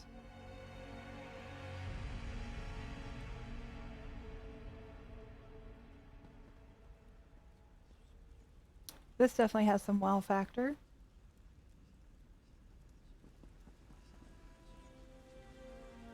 We have all the spiral floaty books,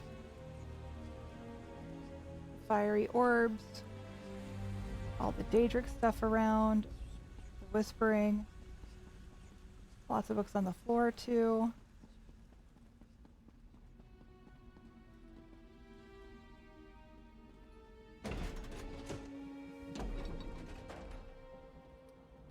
Have I been this way? I don't think I've been this way. About to find out.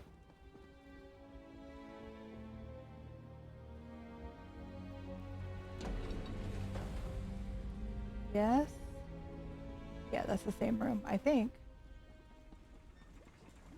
That's the same room. Okay. Been there.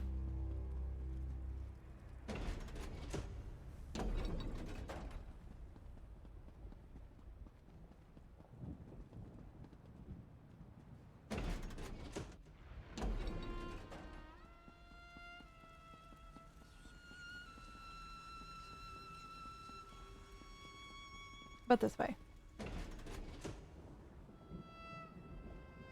We're back out front. Is that all of it? I think that might be all of it.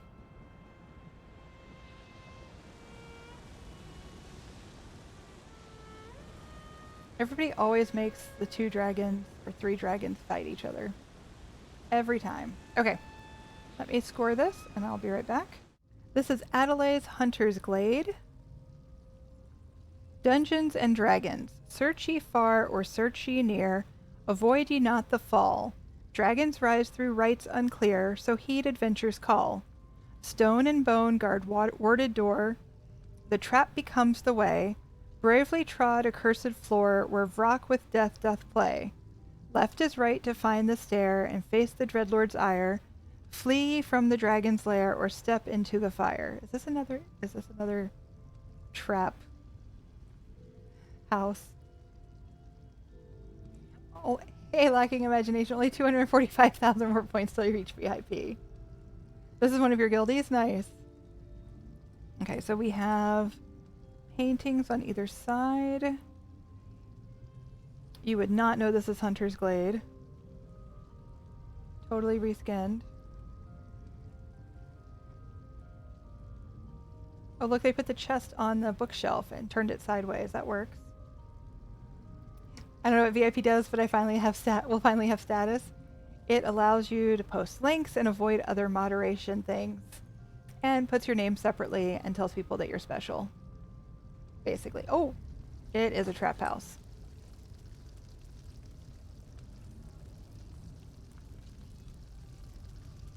Alrighty then. You also didn't know you had a sub, you barely log in here?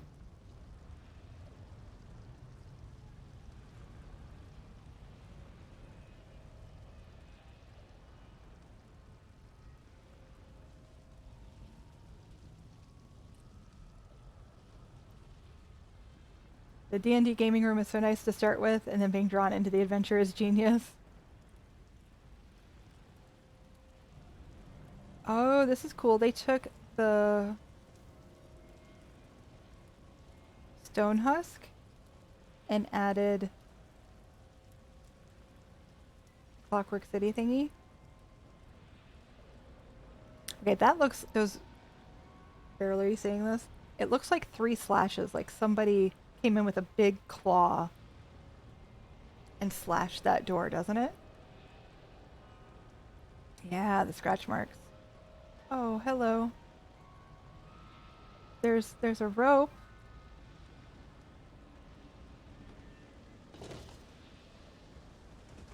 Hi guys. What are you doing down here?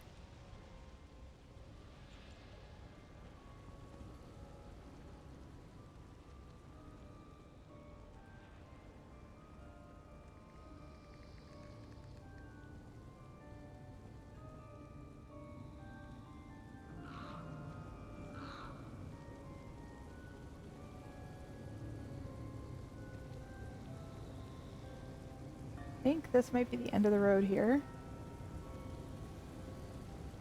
Maybe not. Maybe not. Oh, I love that. They gave it teeth.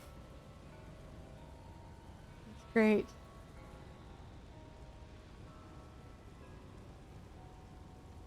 Whose build is this? This is Adelaide's Hunter's Glade.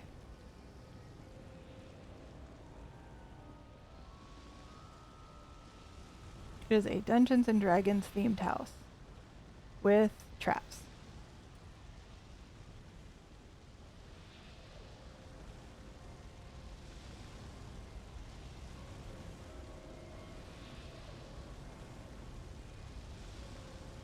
Wow, look at all those orbs. See, there's those 3 scratch marks again.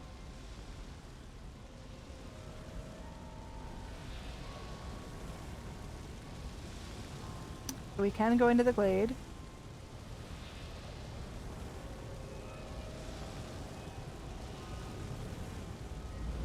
In D&D, the thing to remember about locked doors is that some are locked to keep someone out and some are locked to keep something in. Makes you wonder about those slashes, right? Ooh, look at that.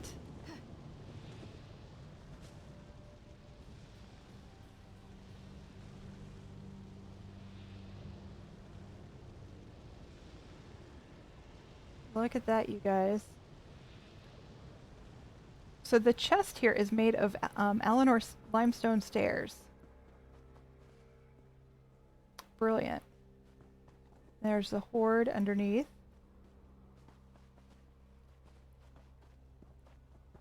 Look, it even has claws. This is where the 3 slashes came from, right there. 3 giant claws. Oh, is this in a different spot?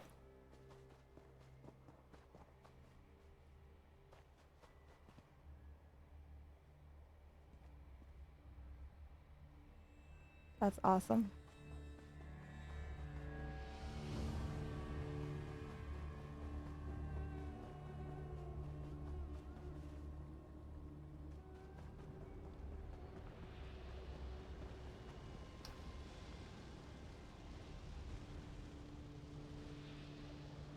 That is really well done.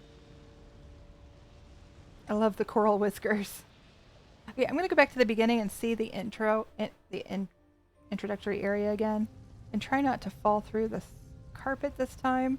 It does say, left is right to find the stair and face the Dreadlord's ire. Free from the dragon's lair or step into the fire. Okay, I'm going to safely jump up on the table where I can't fall through, because I want to see the Game Master's setup.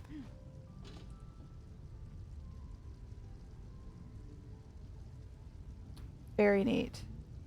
We do have some dice. Character sheets. Very cool. And using the you know, the privacy screen. Very cool.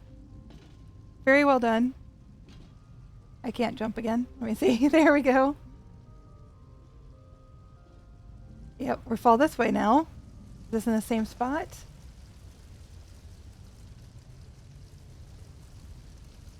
Yep, I think it's all the same spot.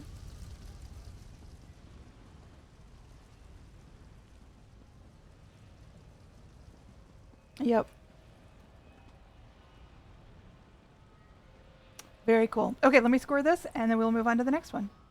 This is Evorilia's Coldharbour Surreal Estate. Twilight Canyon, a secret summoning place of the scarcely understood gargoyle. This dark canyon is an unknown plane of oblivion, is rarely visited by mortals seeking to study or summon the creatures at their own risk. Follow the narrow and crumbling paths and risk a leap of faith to discover your fate at the end. This is another puzzle. Narrow path, leap of faith.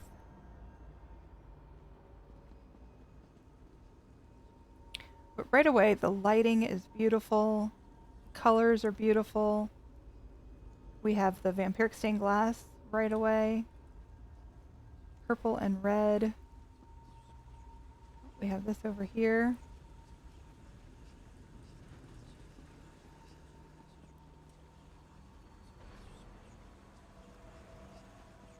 The red lighting is gorgeous. Aha. That's really pretty.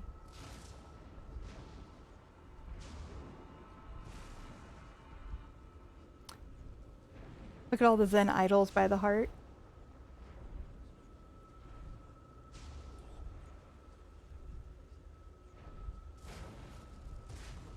So is this our leap of faith? Let's see. Follow the narrow and crumbling paths and risk a leap of faith. Let's try. Nope.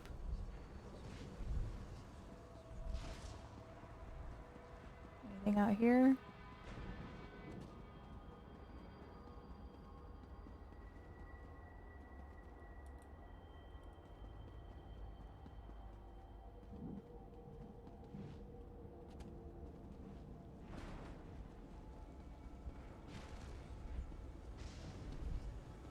The heart is really cool.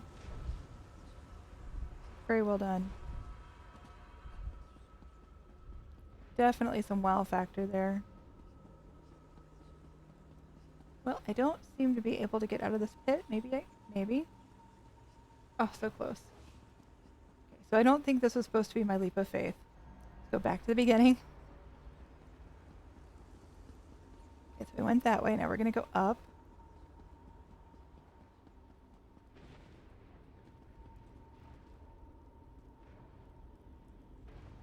Here we have like a collection room.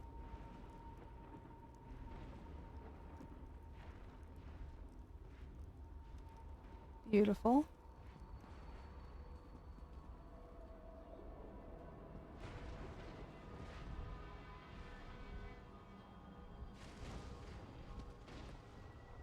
Okay. Oh, I'm gonna fall. Whew, I thought it was gonna fall.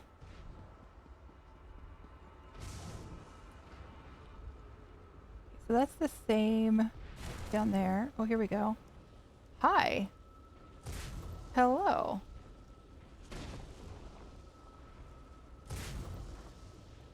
That is a great effect. Can we go anywhere from here? Hard to tell, it's so black, right? I think that's the bottom side of the gargoyle with Lord Warden's head. And of course the wings too from the gargoyle.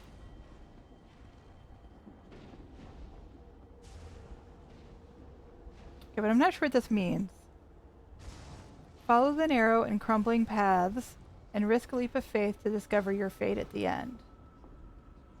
What end?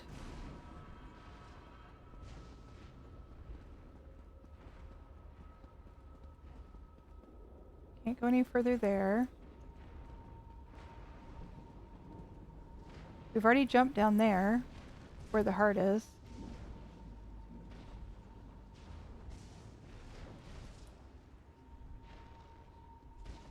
I don't know.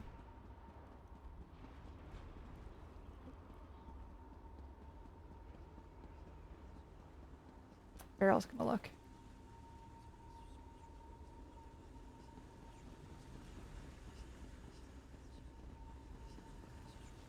This is a narrow path, but it's not really crumbling.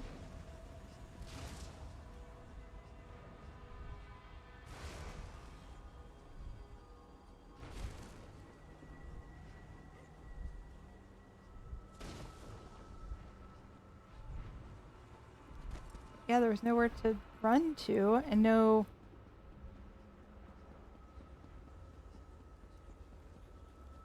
Maybe a leap of faith down this way?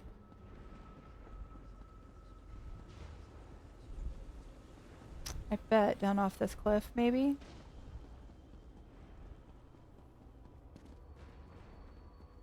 Maybe to outside?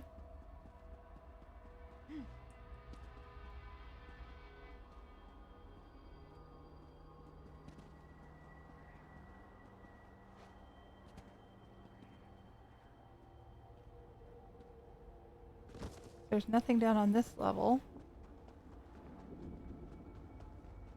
Jump down too far, you die. I don't know.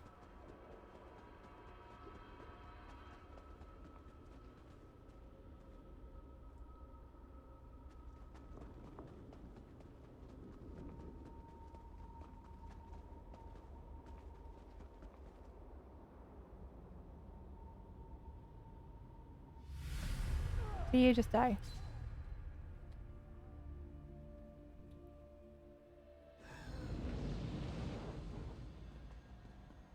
Oh wait, there's a way down here. Hang on. I hadn't seen him before.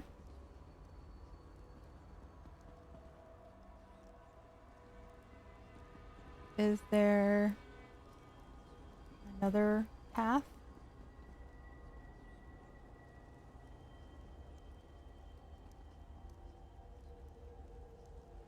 There's another eye made out of one of those lanterns because it moves, so it looks like the eyeball is moving left to right. Really neat. But yeah, that's not the way. It's the way I had missed, but it's not the way.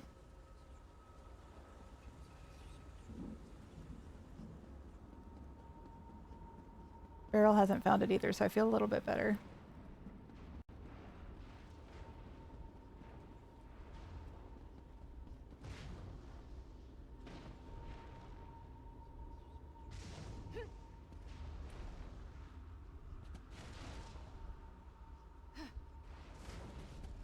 I'm gonna fall. Yeah, because there's really nowhere to go from here. Right?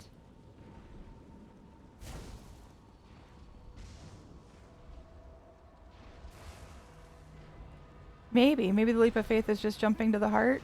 I don't know. I don't know.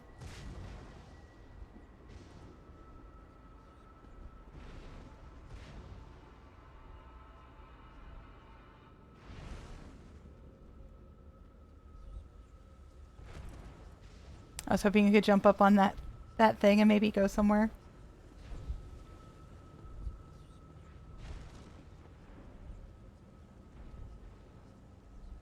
Three times left and then a sharp right turn. For real? It does look very dark and spooky. No, just kidding. Okay. Like, I'll try, but... Alright, let's score this one and move on. This is Symphonizer's Seaveil Spire.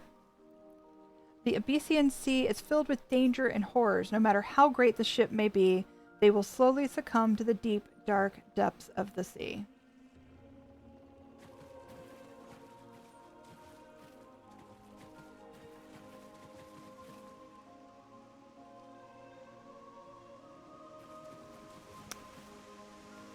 Didn't you just say that some houses need signposts? I think that's our signpost. I'm pretty sure that's an arrow.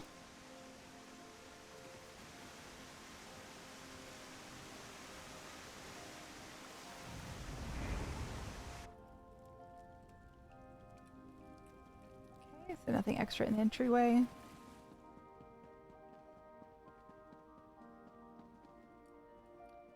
The sides are closed off.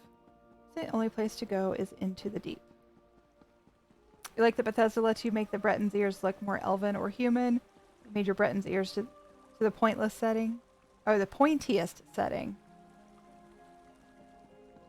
Oh, they even closed off this. We just have a path. Okay.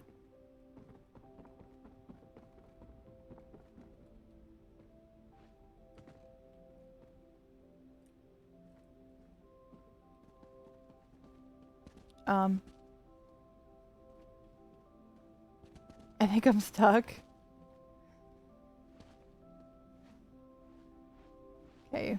Minus 10 points for me getting stuck. Try again.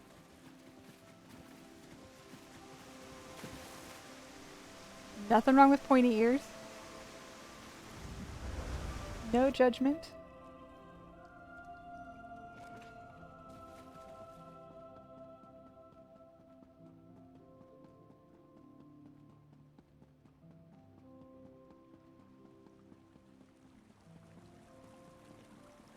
Let's see if I can figure this one out.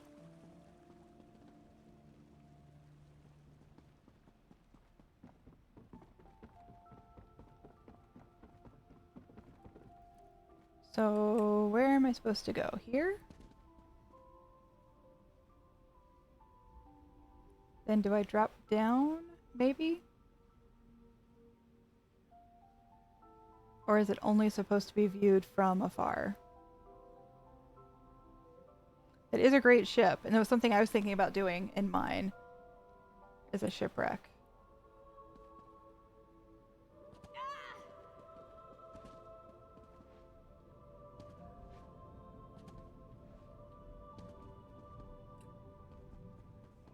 Anything in the caverns? Oh. Whoa, look at that.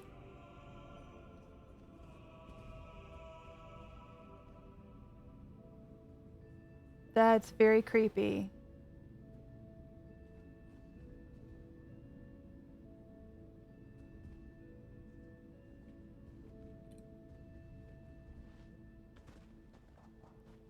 You like the Vitral Flex arrow? Nope, nope, nope, Carol says. I don't see anything over here. So just the one on the other side.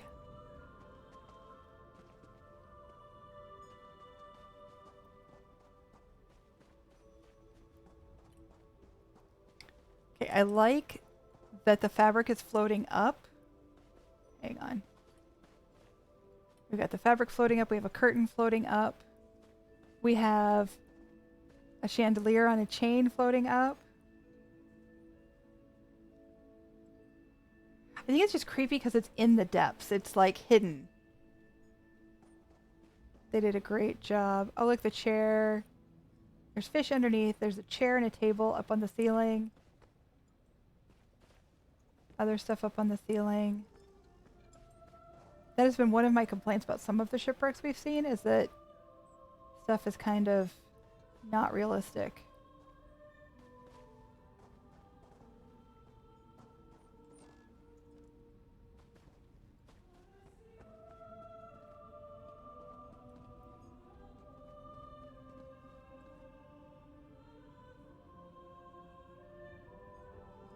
I don't know what some of these cords are.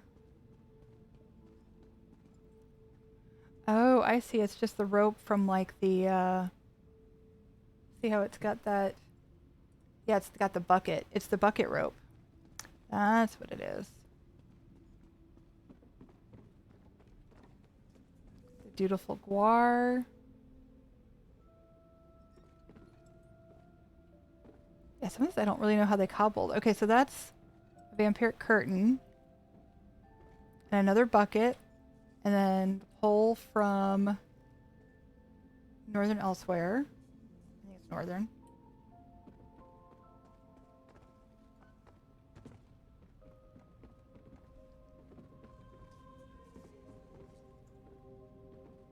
More stuff on the ceiling.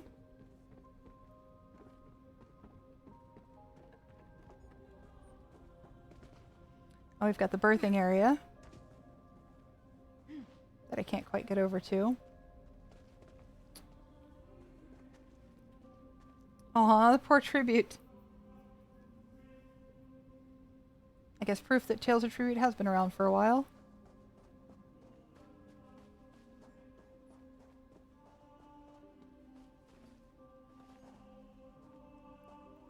We have some ballista.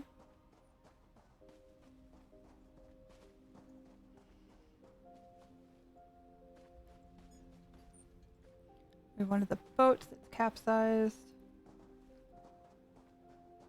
Some kind of random stuff that maybe fell off a boat. Oh, this is funny. So you have someone who's been tied down.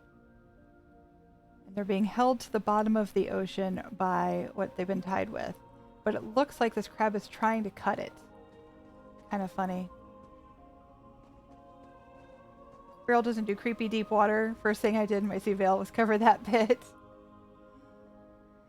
It's the water. I thought it was the faces, and you can safely visit mine. Yeah, I don't like the deep waters either.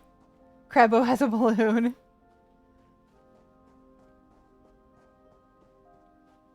Yep, I went a little darker with my version, but yep, could be. Alright, this is really well done.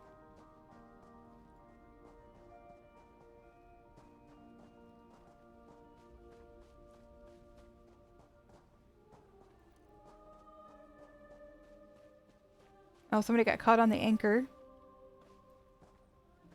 No. Ooh, what's this? Hang on. Can we walk up that? Probably not. Oh, we can. A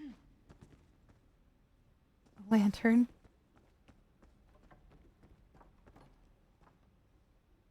It's a whole other part of a ship. A whole other part of a ship.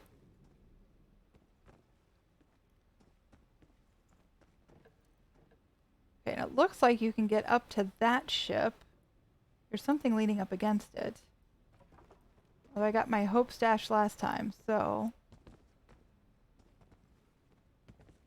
Do we see a way to get up there easily? If not, we'll move on.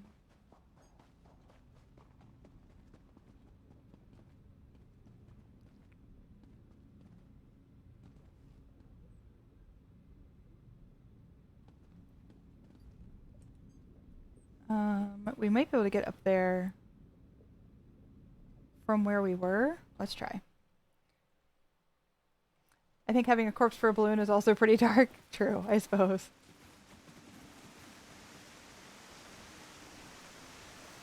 I suppose you're right. Okay, I want to go see if I can get up to the top boat that comes with the house. I know you can explore that boat, so if they did anything to that, I don't want to miss it, but I'm not sure the best way to get up there. Since they're starting us high, I wonder if that's how they get us there, rather than climbing back up from the bottom.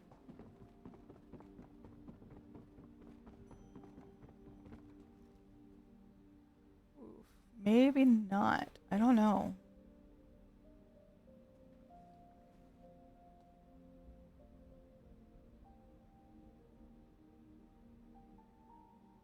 Looks like there's a mast leaning up against it, but I don't know that we can get up there from there. Maybe, but I kind of doubt it. Let's see. Oh, hey. Can we open you? Oh, there's a pearl inside. Yay. We always have to open them in case there's a surprise.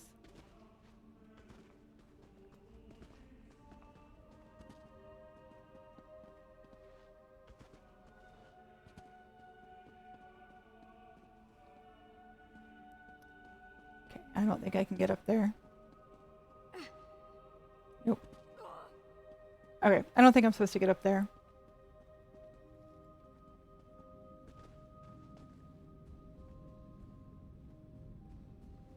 There's a sky shard there, and I just wanted to see if there was another cave with a hidden secret.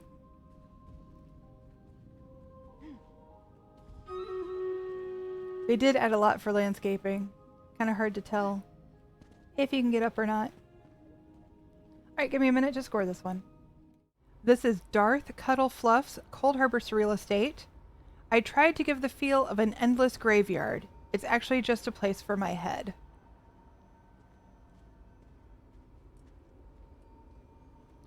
Lots of graves. That is quite the collection of gravestones.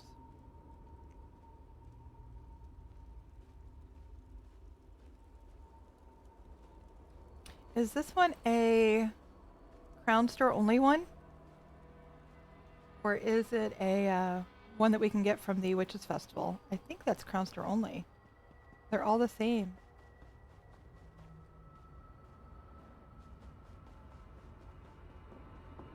How's your day so far, Tigress? You can buy base game with gold? Oh, wait, it's... I know, it's one of the ones in the Outlaw Refuge, isn't it? It's an achievement item.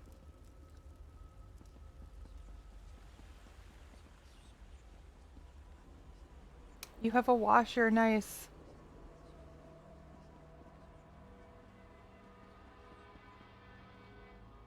Wow, lots and lots of graves.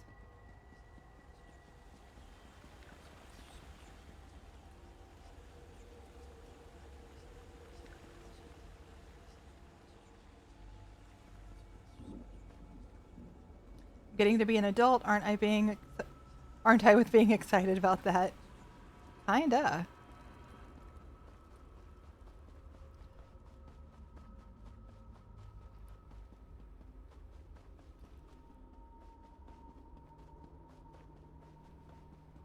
Let's see. Is there anything else back here?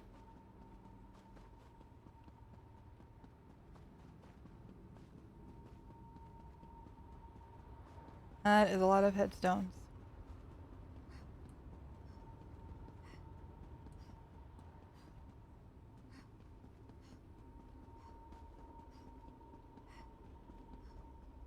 Very nice. Alright, let me score this and then we'll move on to the next one. This is Mooney's Orbservatory Prior. This house is characterized by its combining of several different architectural styles and resulted from my own curiosity as to just how far the game would allow me to extend. It may be noted that it was my first attempt at decorating and is best viewed at nighttime. It is relatively nightish. The lighting is gorgeous. The lighting is absolutely gorgeous.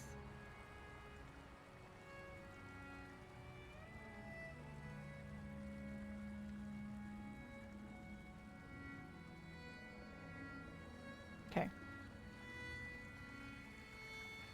We have some additions to the fountain, the lamps.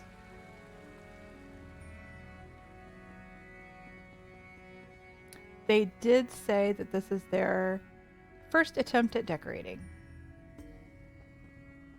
I cannot wait to see their second.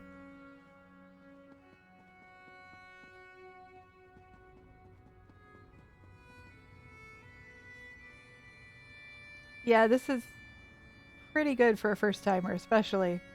I would not have expected that this person has never done anything like this before. Oopsies. I love the border here.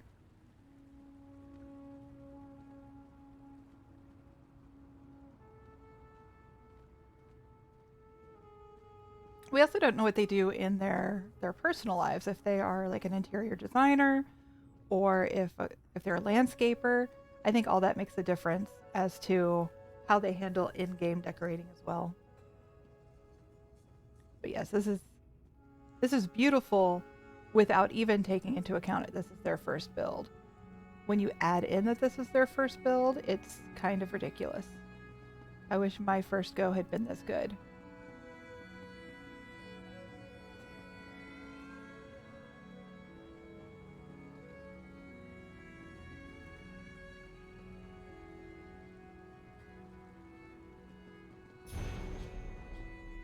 Yeah, they really jazzed up the scenery here. A little bit of clipping here. Oh, funkified walkway. Let's go down here.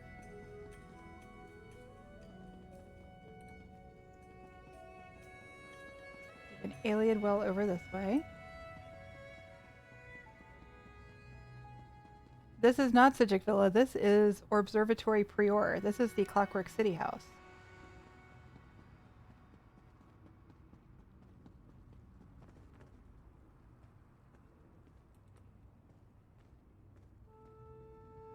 You can tell they've been collecting things for a while.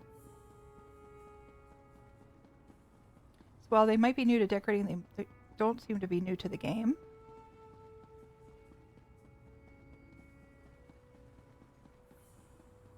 Let's go inside.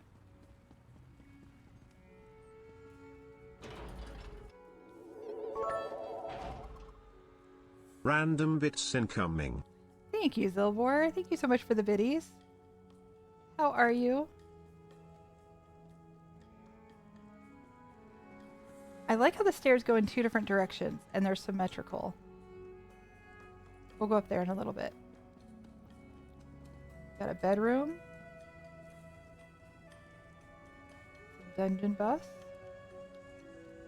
I'm not sure I'd want this guy watching me change, but you're enjoying your look. Good. Good, good. The main Orbservatory room. Like maybe a dueling arena.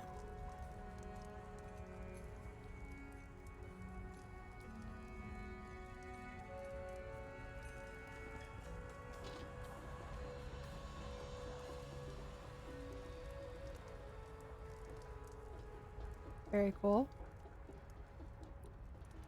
See ya, Tigress. Oh yeah, we've seen all kinds of new and interesting things. Okay, this rug fits really well the way they have it.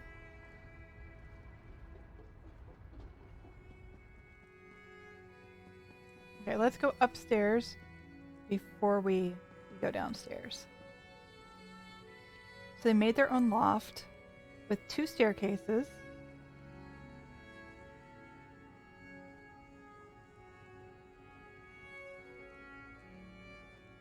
Very nice. Okay, now let's go downstairs. You hope we eventually get the clockwork spiral staircases? I imagine we will. I hope so. Lots of vampiric stained glass.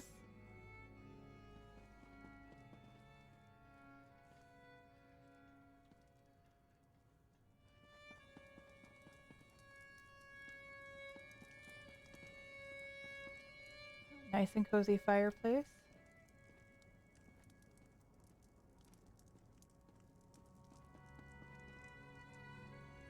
Very nice.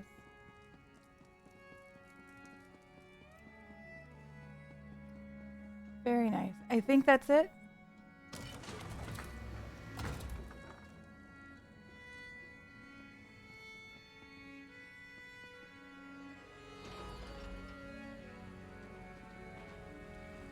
Come back out here to the beginning so we can take it all in.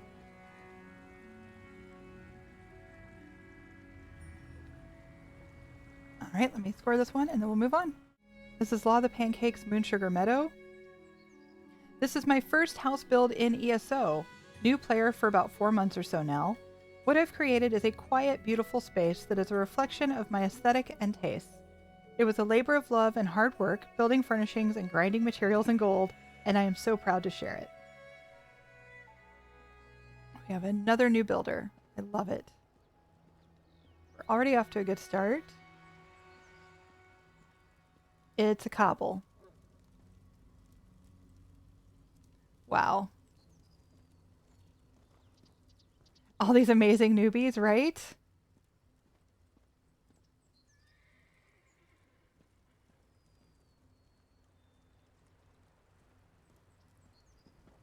We've got the sunken flower boxes.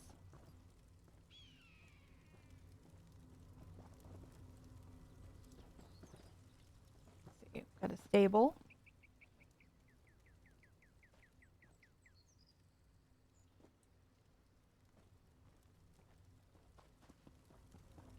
Now they did say they were new to housing in ESO. They might have done a bunch of housing in another game. Putting together a cobble as your first build is a bold start, right? I fully agree.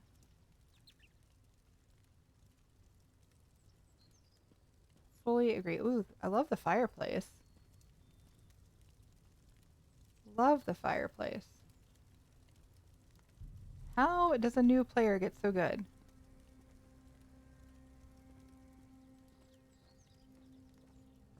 Ooh. They added a skull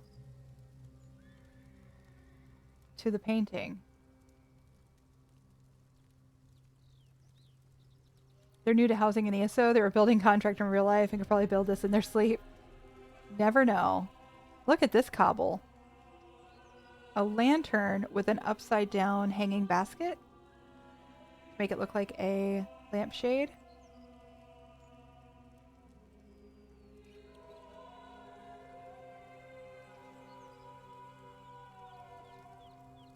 Look at this lighting. Yes, it is a very modern build. Holy moly. Okay, so we've got like this hibachi stovetop going on with a bar to eat at.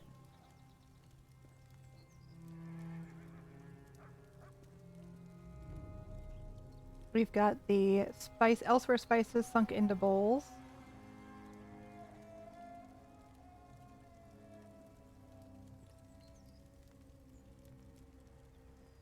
Got a cobbled refrigerator.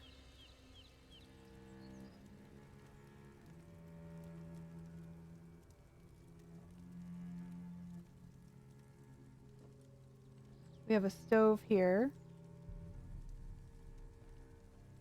Another cobble. You love the cookbook? Yes. Is that bananas in the basket? Yes. I don't even know where to go next. Okay, so we've got a library over here.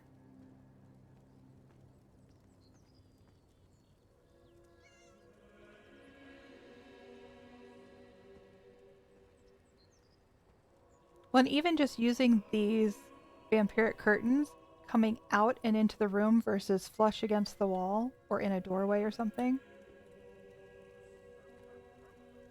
Maybe this person watched a lot of videos or visited a lot of houses, get a lot of ideas, played ESO for a long time. They said they've been playing for 4 months. 4 months.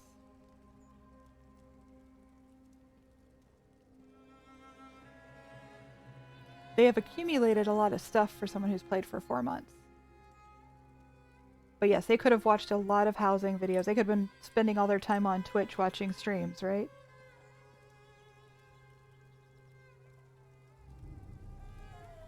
But I have done a lot with housing and I still couldn't build this.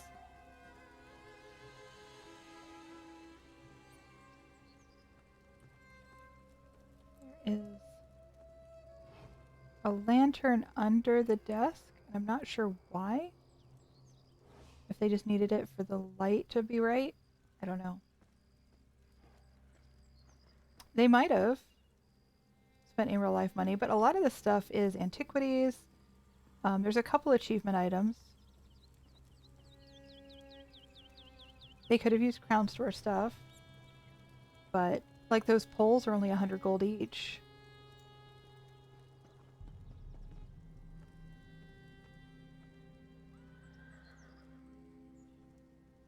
And we don't know. They might have friends that helped.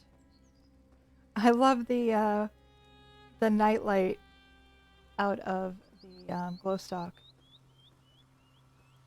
Cobbled bed.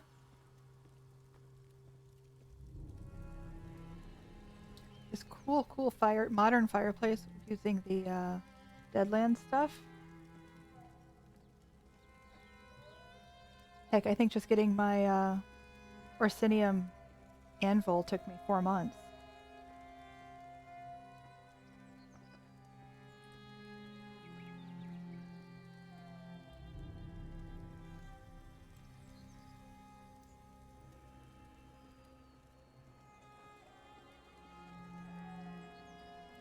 Make sure I've been to everything.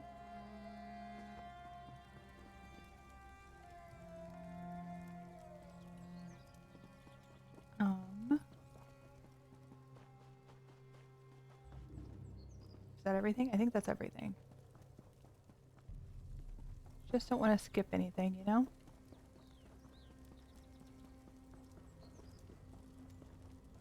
Yep, that's everything. Alright. Let me score this one. Alright, this is Crimson Eyes Stone Eagle Aerie. An ancient Dwemer mine was recently found by one of our excavation crews. Despite no clear signs of an active Dwemer presence, the mine appears to be functioning on its own. Our employer has offered a hefty sum of money if you can uncover the power source maintaining its operation. Delve safely and don't forget to wear a helmet.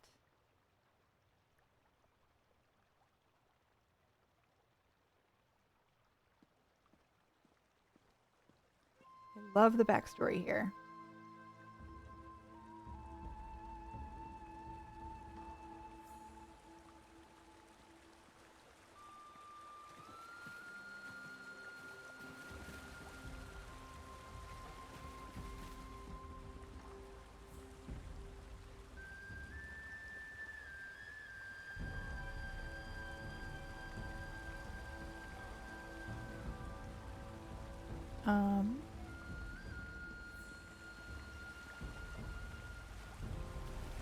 Aha, this way. Like, where am I going?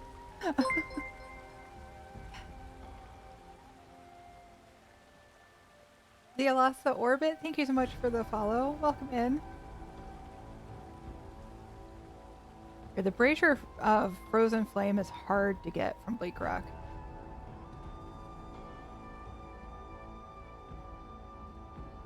Yes, thank you for checking, Beryl. I appreciate that.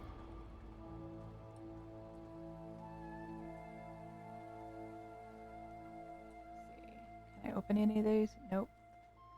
I think they have turned interactions off. This is really cool, though.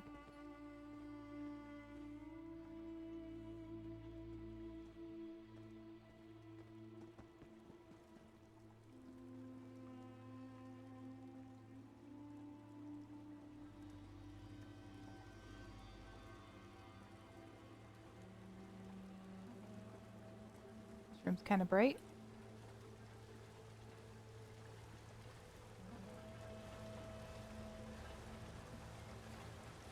Definitely still functioning.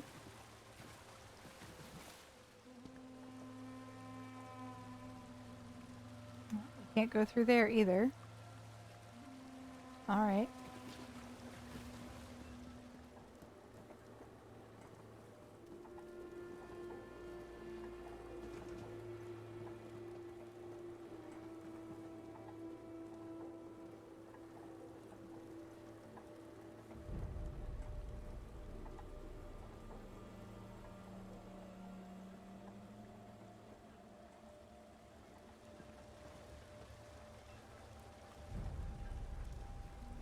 Fire through there. I don't think I can interact with any doors, so is there a way for me to keep going, or is this everything?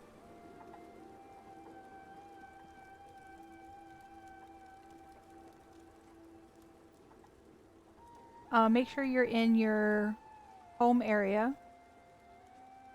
They should just be in the Fighters Guild. So what faction are you? Yeah, so none of the doors are interactable.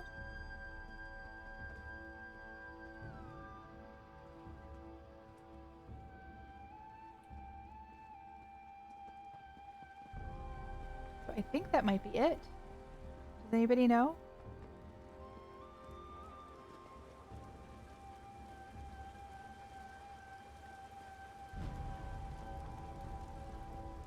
Yeah, so go to the was it Daggerfall Fighters Guild?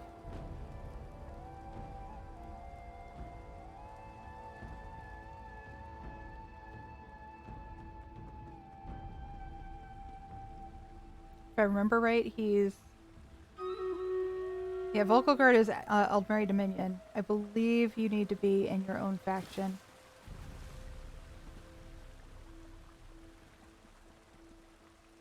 Yeah, I think this is it.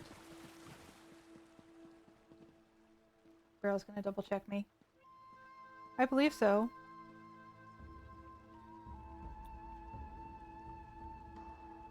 Okay, Barrel's gonna double check me. I'm gonna go ahead and score it, and we'll run Stream Raiders. This is Tawantle's Hall of the Lunar Champion. I'm a master gardener, and I really am passionate about plants. I also enjoy making salves and tinctures from what I harvest in my gardens. I also am passionate about rescued animals. I did a redo of the Lion's Den part of the Hall of the Lunar Champion. This place has meanings to how and what is placed where.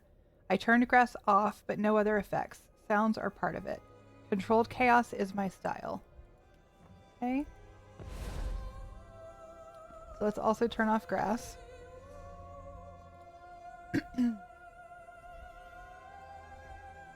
Turned off grass to match their decorating.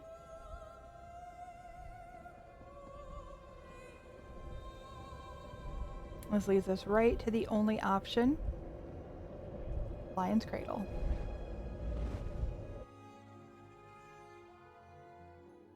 Okay, thank you, Beryl. Beryl says I did not miss anything that she saw in the last house.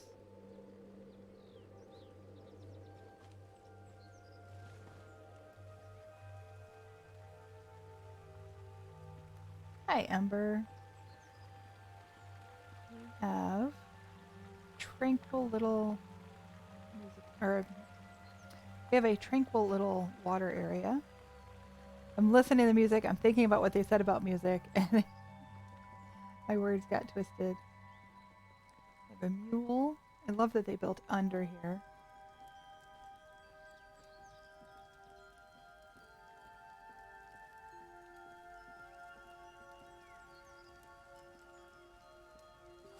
Love the harp as part of the build.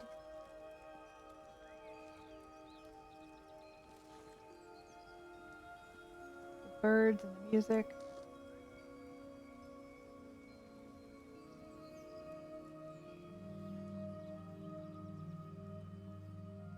The bunny. Kitty.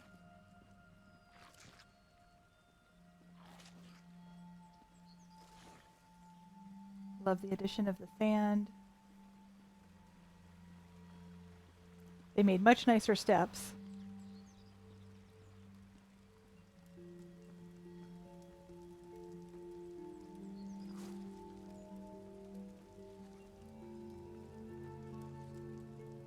Very nice. They reskinned the front of the house. Oh, look at that. Let me back up a little.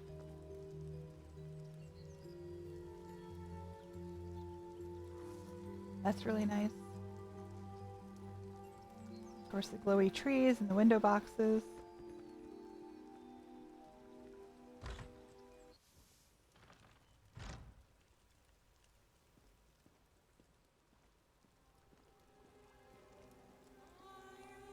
You know, by adding that little half wall, they really opened up this area to be a little bit more segmented with the bed over here in the corner.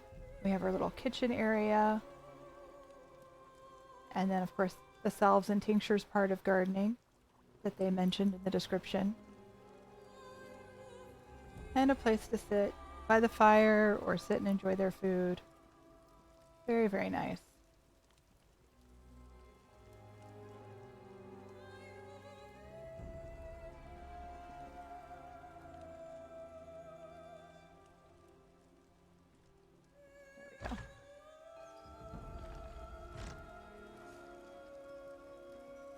You don't think you've seen a house redone like this before?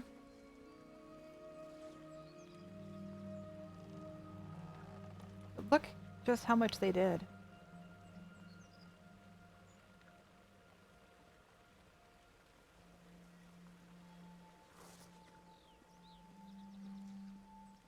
It's truly beautiful. The butterflies. The scuttle bloom. Like I said, they built out this entire underside of the porch. Of course, they reskinned the porch too. Really nice. It was Khajiit, but they changed it to Leumas style. Partially, at least. Alright, let me score this one. This is Talus's Lucky Cat Landing. Welcome to the Kusakabe farmhouse of Studio Ghibli's My Neighborhood Totoro, where a cat bus awaits and Totoro sleeps beneath the great camphor tree. Follow the glowy acorns to the magical place. Are these references to some fandom that I'm not aware of? sounds like it is.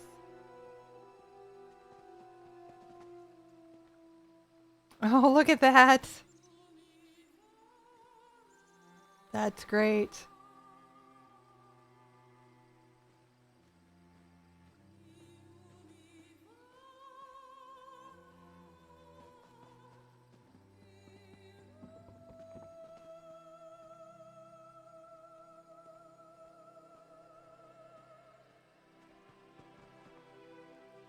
Oh.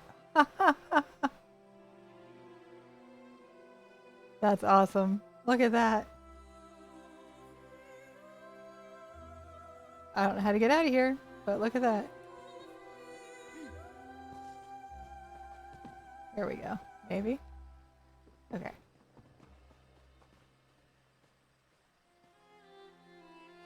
That was very cool. Oh, look. Peeking over the wall. Studio Ghibli movie, My Neighbor Totoro, very popular anime movie. Okay, thank you, Asper. My anime knowledge is almost non-existent.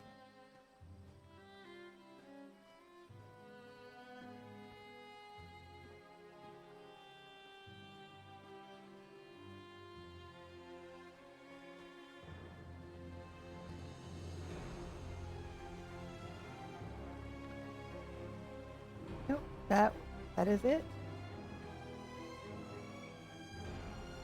I believe that is it.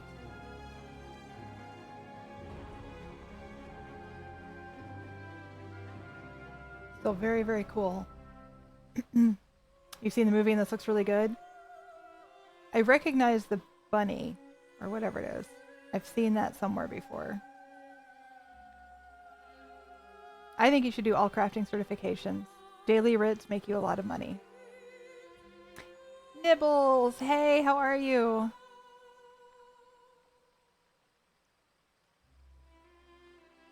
Alright, that's really cool. Let me score it and we'll move on. This is Pyro Angel 86's Quondam Indorilia.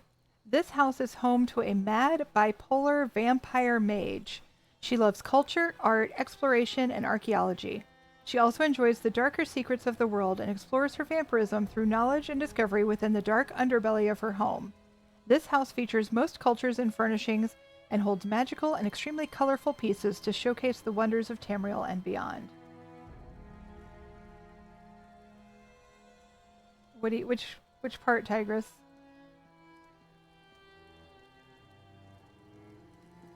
This is really pretty. All the glowies.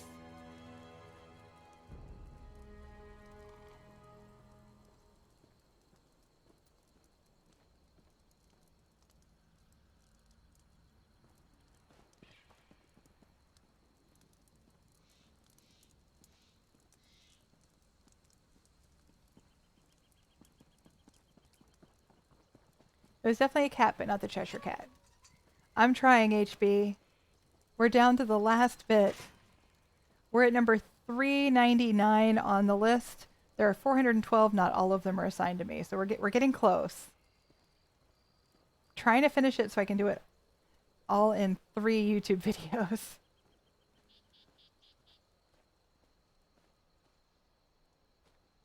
Beautiful mounts.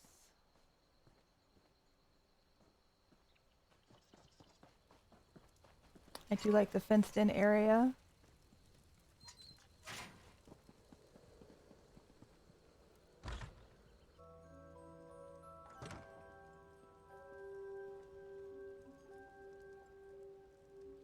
We found a floater.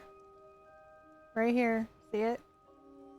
The candlestick is not quite touching the table. So let's do a giveaway quick. Exclamation point giveaway. Eleanor Greenhouse. PC, NA, or EU.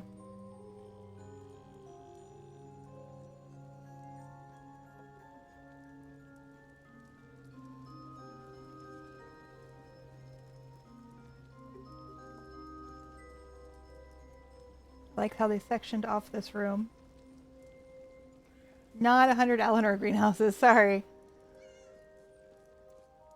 We've been going for 7 hours now. I'm allowed to misspeak every now and again.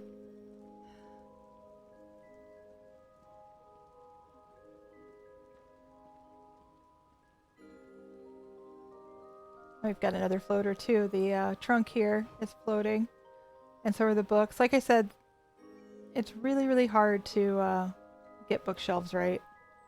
Precision Edit was a great quality of life housing feature. Definitely a collection of treasures.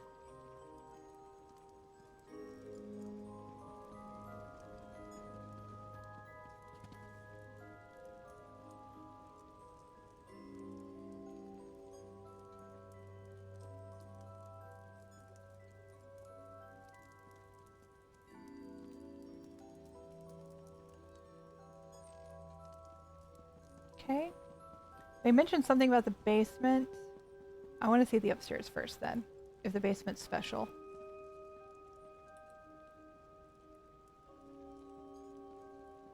It's very cozy. With the chimney going.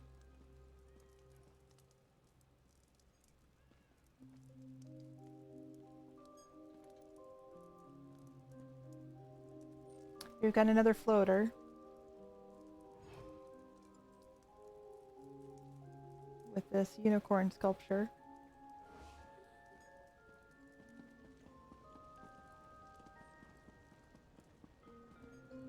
Another very cozy bedroom. Love the colors.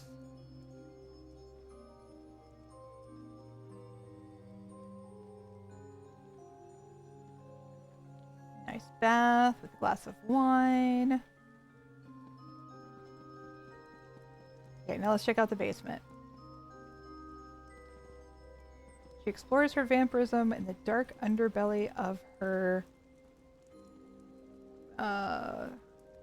home. Within the dark underbelly of her home. There we go.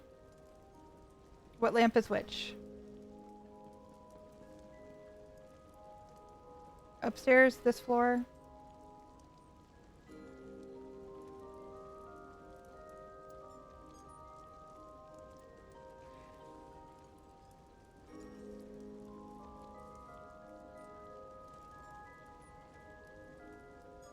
The bedroom with the tub.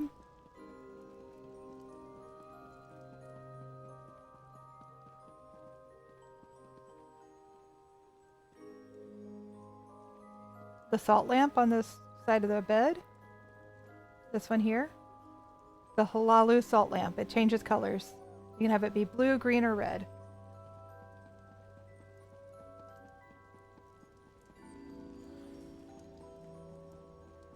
Okay.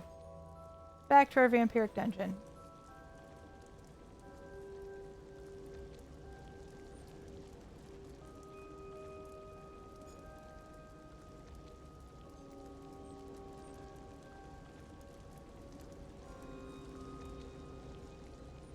There's a stained glass like 2 stories up. You can still see all the colors down here. I kind of hate it, not in this build necessarily, but just in general, I hate that it goes through floors because it makes lighting really hard to get right. Yeah, the salt lamp's great.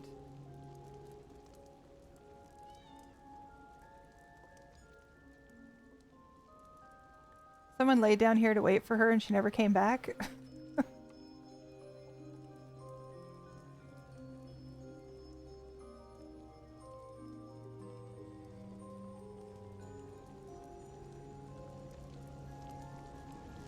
All right.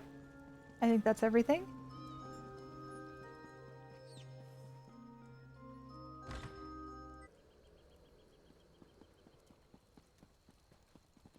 Okay. Let me score that. This is Got Milk's Moon-Sugar Meadow. I decided to turn Moon-Sugar Meadow into a fairy cottage. This is my 5th custom-made housing project on ESO, and I'm very excited to show this house for the competition. Nor asks, what is everyone's favorite alliance? Mine is Ebonheart Pact. Aw, cute. Look at that. I'm going to screenshot that real quick.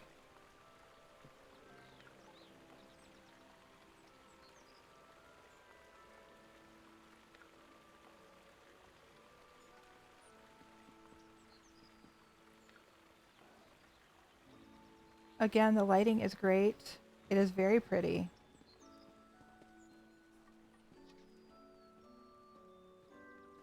The glowy flowers that wrap up the mushroom. There's another one of those salt lamps, creating some good lighting.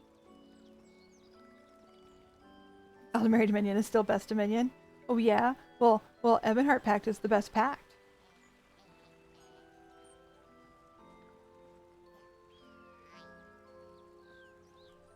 Mine is AD. I hate EP just because of the Nords. I'm indifferent to DC. I don't have a good impression of the High King since he was sexist towards Queen Irene, but you know.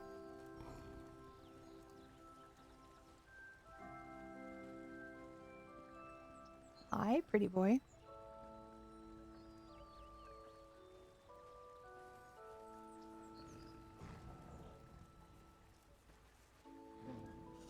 Keep in mind, this is a full cobble. So it looks like they used cabinets and a wine rack to make windows. Very cool.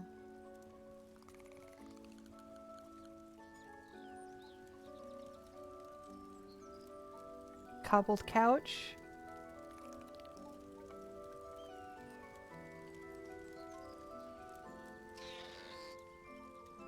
Windpipes, are they wind chimes? Or were they? I hear them. But yes, they are craftable. They're from Merkmire.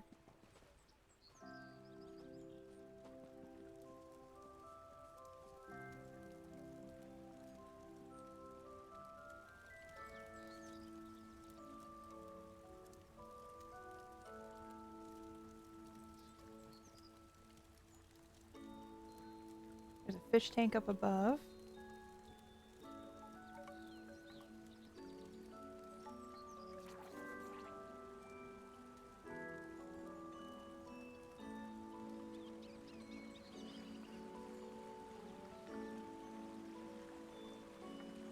Windpipe. Slightly different. That's okay. I get tongue-tied all the time. Oh, cool. Using the void crystal inside of the geode. Changes the look a bit. Ooh, it's like a galley kitchen. How quaint. And used a wardrobe as a refrigerator.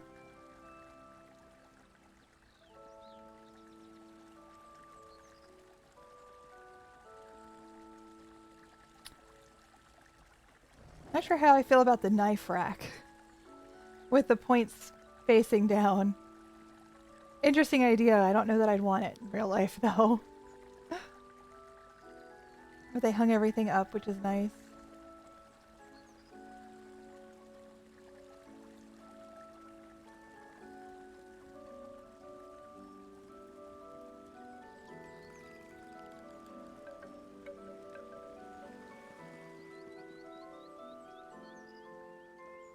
A bedroom with two more of those Wood Elf Union trellises. Just love those.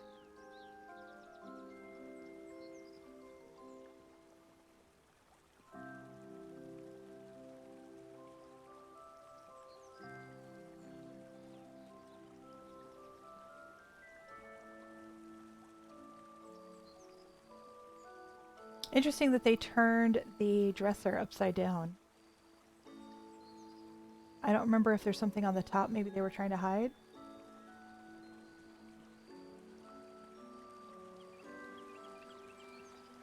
And of course, in the back here, we have a greenhouse with the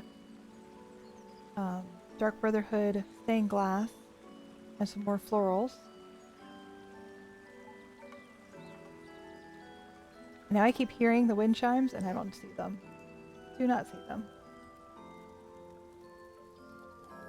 This is really, really pretty.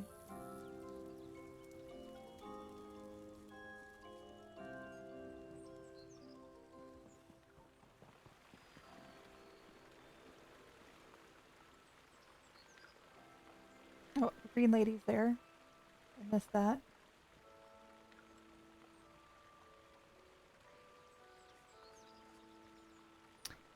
This on the list is 402. Got Milk's Moon-Sugar Meadow. Okay, let me score it quick. This is Jinigma's Seaveil Spire. The first house I finished is a guild hall. I was in awe of the ones I visited as a new player and decided to build my own. I wanted all the services convenient and easy to find, and the space interesting and fun for guildies to hang out.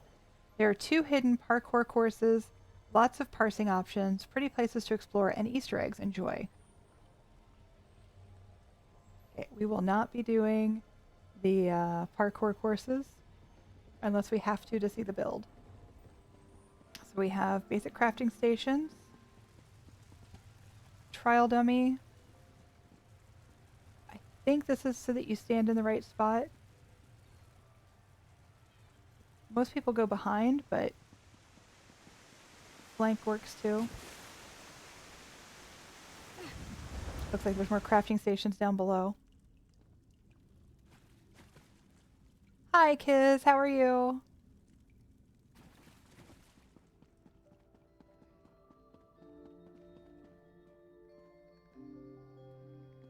So we have our stained glass up there that's reflecting on the floor.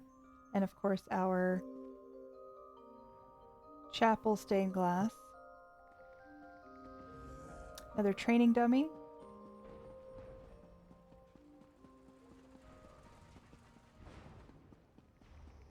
Just tired. Were you up late?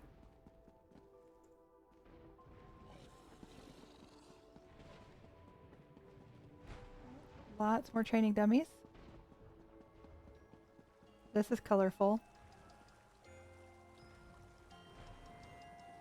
Definitely Magna Geodes. Tigers if you wanted to see what they look like and what kind of light they give off.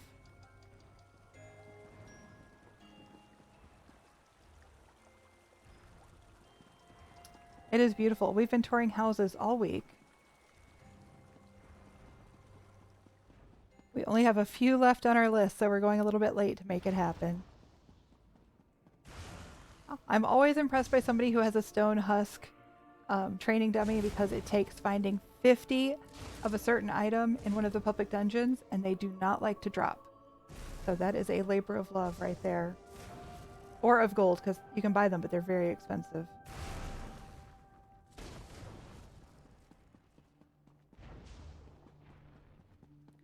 All right, let's check out the other side before we go into the main underwater part. Okay, every training dummy area needs an Iliad well.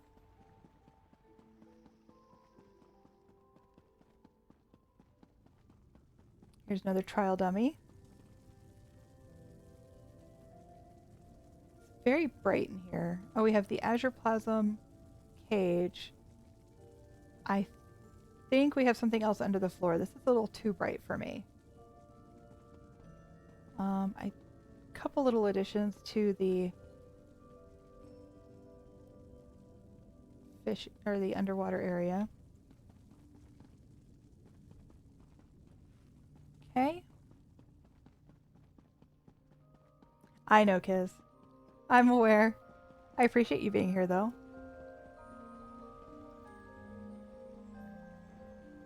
Lots of glowy mushrooms.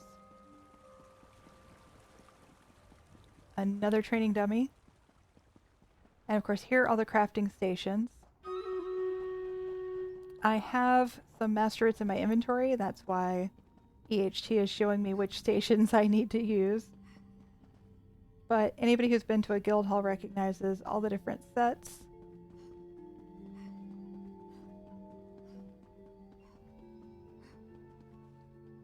Okay, so this is something about parkour courses. I'm assuming those are in here somewhere, but I'm not sure exactly where the additions have been made. I see where stuff's been taken out. I will hydrate. Thank you, Kita.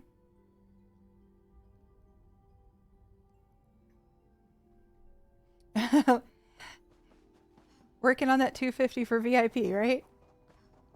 5.5k down. Only 244.5 to go. Don't see anything in there. They did reskin this area to accommodate the crafting stations.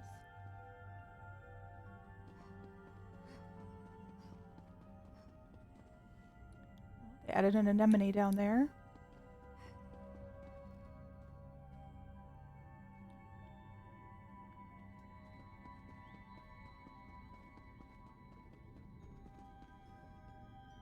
don't see anything added that would make this a parkour area. I could be wrong, but I'm not noticing anything out of the ordinary. So is there a parkour area outside? It says 2 hidden parkour courses and Easter eggs. I don't... We talked about Easter eggs a little bit yesterday, where Easter eggs can be very specific to certain fandoms. So I might not get it.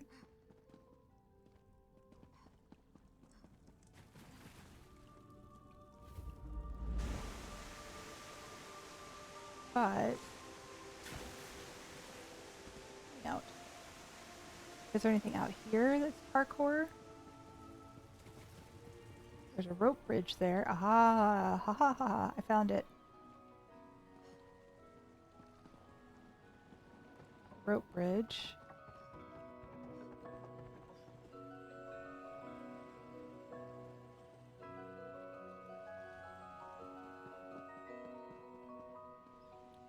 Some coral up here. But again, I don't see anything added. Does anybody know?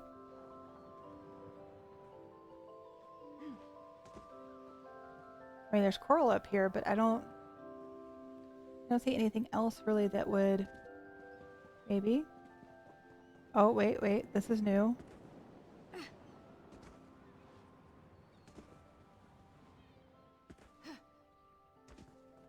Yeah, I'm not good enough at this.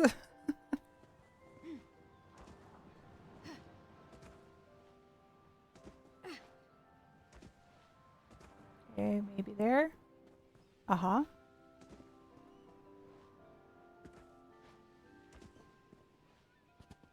Now where?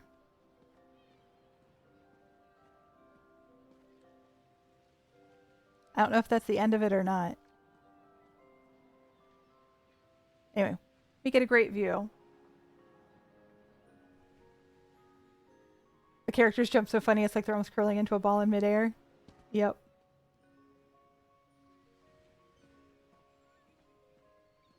Alright, I'm going to go ahead and score this one, and then we'll move on to the next one. This is Nyali 72's Seaveil Spire. She dreamed of living in the coral, so she built a home among the coral reef, where it would run under her floor, where she could lay and imagine being one with the sea.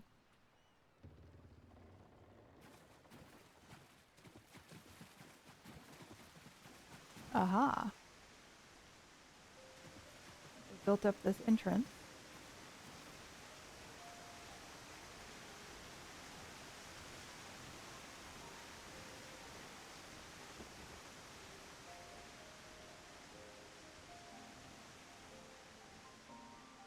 So I don't think this one goes downstairs. I think this is all topside. Beautiful coral reef. This is a house called Seaveil Spire, and it has an area where you can actually go down into a building where there's a big underwater area where you can build. It's beautiful.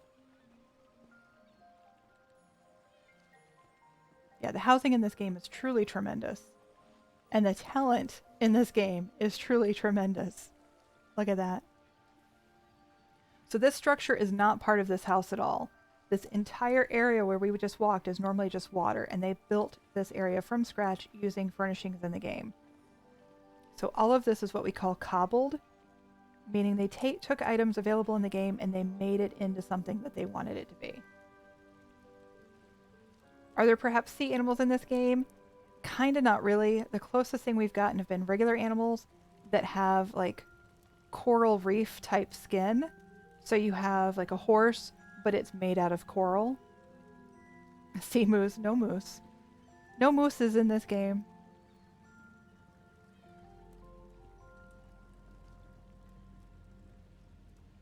There's fish. I know because I eat them in game all the time. No, but as far as like pets and whatever, there is a horse where you're surrounded by a school of fish.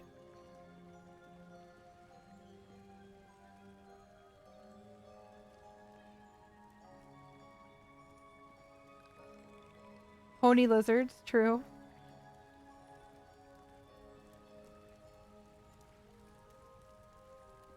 Hey, I like the new provisioning station sunk into the counter.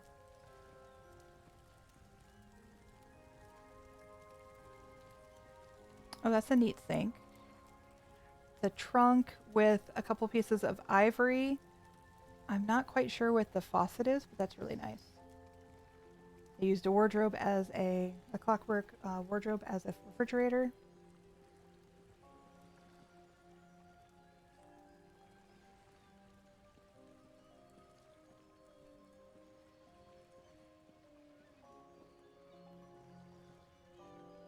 Are these just upside down tiles?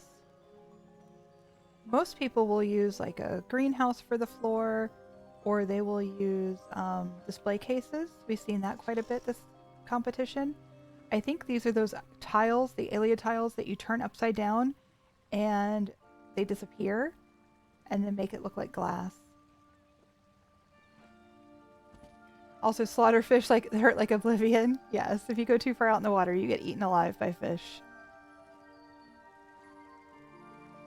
Wanted to use that provisioning table station so badly in my build, but you can't turn off the fire and it messed with your lighting. Oh. I wish there was a game where you play as a whale shark and just go hum nom nom on the plankton. And that would be the entire game. Make it. Is there a game like that, May? But check this, for those who haven't seen it. Check out this music box. It's an aquarium and a music box all in one. Yeah, kids would love any kind of shark game. Feel free to make recommendations. You want that music box in real life? I'll work on finding that for you. I really feel like there's a lot of things in-game that if Bethesda made them and put them in the Bethesda store, we would all just gobble them up. And some of the music boxes are one of them. This looks cozy. What's out here? Like, I want a hermit crab plushie that looks just like this.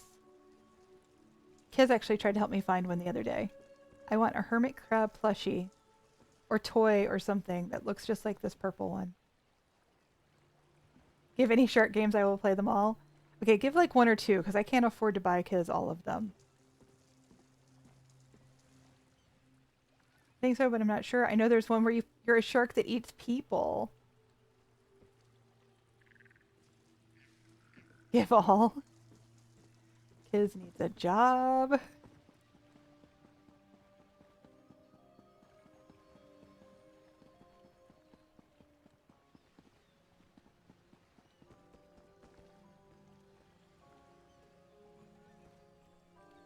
But if you think of any of the names, feel free to post them on my Discord.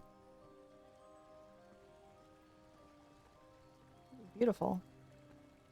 This is the second story. Called Man-Eater. Thank you, Tigress. Do you know of any other shark games? Ooh, this is pretty. And Tigress, that's a Magna Geode right there.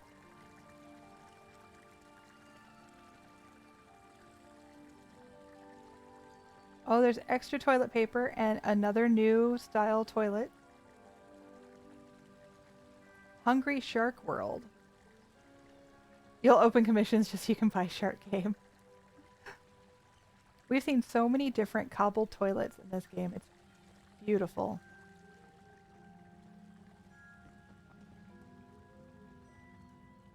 I want a bathtub like this in real life.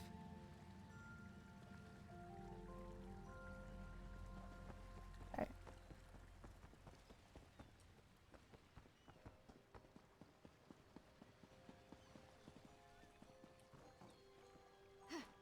There's the stage.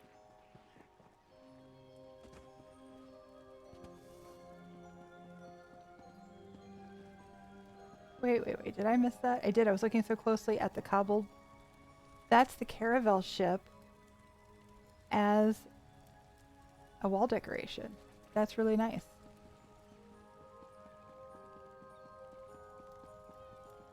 All right, I think that's everything. Let me score this one.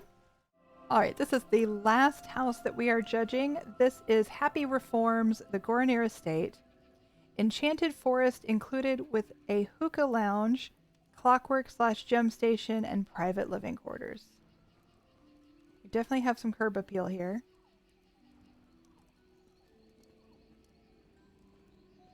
Glowy flowers scattered throughout. Let's head left first. We've got a lantern, ghost tree.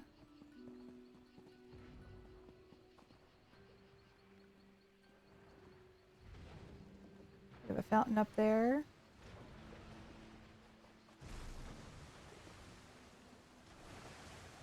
We have the mermaid statue. Like a couple sky shards giving some extra light there. Ooh, spooky.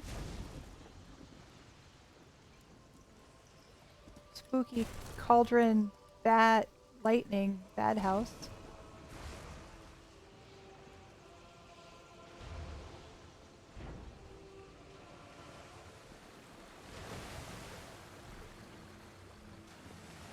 Glowy fawn.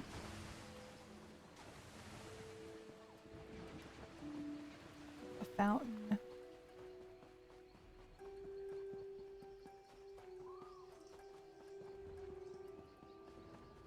Some incense. Another fountain. Another fawn.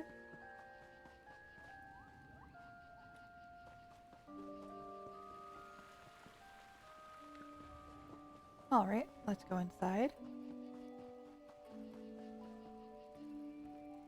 I love the extra Marcelac vines there. I just looked up nabiscoworld.com and apparently they don't have games on their site anymore.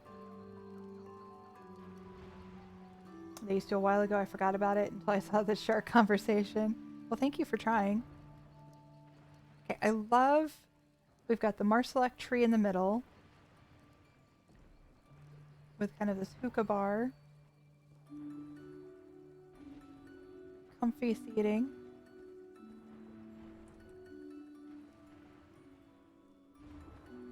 Got some berries hanging off of the tree.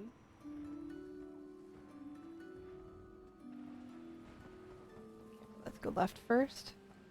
Oh, we've got some railings with the wedding flowers, wedding trellises. Let's see what's in here. Dark Brotherhood stained glass. Oh, you guys. Found another floater. That one's pretty floaty. Okay, this giveaway we're doing right now, I'll do 2 drawings for a greenhouse, and we'll draw at the end of stream. Every time... Oh, and that book is floating, too. So definitely some floaters in here. So I will do a second greenhouse giveaway. 1 drawing, 2 winners.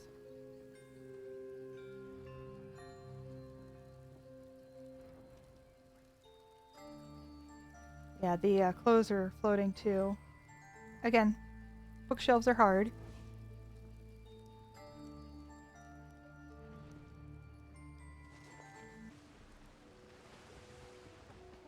Let's try this building.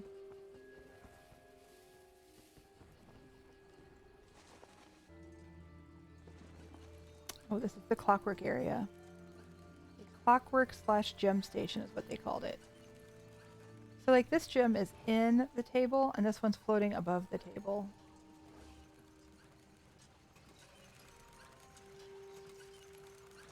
I love the sounds of some of the clockwork stuff.